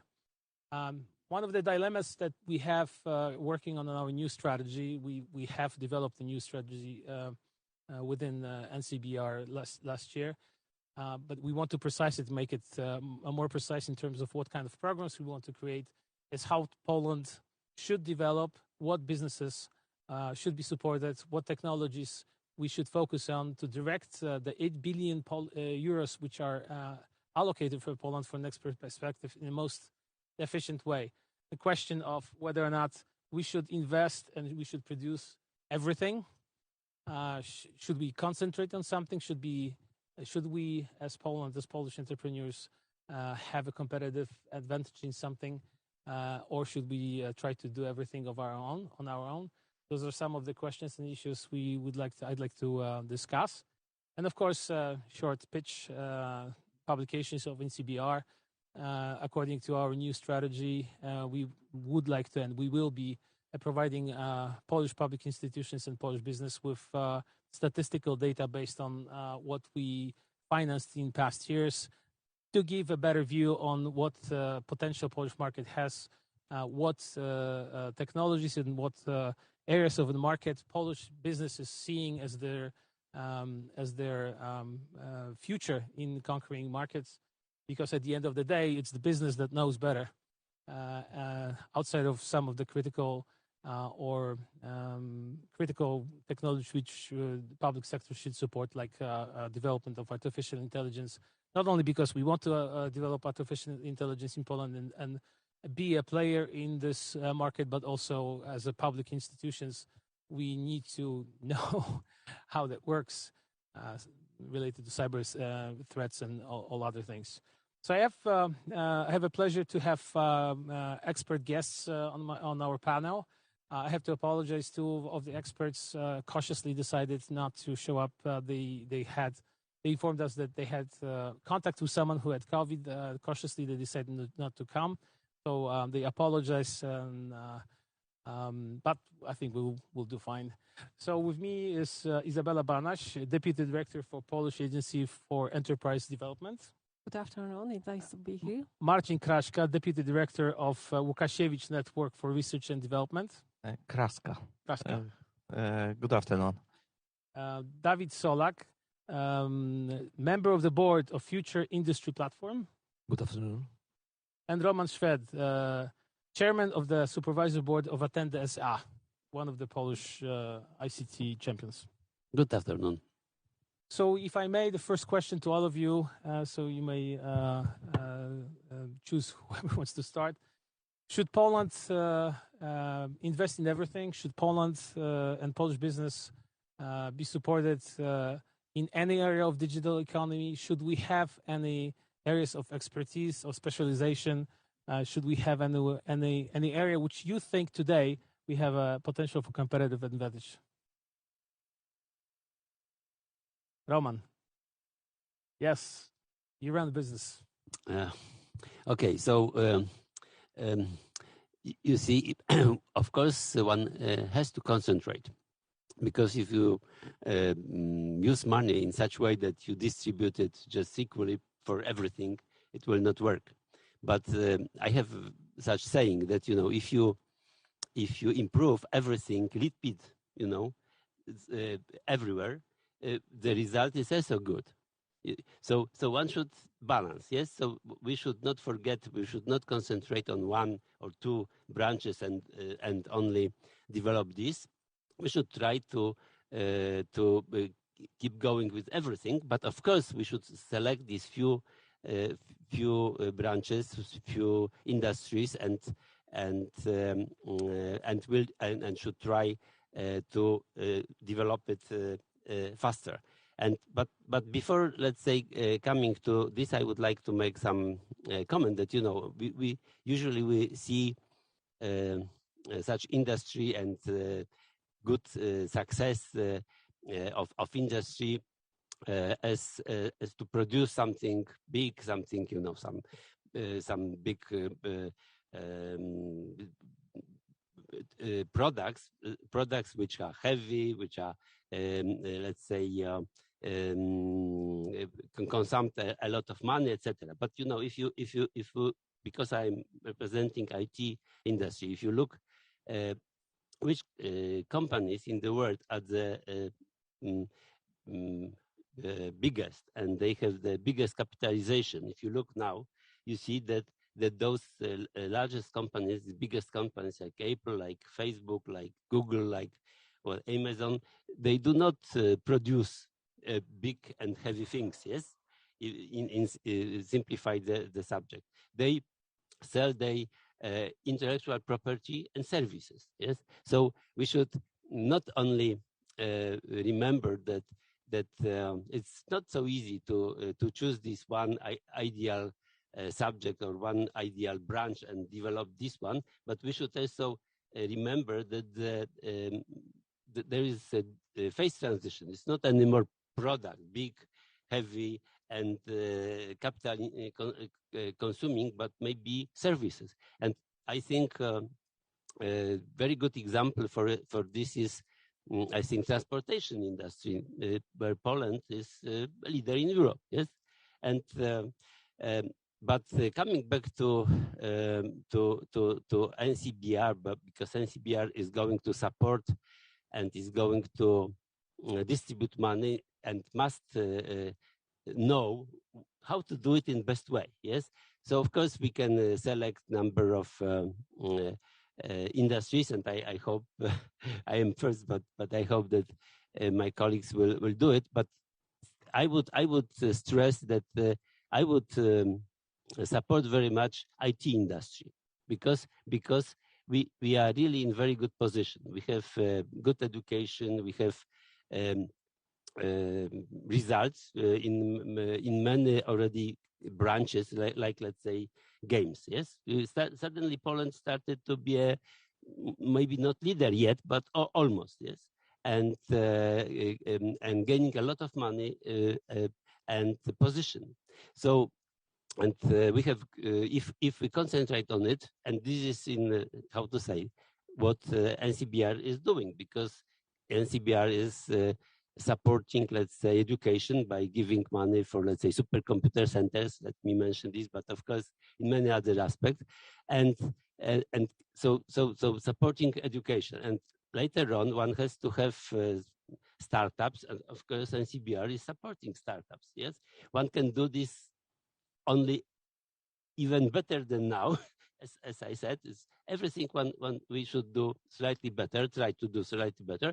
But what is very important, that there is next step. When you have this such startup and with some product, usually if there is not internal market developed, these products cannot be checked on internal market, and it's very difficult to go for the global market. And I think this I would see as a field where NCBR can help.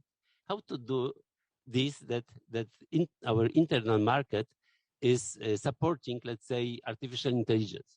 If there will be programs for those customers, or not those who deliver these let's say services and products, but who wants to, let's say, to improve their companies, let's say, in such way that they have elements of artificial intelligence and money for this, there will be companies providing this, yes, because they will have money for it. And if you have such internal market and develop this internal market, the next step is a global market, and we will be very successful.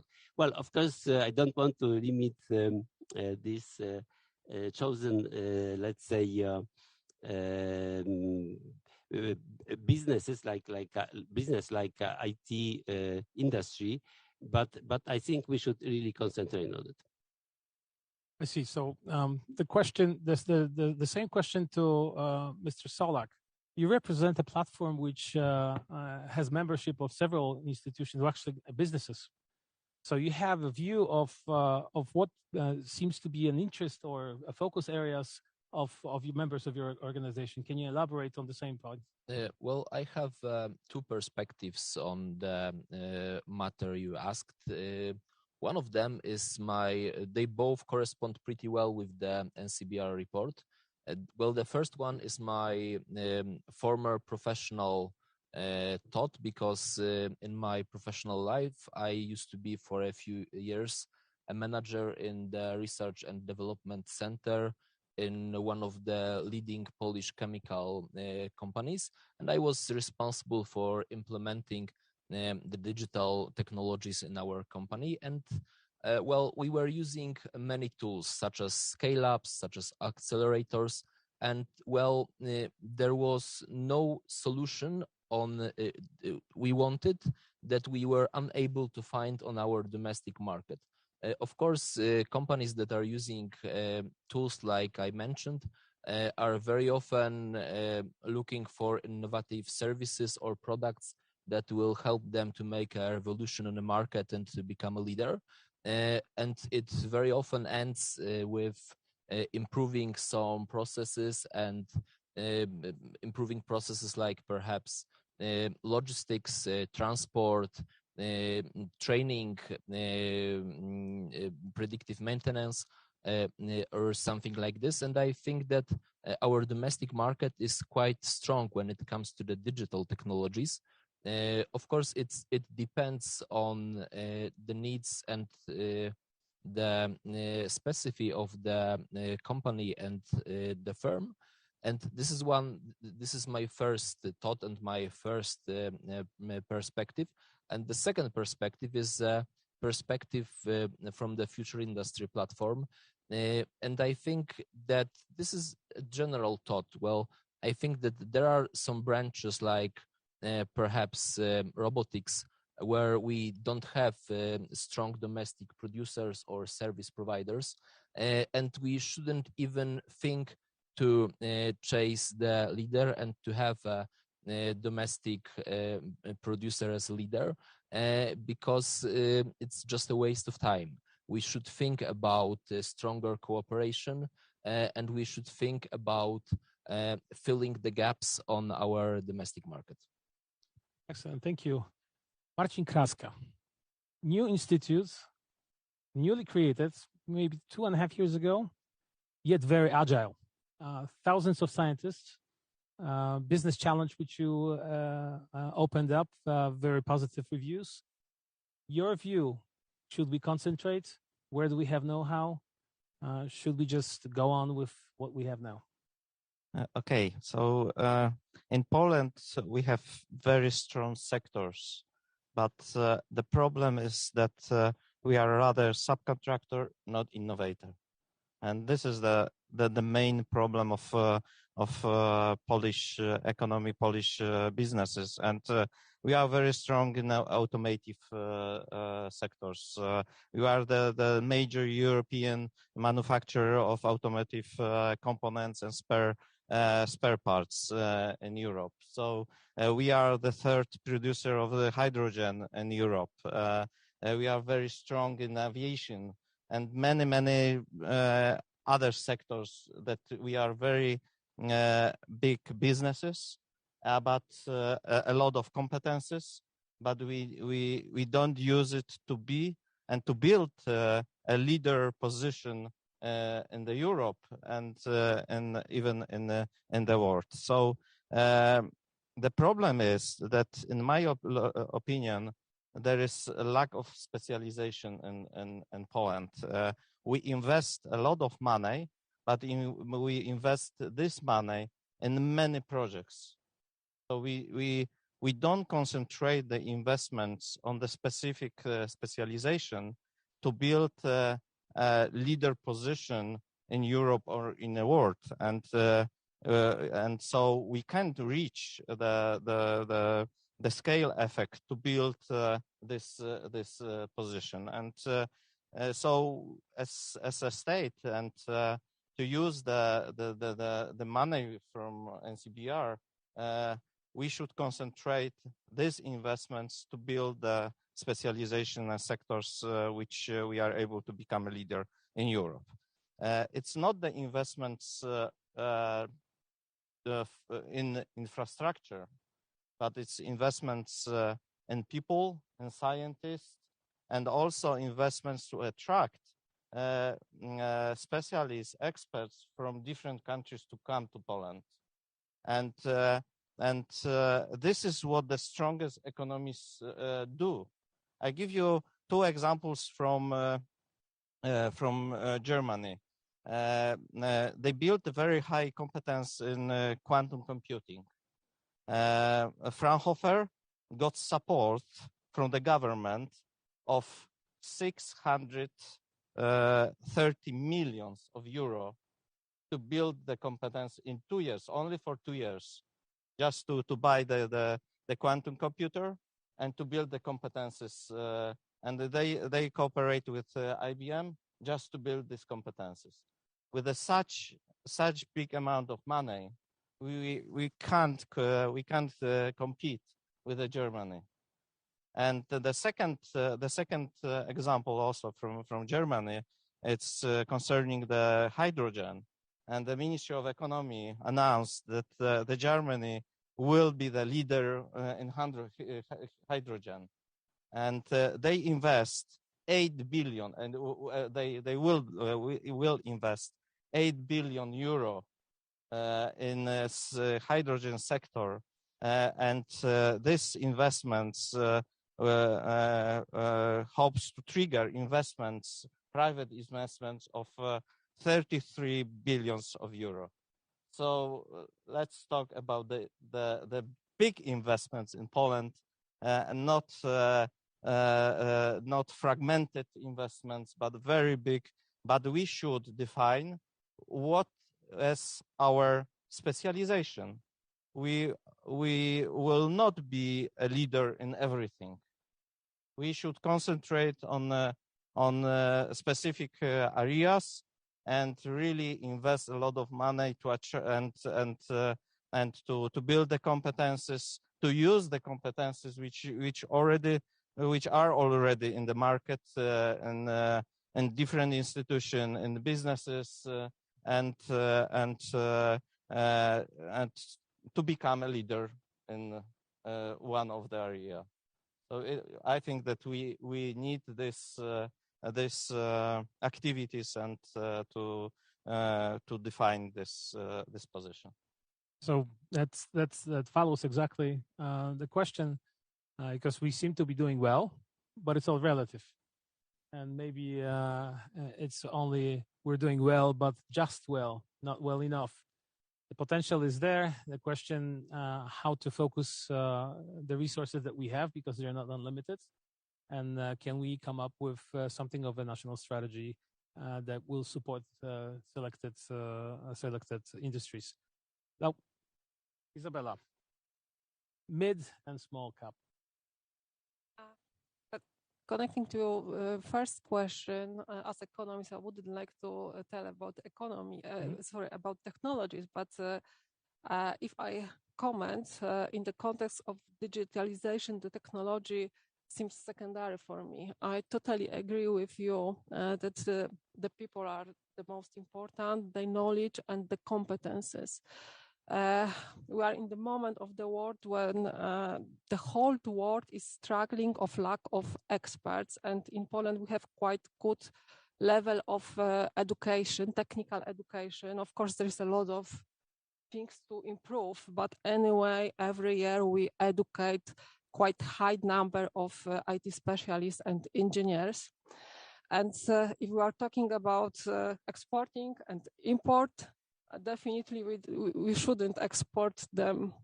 Definitely, yeah. What we have to focus on is just to create good work, life, business condition to make our market more and more attractive, not only for the young professionals from Poland, young and old, doesn't matter, but also from creative people from the whole world. And this is what we try to do in Polish Agency for Enterprise Development, in our acceleration program, and also in our program focused on foreigners, like Poland Prize.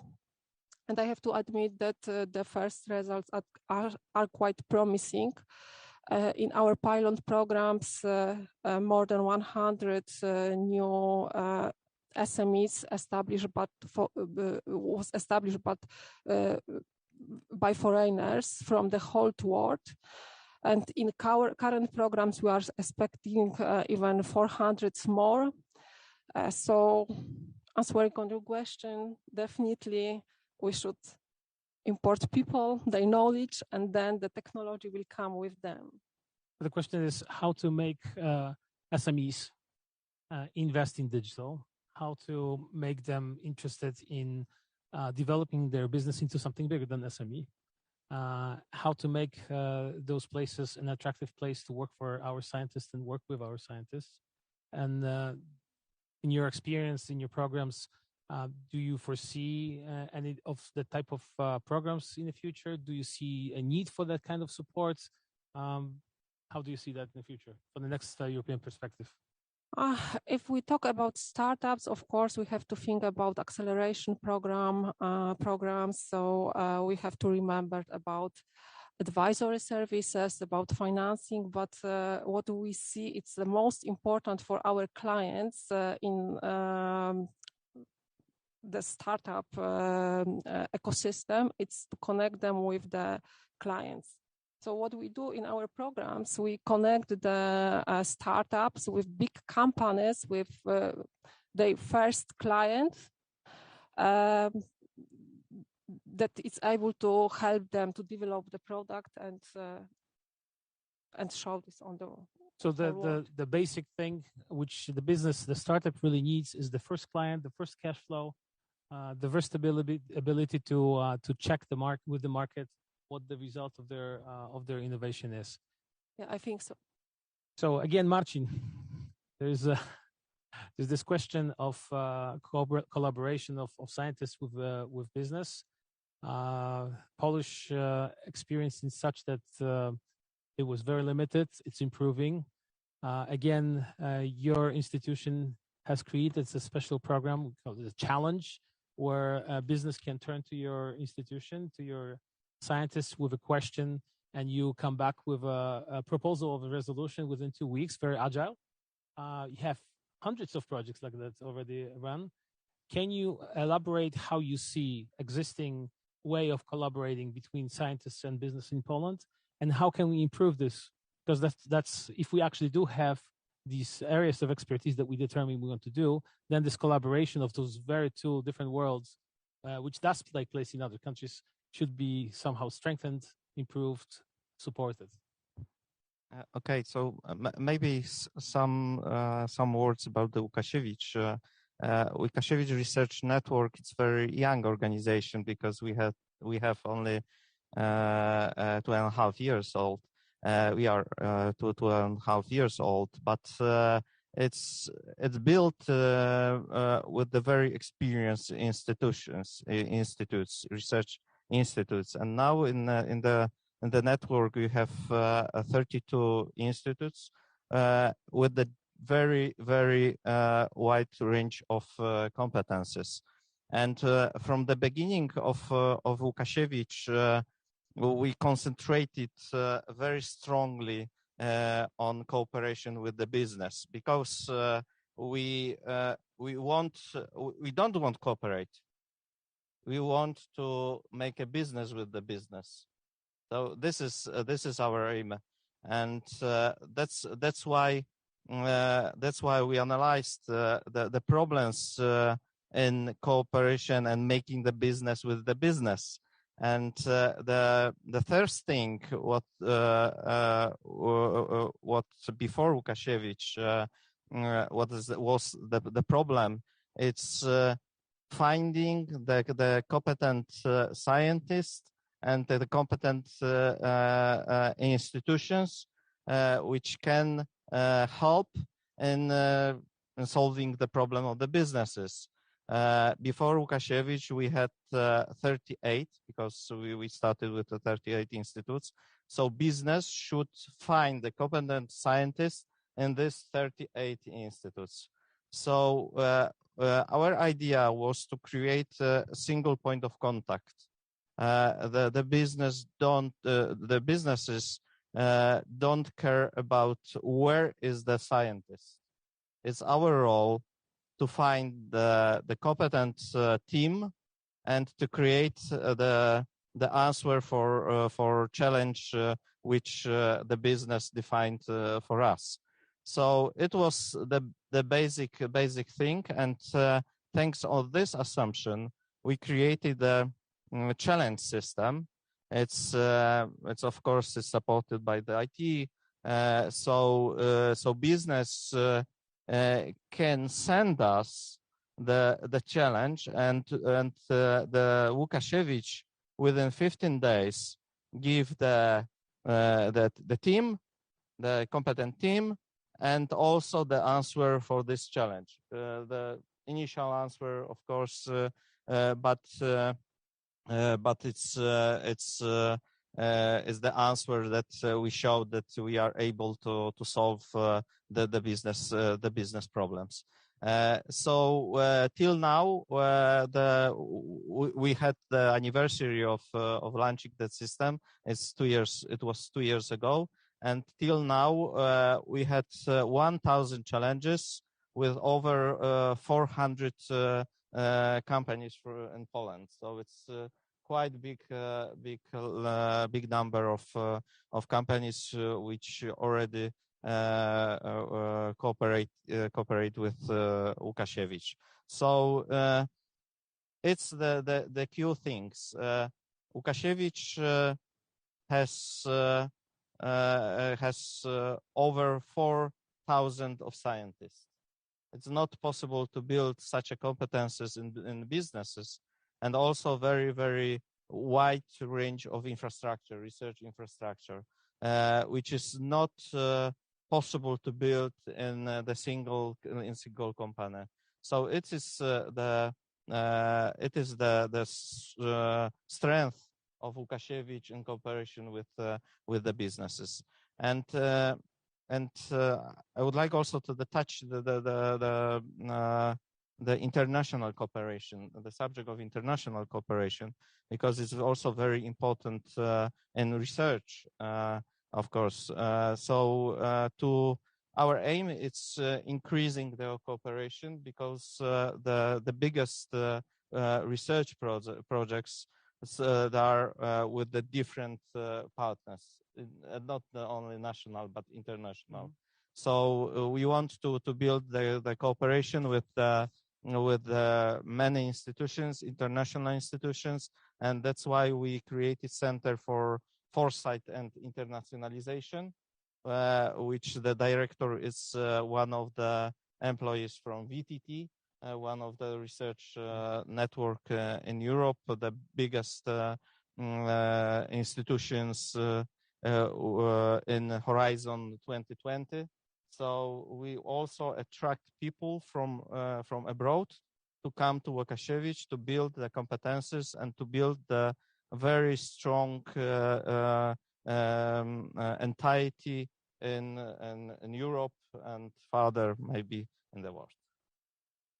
So kind of science in the service of business. And that's something that's absolutely critical for development of a future Polish future in new technologies. It may seem obvious to a lot of people that this is how it should be done, but please remember that in Poland we have a very short way. Actually, we have only a few years to prepare ourselves to this new free market economy. The tradition of working between science and business in Poland is relatively new, considering that the transformation that happened towards the end of 1980s. That's why this is in many ways very critical for us to foster this type of cooperation. Now the question to Mr. Solak and to Roman, if you could. There's a question of whether or not business likes to work with scientists. A lot of businessmen will tell you that managers will tell you that cooperation with scientists is difficult. How does that look from your point of view? Your members of your organization, do they see future in working with Polish scientists and Polish institutions like Łukasiewicz, for example? Would you consider or would you suggest some changes in the way this cooperation is being done today? I'm sure there's plenty of such suggestions.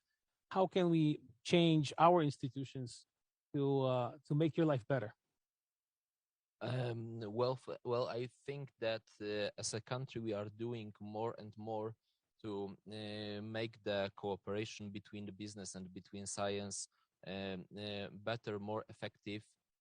And easier. There is also more and more tools, even the financial tools that are helping to transfer technologies from the world of science to the world of business. I had a lot to do with both with science and with business in my professional life in my past. Well, I think that one very important thing is to work on awareness in the world of science and in the world of business. We should convince like the research institutes and people from the higher scholarship that they should pull their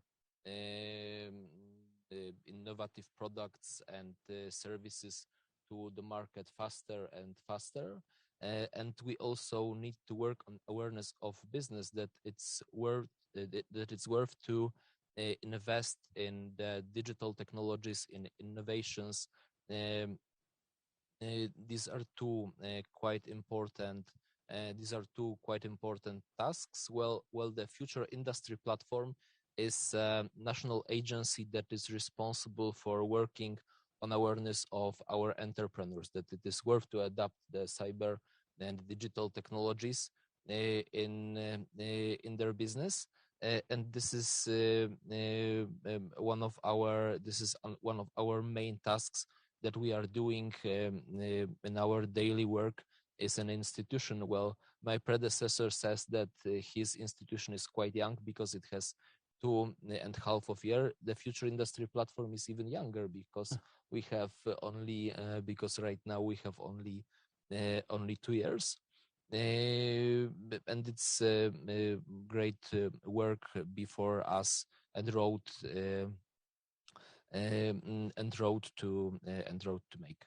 So I understand we can count on you helping us in preparing future programs that can support your members in this.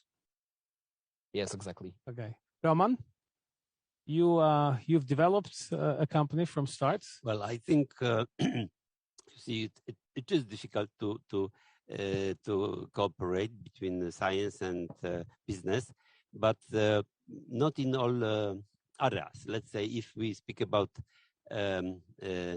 using knowledge, just inviting people from science to help in solving certain business problems which emerge, it's okay.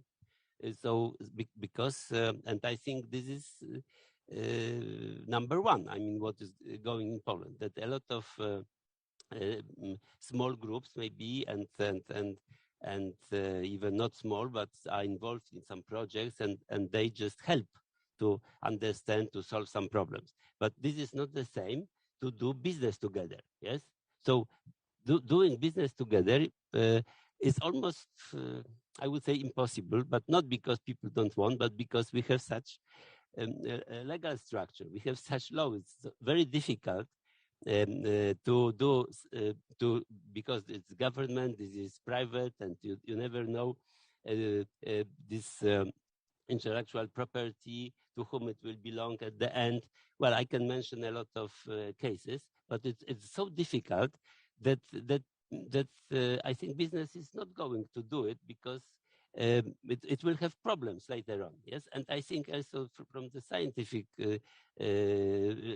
side, it's the same. I mean, if it's much easier to get money and let's say 100% funds for this what I do than to go together with some let's say business and get only 40% or have some problems with it. So I think we have a real obstacle in our just legal structure, how to really cooperate. But this doesn't mean that we do not cooperate. We cooperate, yes, but on different way. And I think we have a lot of nice examples, cooperation with, let's say, Warsaw Technical University, Warsaw University. It's not that we do not cooperate, yes, and they are very, very useful. Helping us to solve certain problems, and we also try to, let's say, ask them to even promote certain our solutions, like teach their students something which is really needed for us, but not only for us. It's for any business in Poland later on. So a lot of aspects of this cooperation is going okay, but not everything. Yeah, because we have such legal structure, and we cannot just forget about this. I have a feeling that Marcin has a proposal to you. Yes, we try to change the mentality of our scientists, because before the scientists didn't listen to the business, and in Łukasiewicz we prefer projects with the businesses, not only taking the money from NCBR, for example, for research projects, but to do the project with the real business, because the business they're able to define what is needed by the market, and I think that we spend too much money just for research. And so that's why we say that we prefer doing business with business, not cooperation, because for example in research institutes there we create also the new technologies, and this technology could be commercialized with the business. And we want to create the technologies which are needed by the business, by the market. So we are very, very business oriented in our activity, and this is our role. It's It's doing the interesting thing which are needed by the market, and this is our goal and our direction of developing the scientists and developing the activities. So very concentrated on the business needs. I think the two of you should meet offline, and your CEO. Question to Isabella. There seems to be a certain conviction among SMEs that the technologies, the high technologies, are a domain of large international companies like Microsoft and Google. And then, of course, there's this startup world where people are high tech and tech crazy almost. And that's the small and medium business is somewhere in the middle, not necessarily most proficient in this area. The question is, how do you see a potential for Polish SME business, small and medium business, in digitalization and increasing capacities and conquering the world?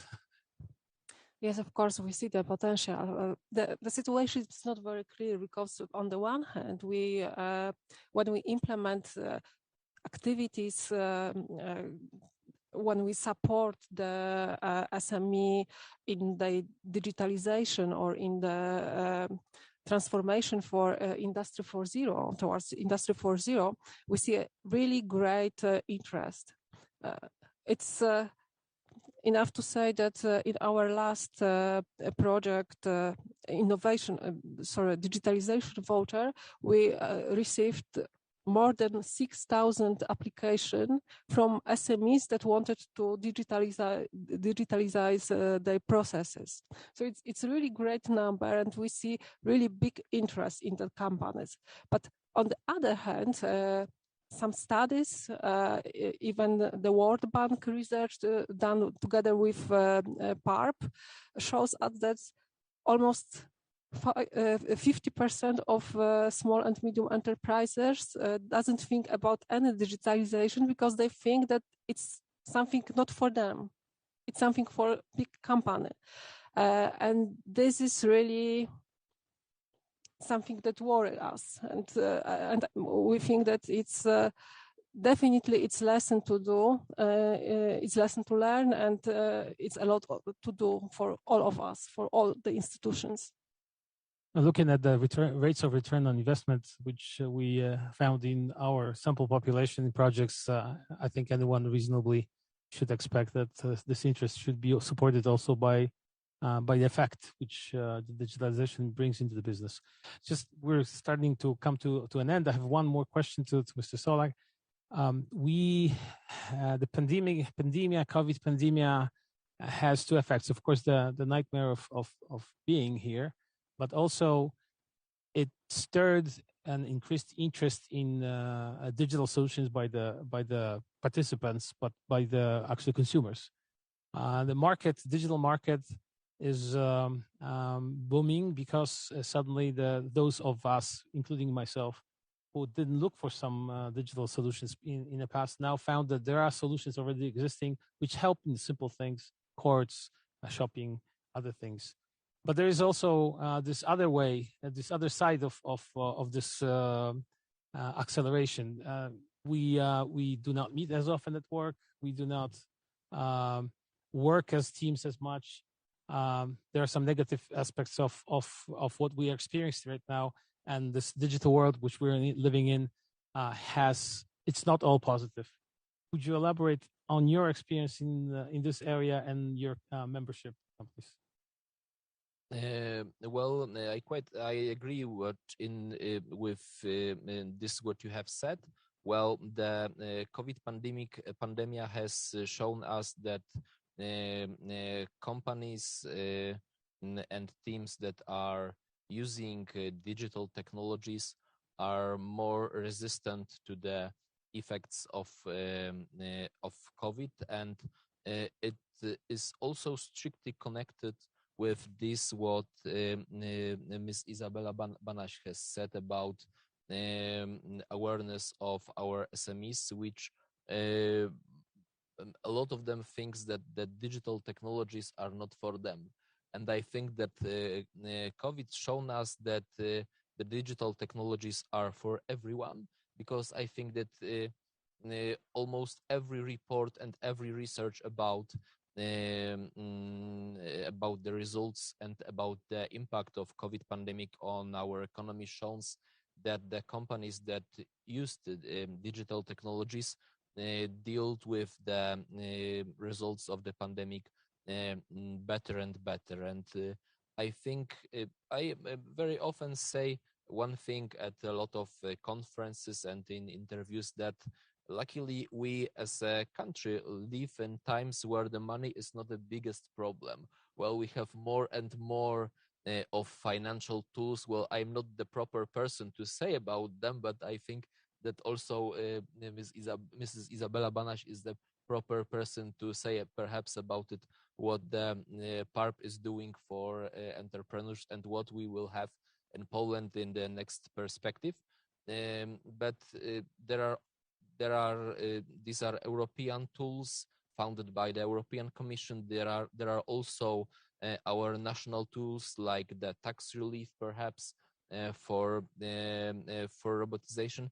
And still, the most important thing for us as a country, and also for the people who are sitting here right now, because we are all participants of one of the most important things in transforming our economy, I mean the ecosystem, because we are all trying to create the entire ecosystem that will help us to convince and to help the entrepreneurs and our citizens to transform and to go digital. The most important thing for us is still to work on awareness, to convince our entrepreneurs, to convince the citizens, and to also to convince the officials that digital transformation is one of the biggest challenges we need to face also as a country. But this matter has also other sides. So one of the biggest tasks for us is to raise the awareness level, and the second is to create friendly regulations that will help our entrepreneurs, our also public institutions, to transform and to go digital. Well, thank you. Our time is ending, so maybe I'll just a couple of words towards at the end.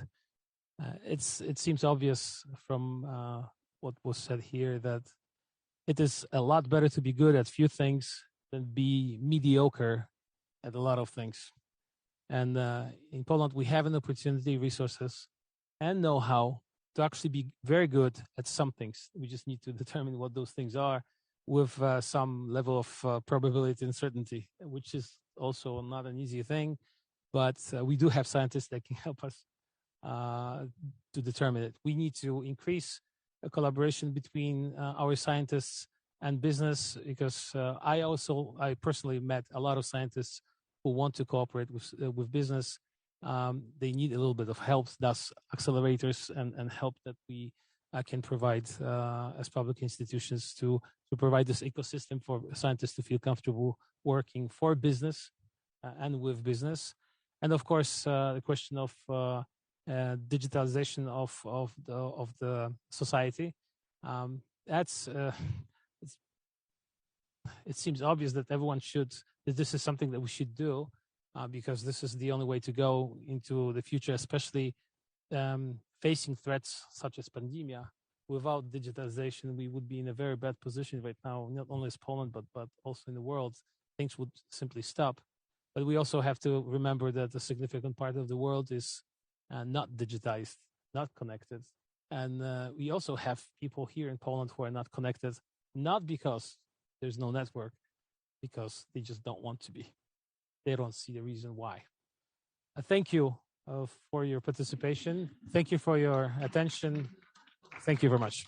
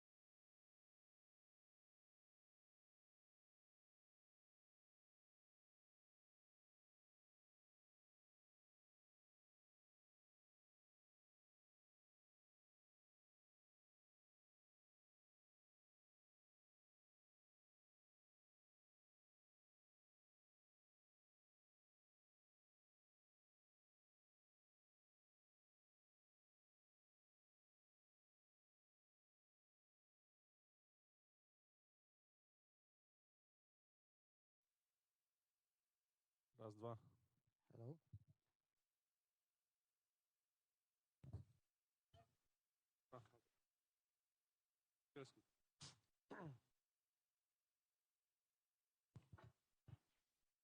Hello. Kiedy będziemy mogli?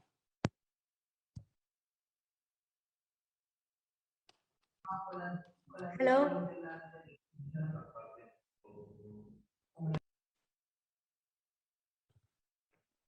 Hello, everyone from Katowice. I think it is on. Hello. Yeah, the city in Poland that is hosting this year's IGF Digital Summit. My name is Mariusz Załucki, and I am a professor of law at Andrzej Frycz-Modrzewski Kraków Academy. And I am here because together with my dear colleague, Professor Dariusz Szostek from the University of Silesia, I have been leading a scientific project whose results we are going to present during this panel. This project concerned the future of the law of the internet and new technologies. Researchers from all over the world, and actually this is truth, since we have worked with lawyers from 5 different continents, we have been considering a number of issues in this area, and the results have been published in a form of a book. I do have this book here with me today, and I am happy that it was already distributed. And I'm also proud of it that each Digital Summit participant has actually received a copy of this book. But if you don't have it, don't worry. It will be soon available open access. It was a very large project, lasting, thanks to the pandemic, a little bit longer than we have anticipated. And this is why the research results probably are almost 500 pages long. We didn't plan it, but somehow it is. You know how it is with scientists, especially with legal scientists. Before we will say a little bit more about the project, please see a short film that is presenting our achievements.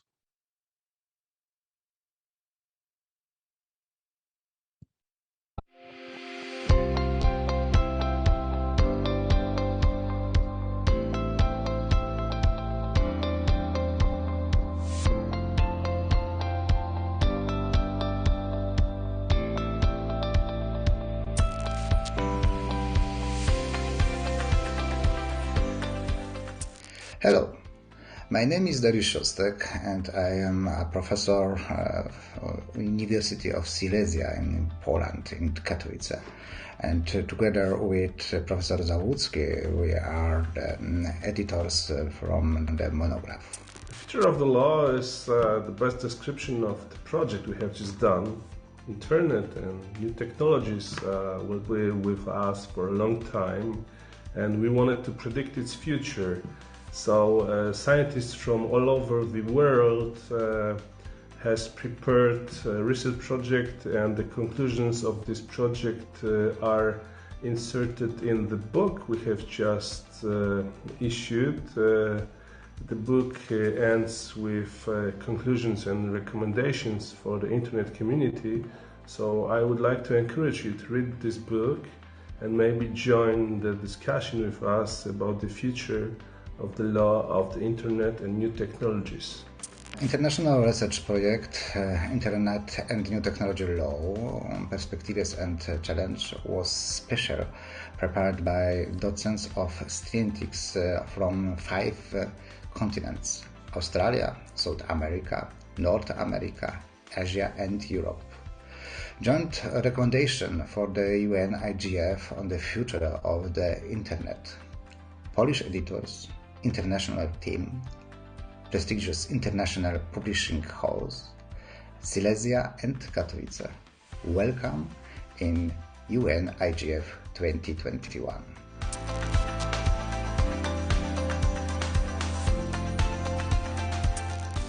The Mexican case proves that a discussion has been opened on whether or not to constitutionalize the right to digital justice.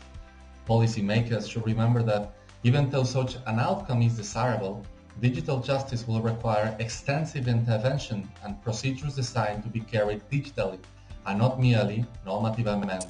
The United Nations should examine the Universal Declaration of Human Rights and the International Covenant on Civil and Political Rights for their content for the use of AI in the field of justice. The United Nations should develop globally applicable standards and elaborate recommendations for possible additional norms. These are intended to help ensure that AI can unfold its beneficial effect on the law while keeping the risks manageable and eliminating unacceptable risks by banning certain forms of AI or by prohibiting the use of AI in certain judicial scenarios. My name is Frederick Zoll. I am professor of law at the Jagiellon University and the University of Osnabrück in Germany.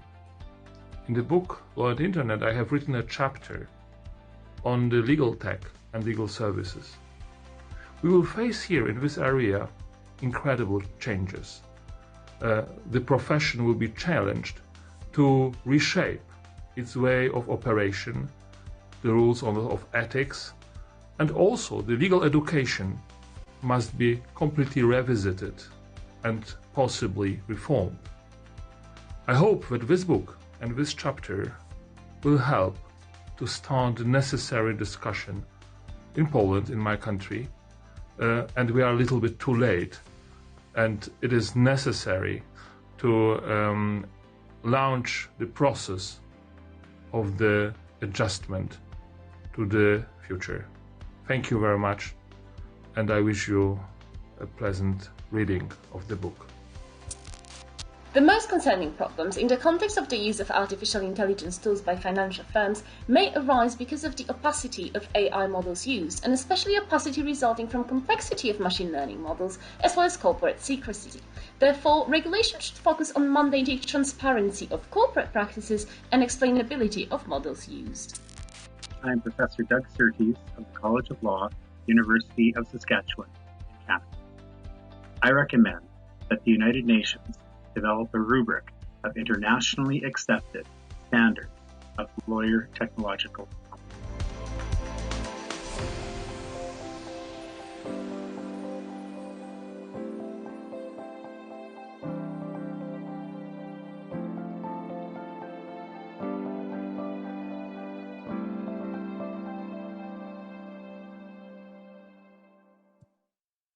Okay, thank you much for this presentation.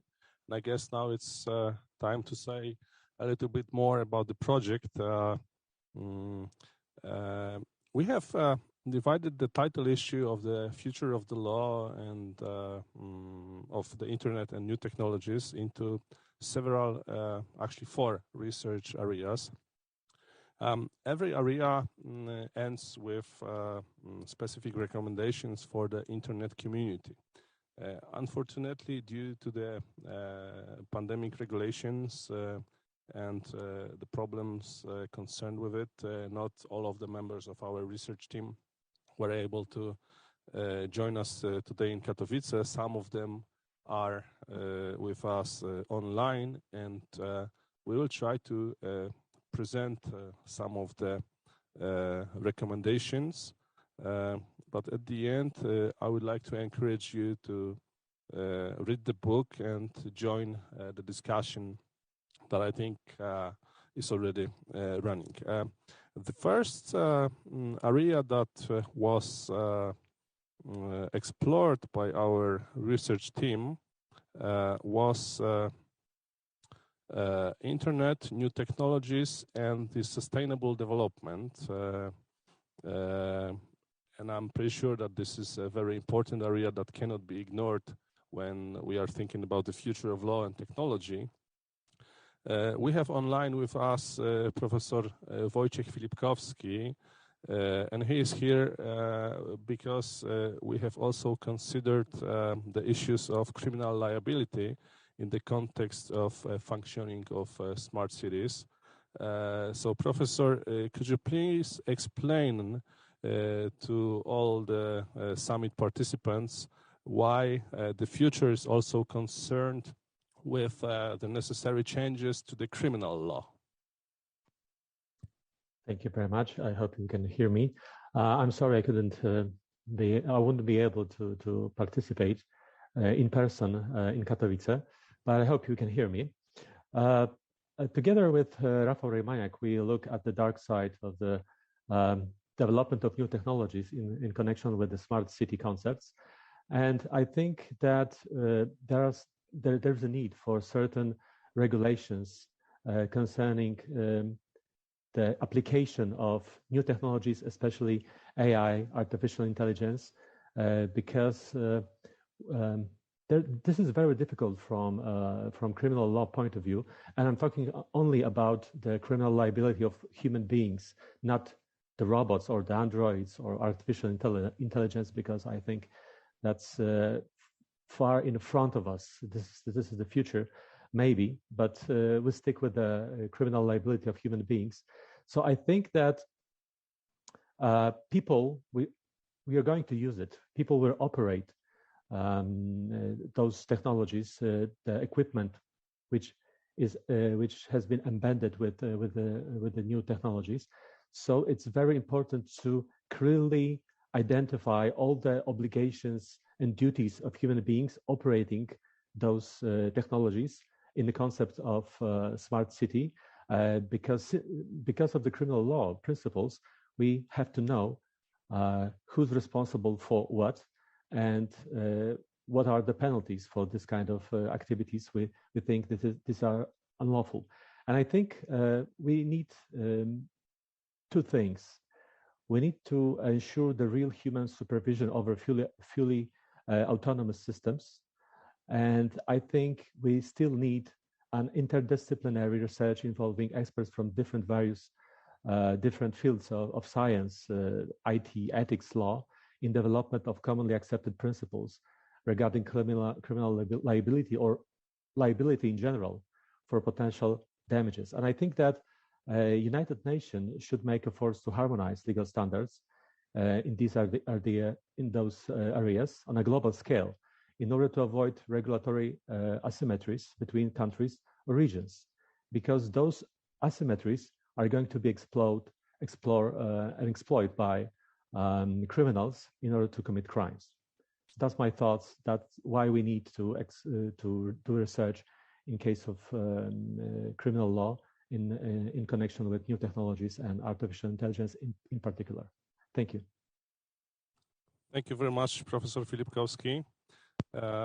It is really an important area. Before we will go any further, I would like to explain that there is a possibility to ask for headphones, and this is the way to try to hear us a little bit better.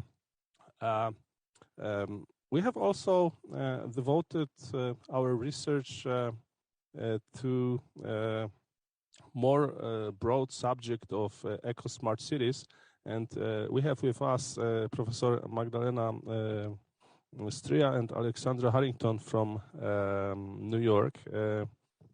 Magdalena is actually from Katowice, and they think that eco-smart cities are a good method of promoting environmental sustainability and sustainable development in an industrialized and in digitalized society. So please explain in few words why is this so. Magda is here with us, so maybe Magda, you can start, and I hope that Alexandra will also join us in the discussion. Thank you so much. Hello, good evening, everyone. My name is Advocate Magdalena Stryja. I representing University of Silesia in Katowice. I am also a legal specialist of Center for International Sustainable Development Law, and I also cooperate with Katowice Bar Council and Polish Supreme Bar Council. But before we go to our recommendations about the eco-smart city, I would like to ask to connect with Professor Alexandra Harrington, because she's waiting, to let her in using the link. So because we wrote chapter together. This is already happening, but maybe you can start presenting the recommendation. Well, I hope she will join us because okay, yes, I hope so. It is Internet Digital Yes, of course, Summit, to not waste the time. Yes, yes, I will be honored. So thank you also for invitation to the project and for today. So the issues raised in our chapter are complex and demonstrate how the eco-smart city has the ability to further the sustainable development goals at the same time that it advances the goals of the United Nations Internet Governance Forum and the needs of individual states and municipalities. Based on the chapter analysis and conclusions, several critical policy recommendations can be made to the United Nations IGF framework, as well as the international and national system more broadly. So our first recommendation is adapt and encourage the implementation of guidelines and oversight mechanism to ensure that technology and associated infrastructures needed to support it are available and accessible to all. This is particularly important in crafting the eco-smart city and enabling the creation of eco-smart cities, even when there are significant disparities. The overall encourage national, regional, and international COVID-19 pandemic recovery efforts that include steps towards achieving the eco-smart city as essential elements and which encourage microfinance that can be critical in generating sustainable incomes. The third of our recommendation is encourage the entrenchment of the rule of law across all legal and regulatory systems, especially those relating to internet and digital infrastructure and governance.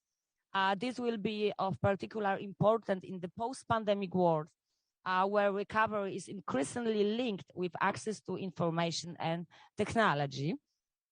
Do we have connection with Professor Alexander Harrington or not? No, I have received the information that she's still not connected. So okay. It seems like you do have to make all the job. So our fifth recommendation is incorporate the lessons from the COVID-19 pandemic to design effective public health system, provision of essential services during times of prolonged emergency, and design effectively public information laws and rules to combat misinformation.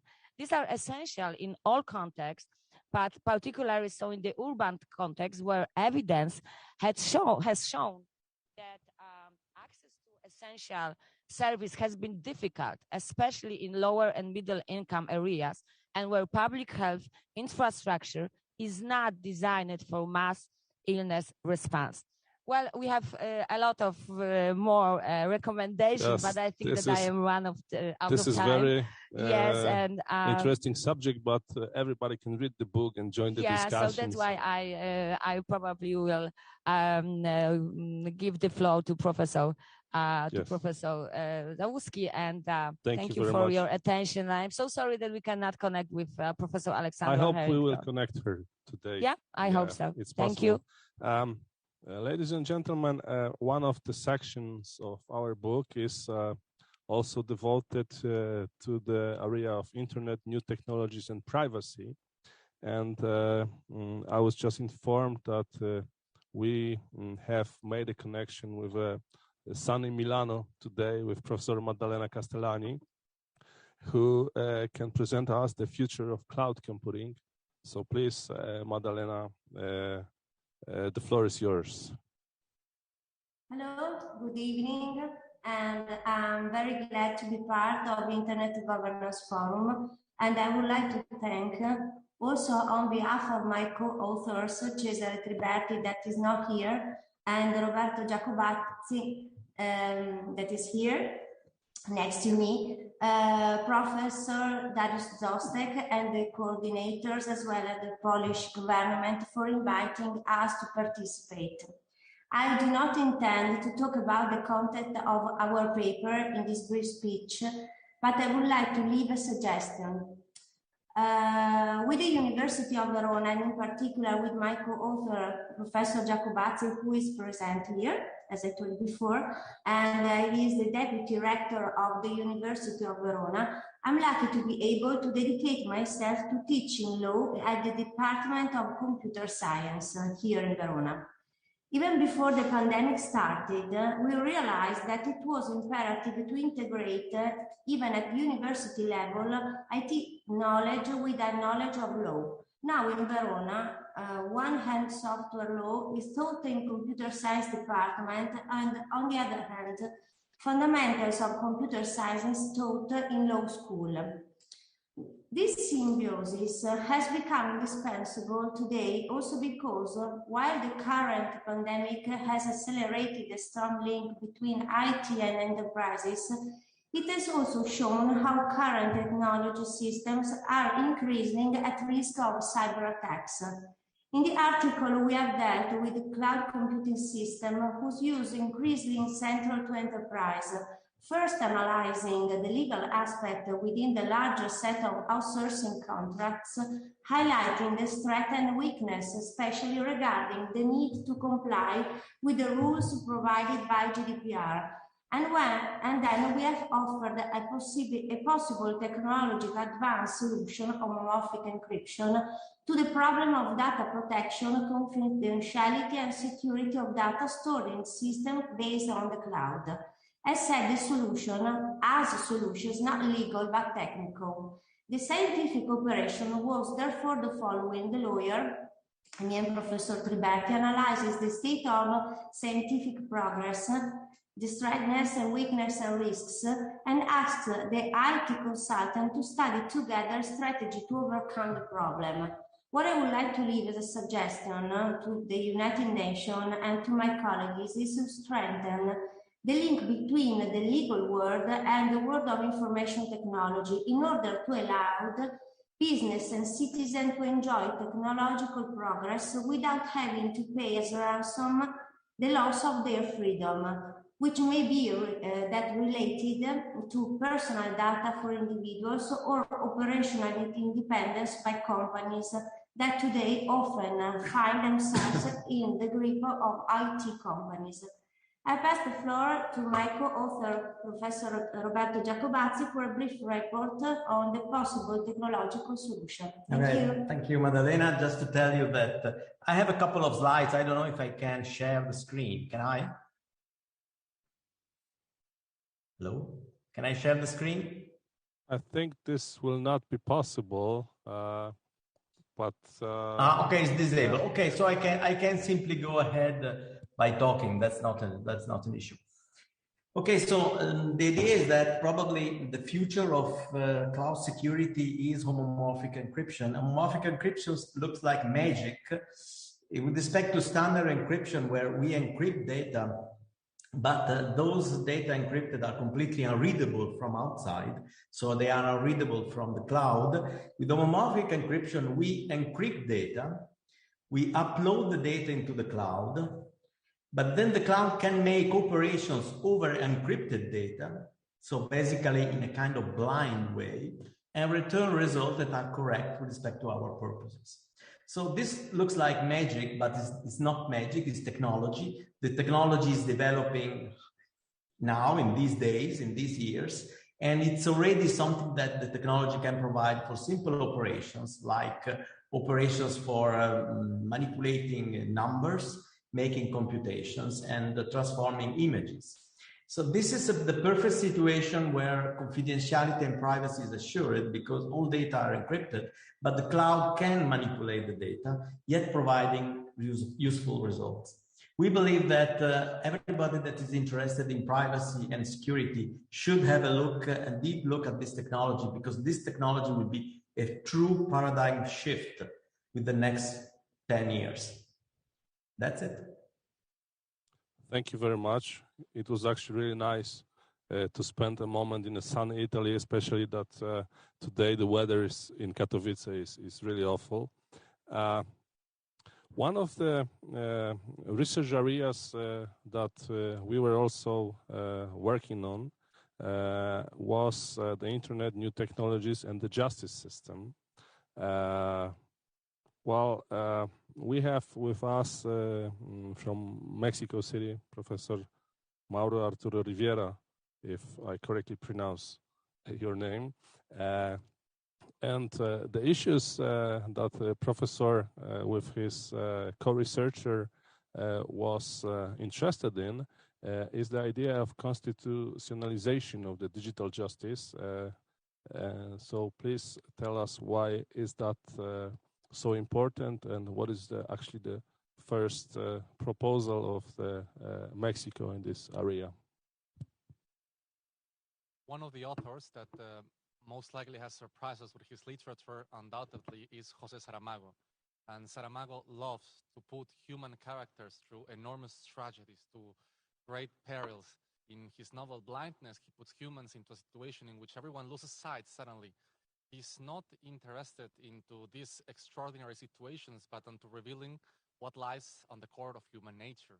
And this is exactly what happened with the pandemic. By the pandemic, it revealed what lies on the core of our justice system and what are the problematics that the justice system may face itself. When the pandemic started, particularly in Mexico, the justice system completely stopped, like a clock. The caseload was growing, the courts stopped functioning. We suddenly faced the reality that without the possibility to actually go to court, the justice system was in complete paralysis, even though since 2013, Mexico had already operated with a system online regarding some special kind of procedure called amparo. The justice system simply collapsed. The Supreme Court was forced with the Council of the Judiciary to expand this regulation, which has laid upon the foundations of amparo, to other procedures to avoid a completely paralysis of the justice system. This led many legislators to realize that justice system without the possibility of employing online procedures would lead to very complicated situations. It was not only now desirable as it was in 2013 when the situation was introduced, but it was rather necessary. Therefore, the Mexican case allowed Dr. Rodrigo Galan and myself to reflect about what would happen when different countries would realize this and started considering whether or not to amend their constitutions to state constitutional right to digital justice. Mexico last year presented an initiative of an amendment proposal to the Mexican constitution to state the right to digital justice, to characterize justice as digital. It was passed on one of the chambers, and it's waiting discussion on the second chamber. However, we realize, and that's what Dr. Rodrigo Galan and myself tried to put forward, that such a discussion is not a discussion merely on normative provisions that is very easy to be seductive upon the normative illusion that amendments of law will change mechanism, and it is not so. Therefore, what we realize is that the true transition to digital justice will very little be based on constitutional provisions, but rather on two different factors. The first of all, an intensive technological intervention to allow the different actors to know these online procedures, and in second case, into avoiding rather a transposition, a simple transition of existing procedures to an online sphere, but rather creating new procedures that are totally designed to be held online, to be held remotely. That is, not try to force the existing provisions, but rather to create new ones that will be allowed into these realities. We particularly face these subjects because at the time of writing the study, I was a senior law clerk at the Mexican Supreme Court, and Dr. Rodrigo Galan was a law clerk at the Electoral Court of Mexico City. Therefore, we were privileged, so to speak, to experience in firsthand exactly these problematics. And we try to lay upon this discussion that this is not anymore a desirable discussion, but a necessary one. Thank you.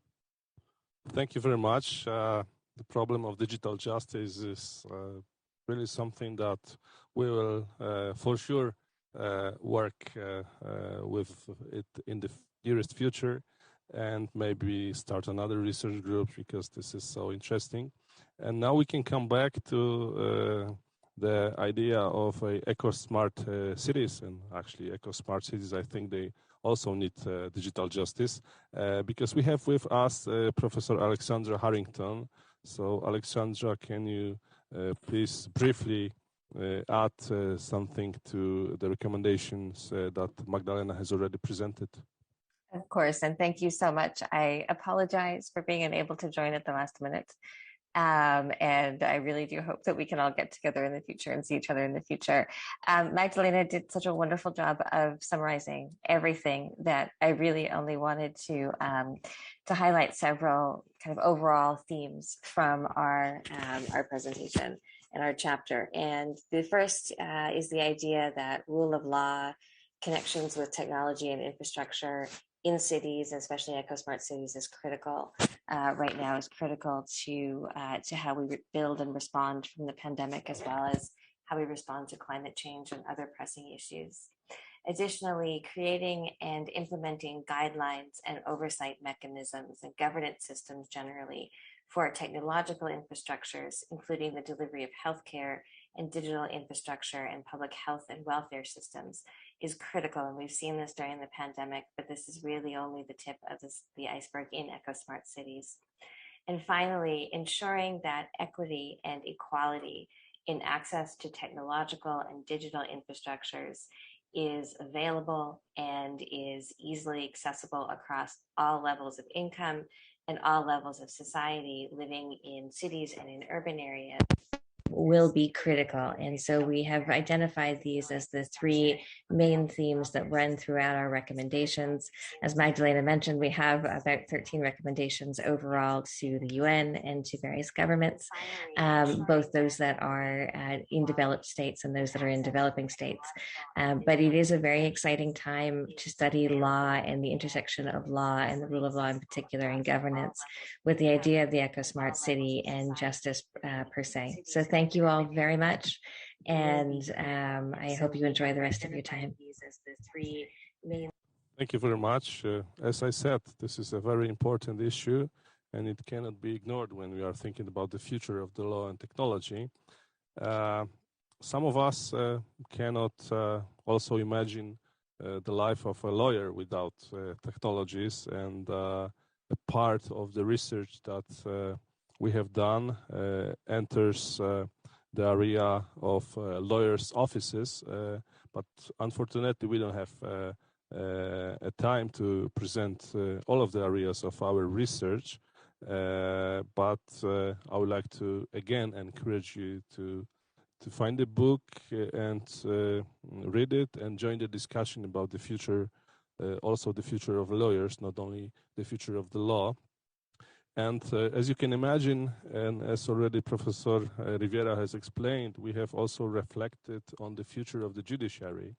Of course, we see some new opportunities, especially in relations to artificial intelligence, which may be able to replace a human being in courts, perhaps as judges in the nearest future, who knows? But we also see significant threats to the administration of justice and the judiciary. I hope that Professor Bernhard from Leipzig is already with us. Professor Bernhard has explored the area of the judiciary and has very interesting observations and recommendations of what should be done in the judiciary of the future. So if you are with us, please explain us why it is so important to think about the future of judiciary in the area of new technologies.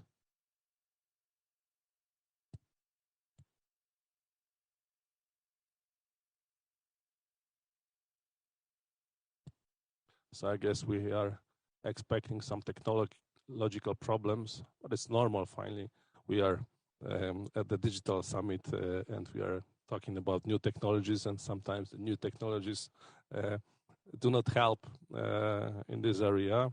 But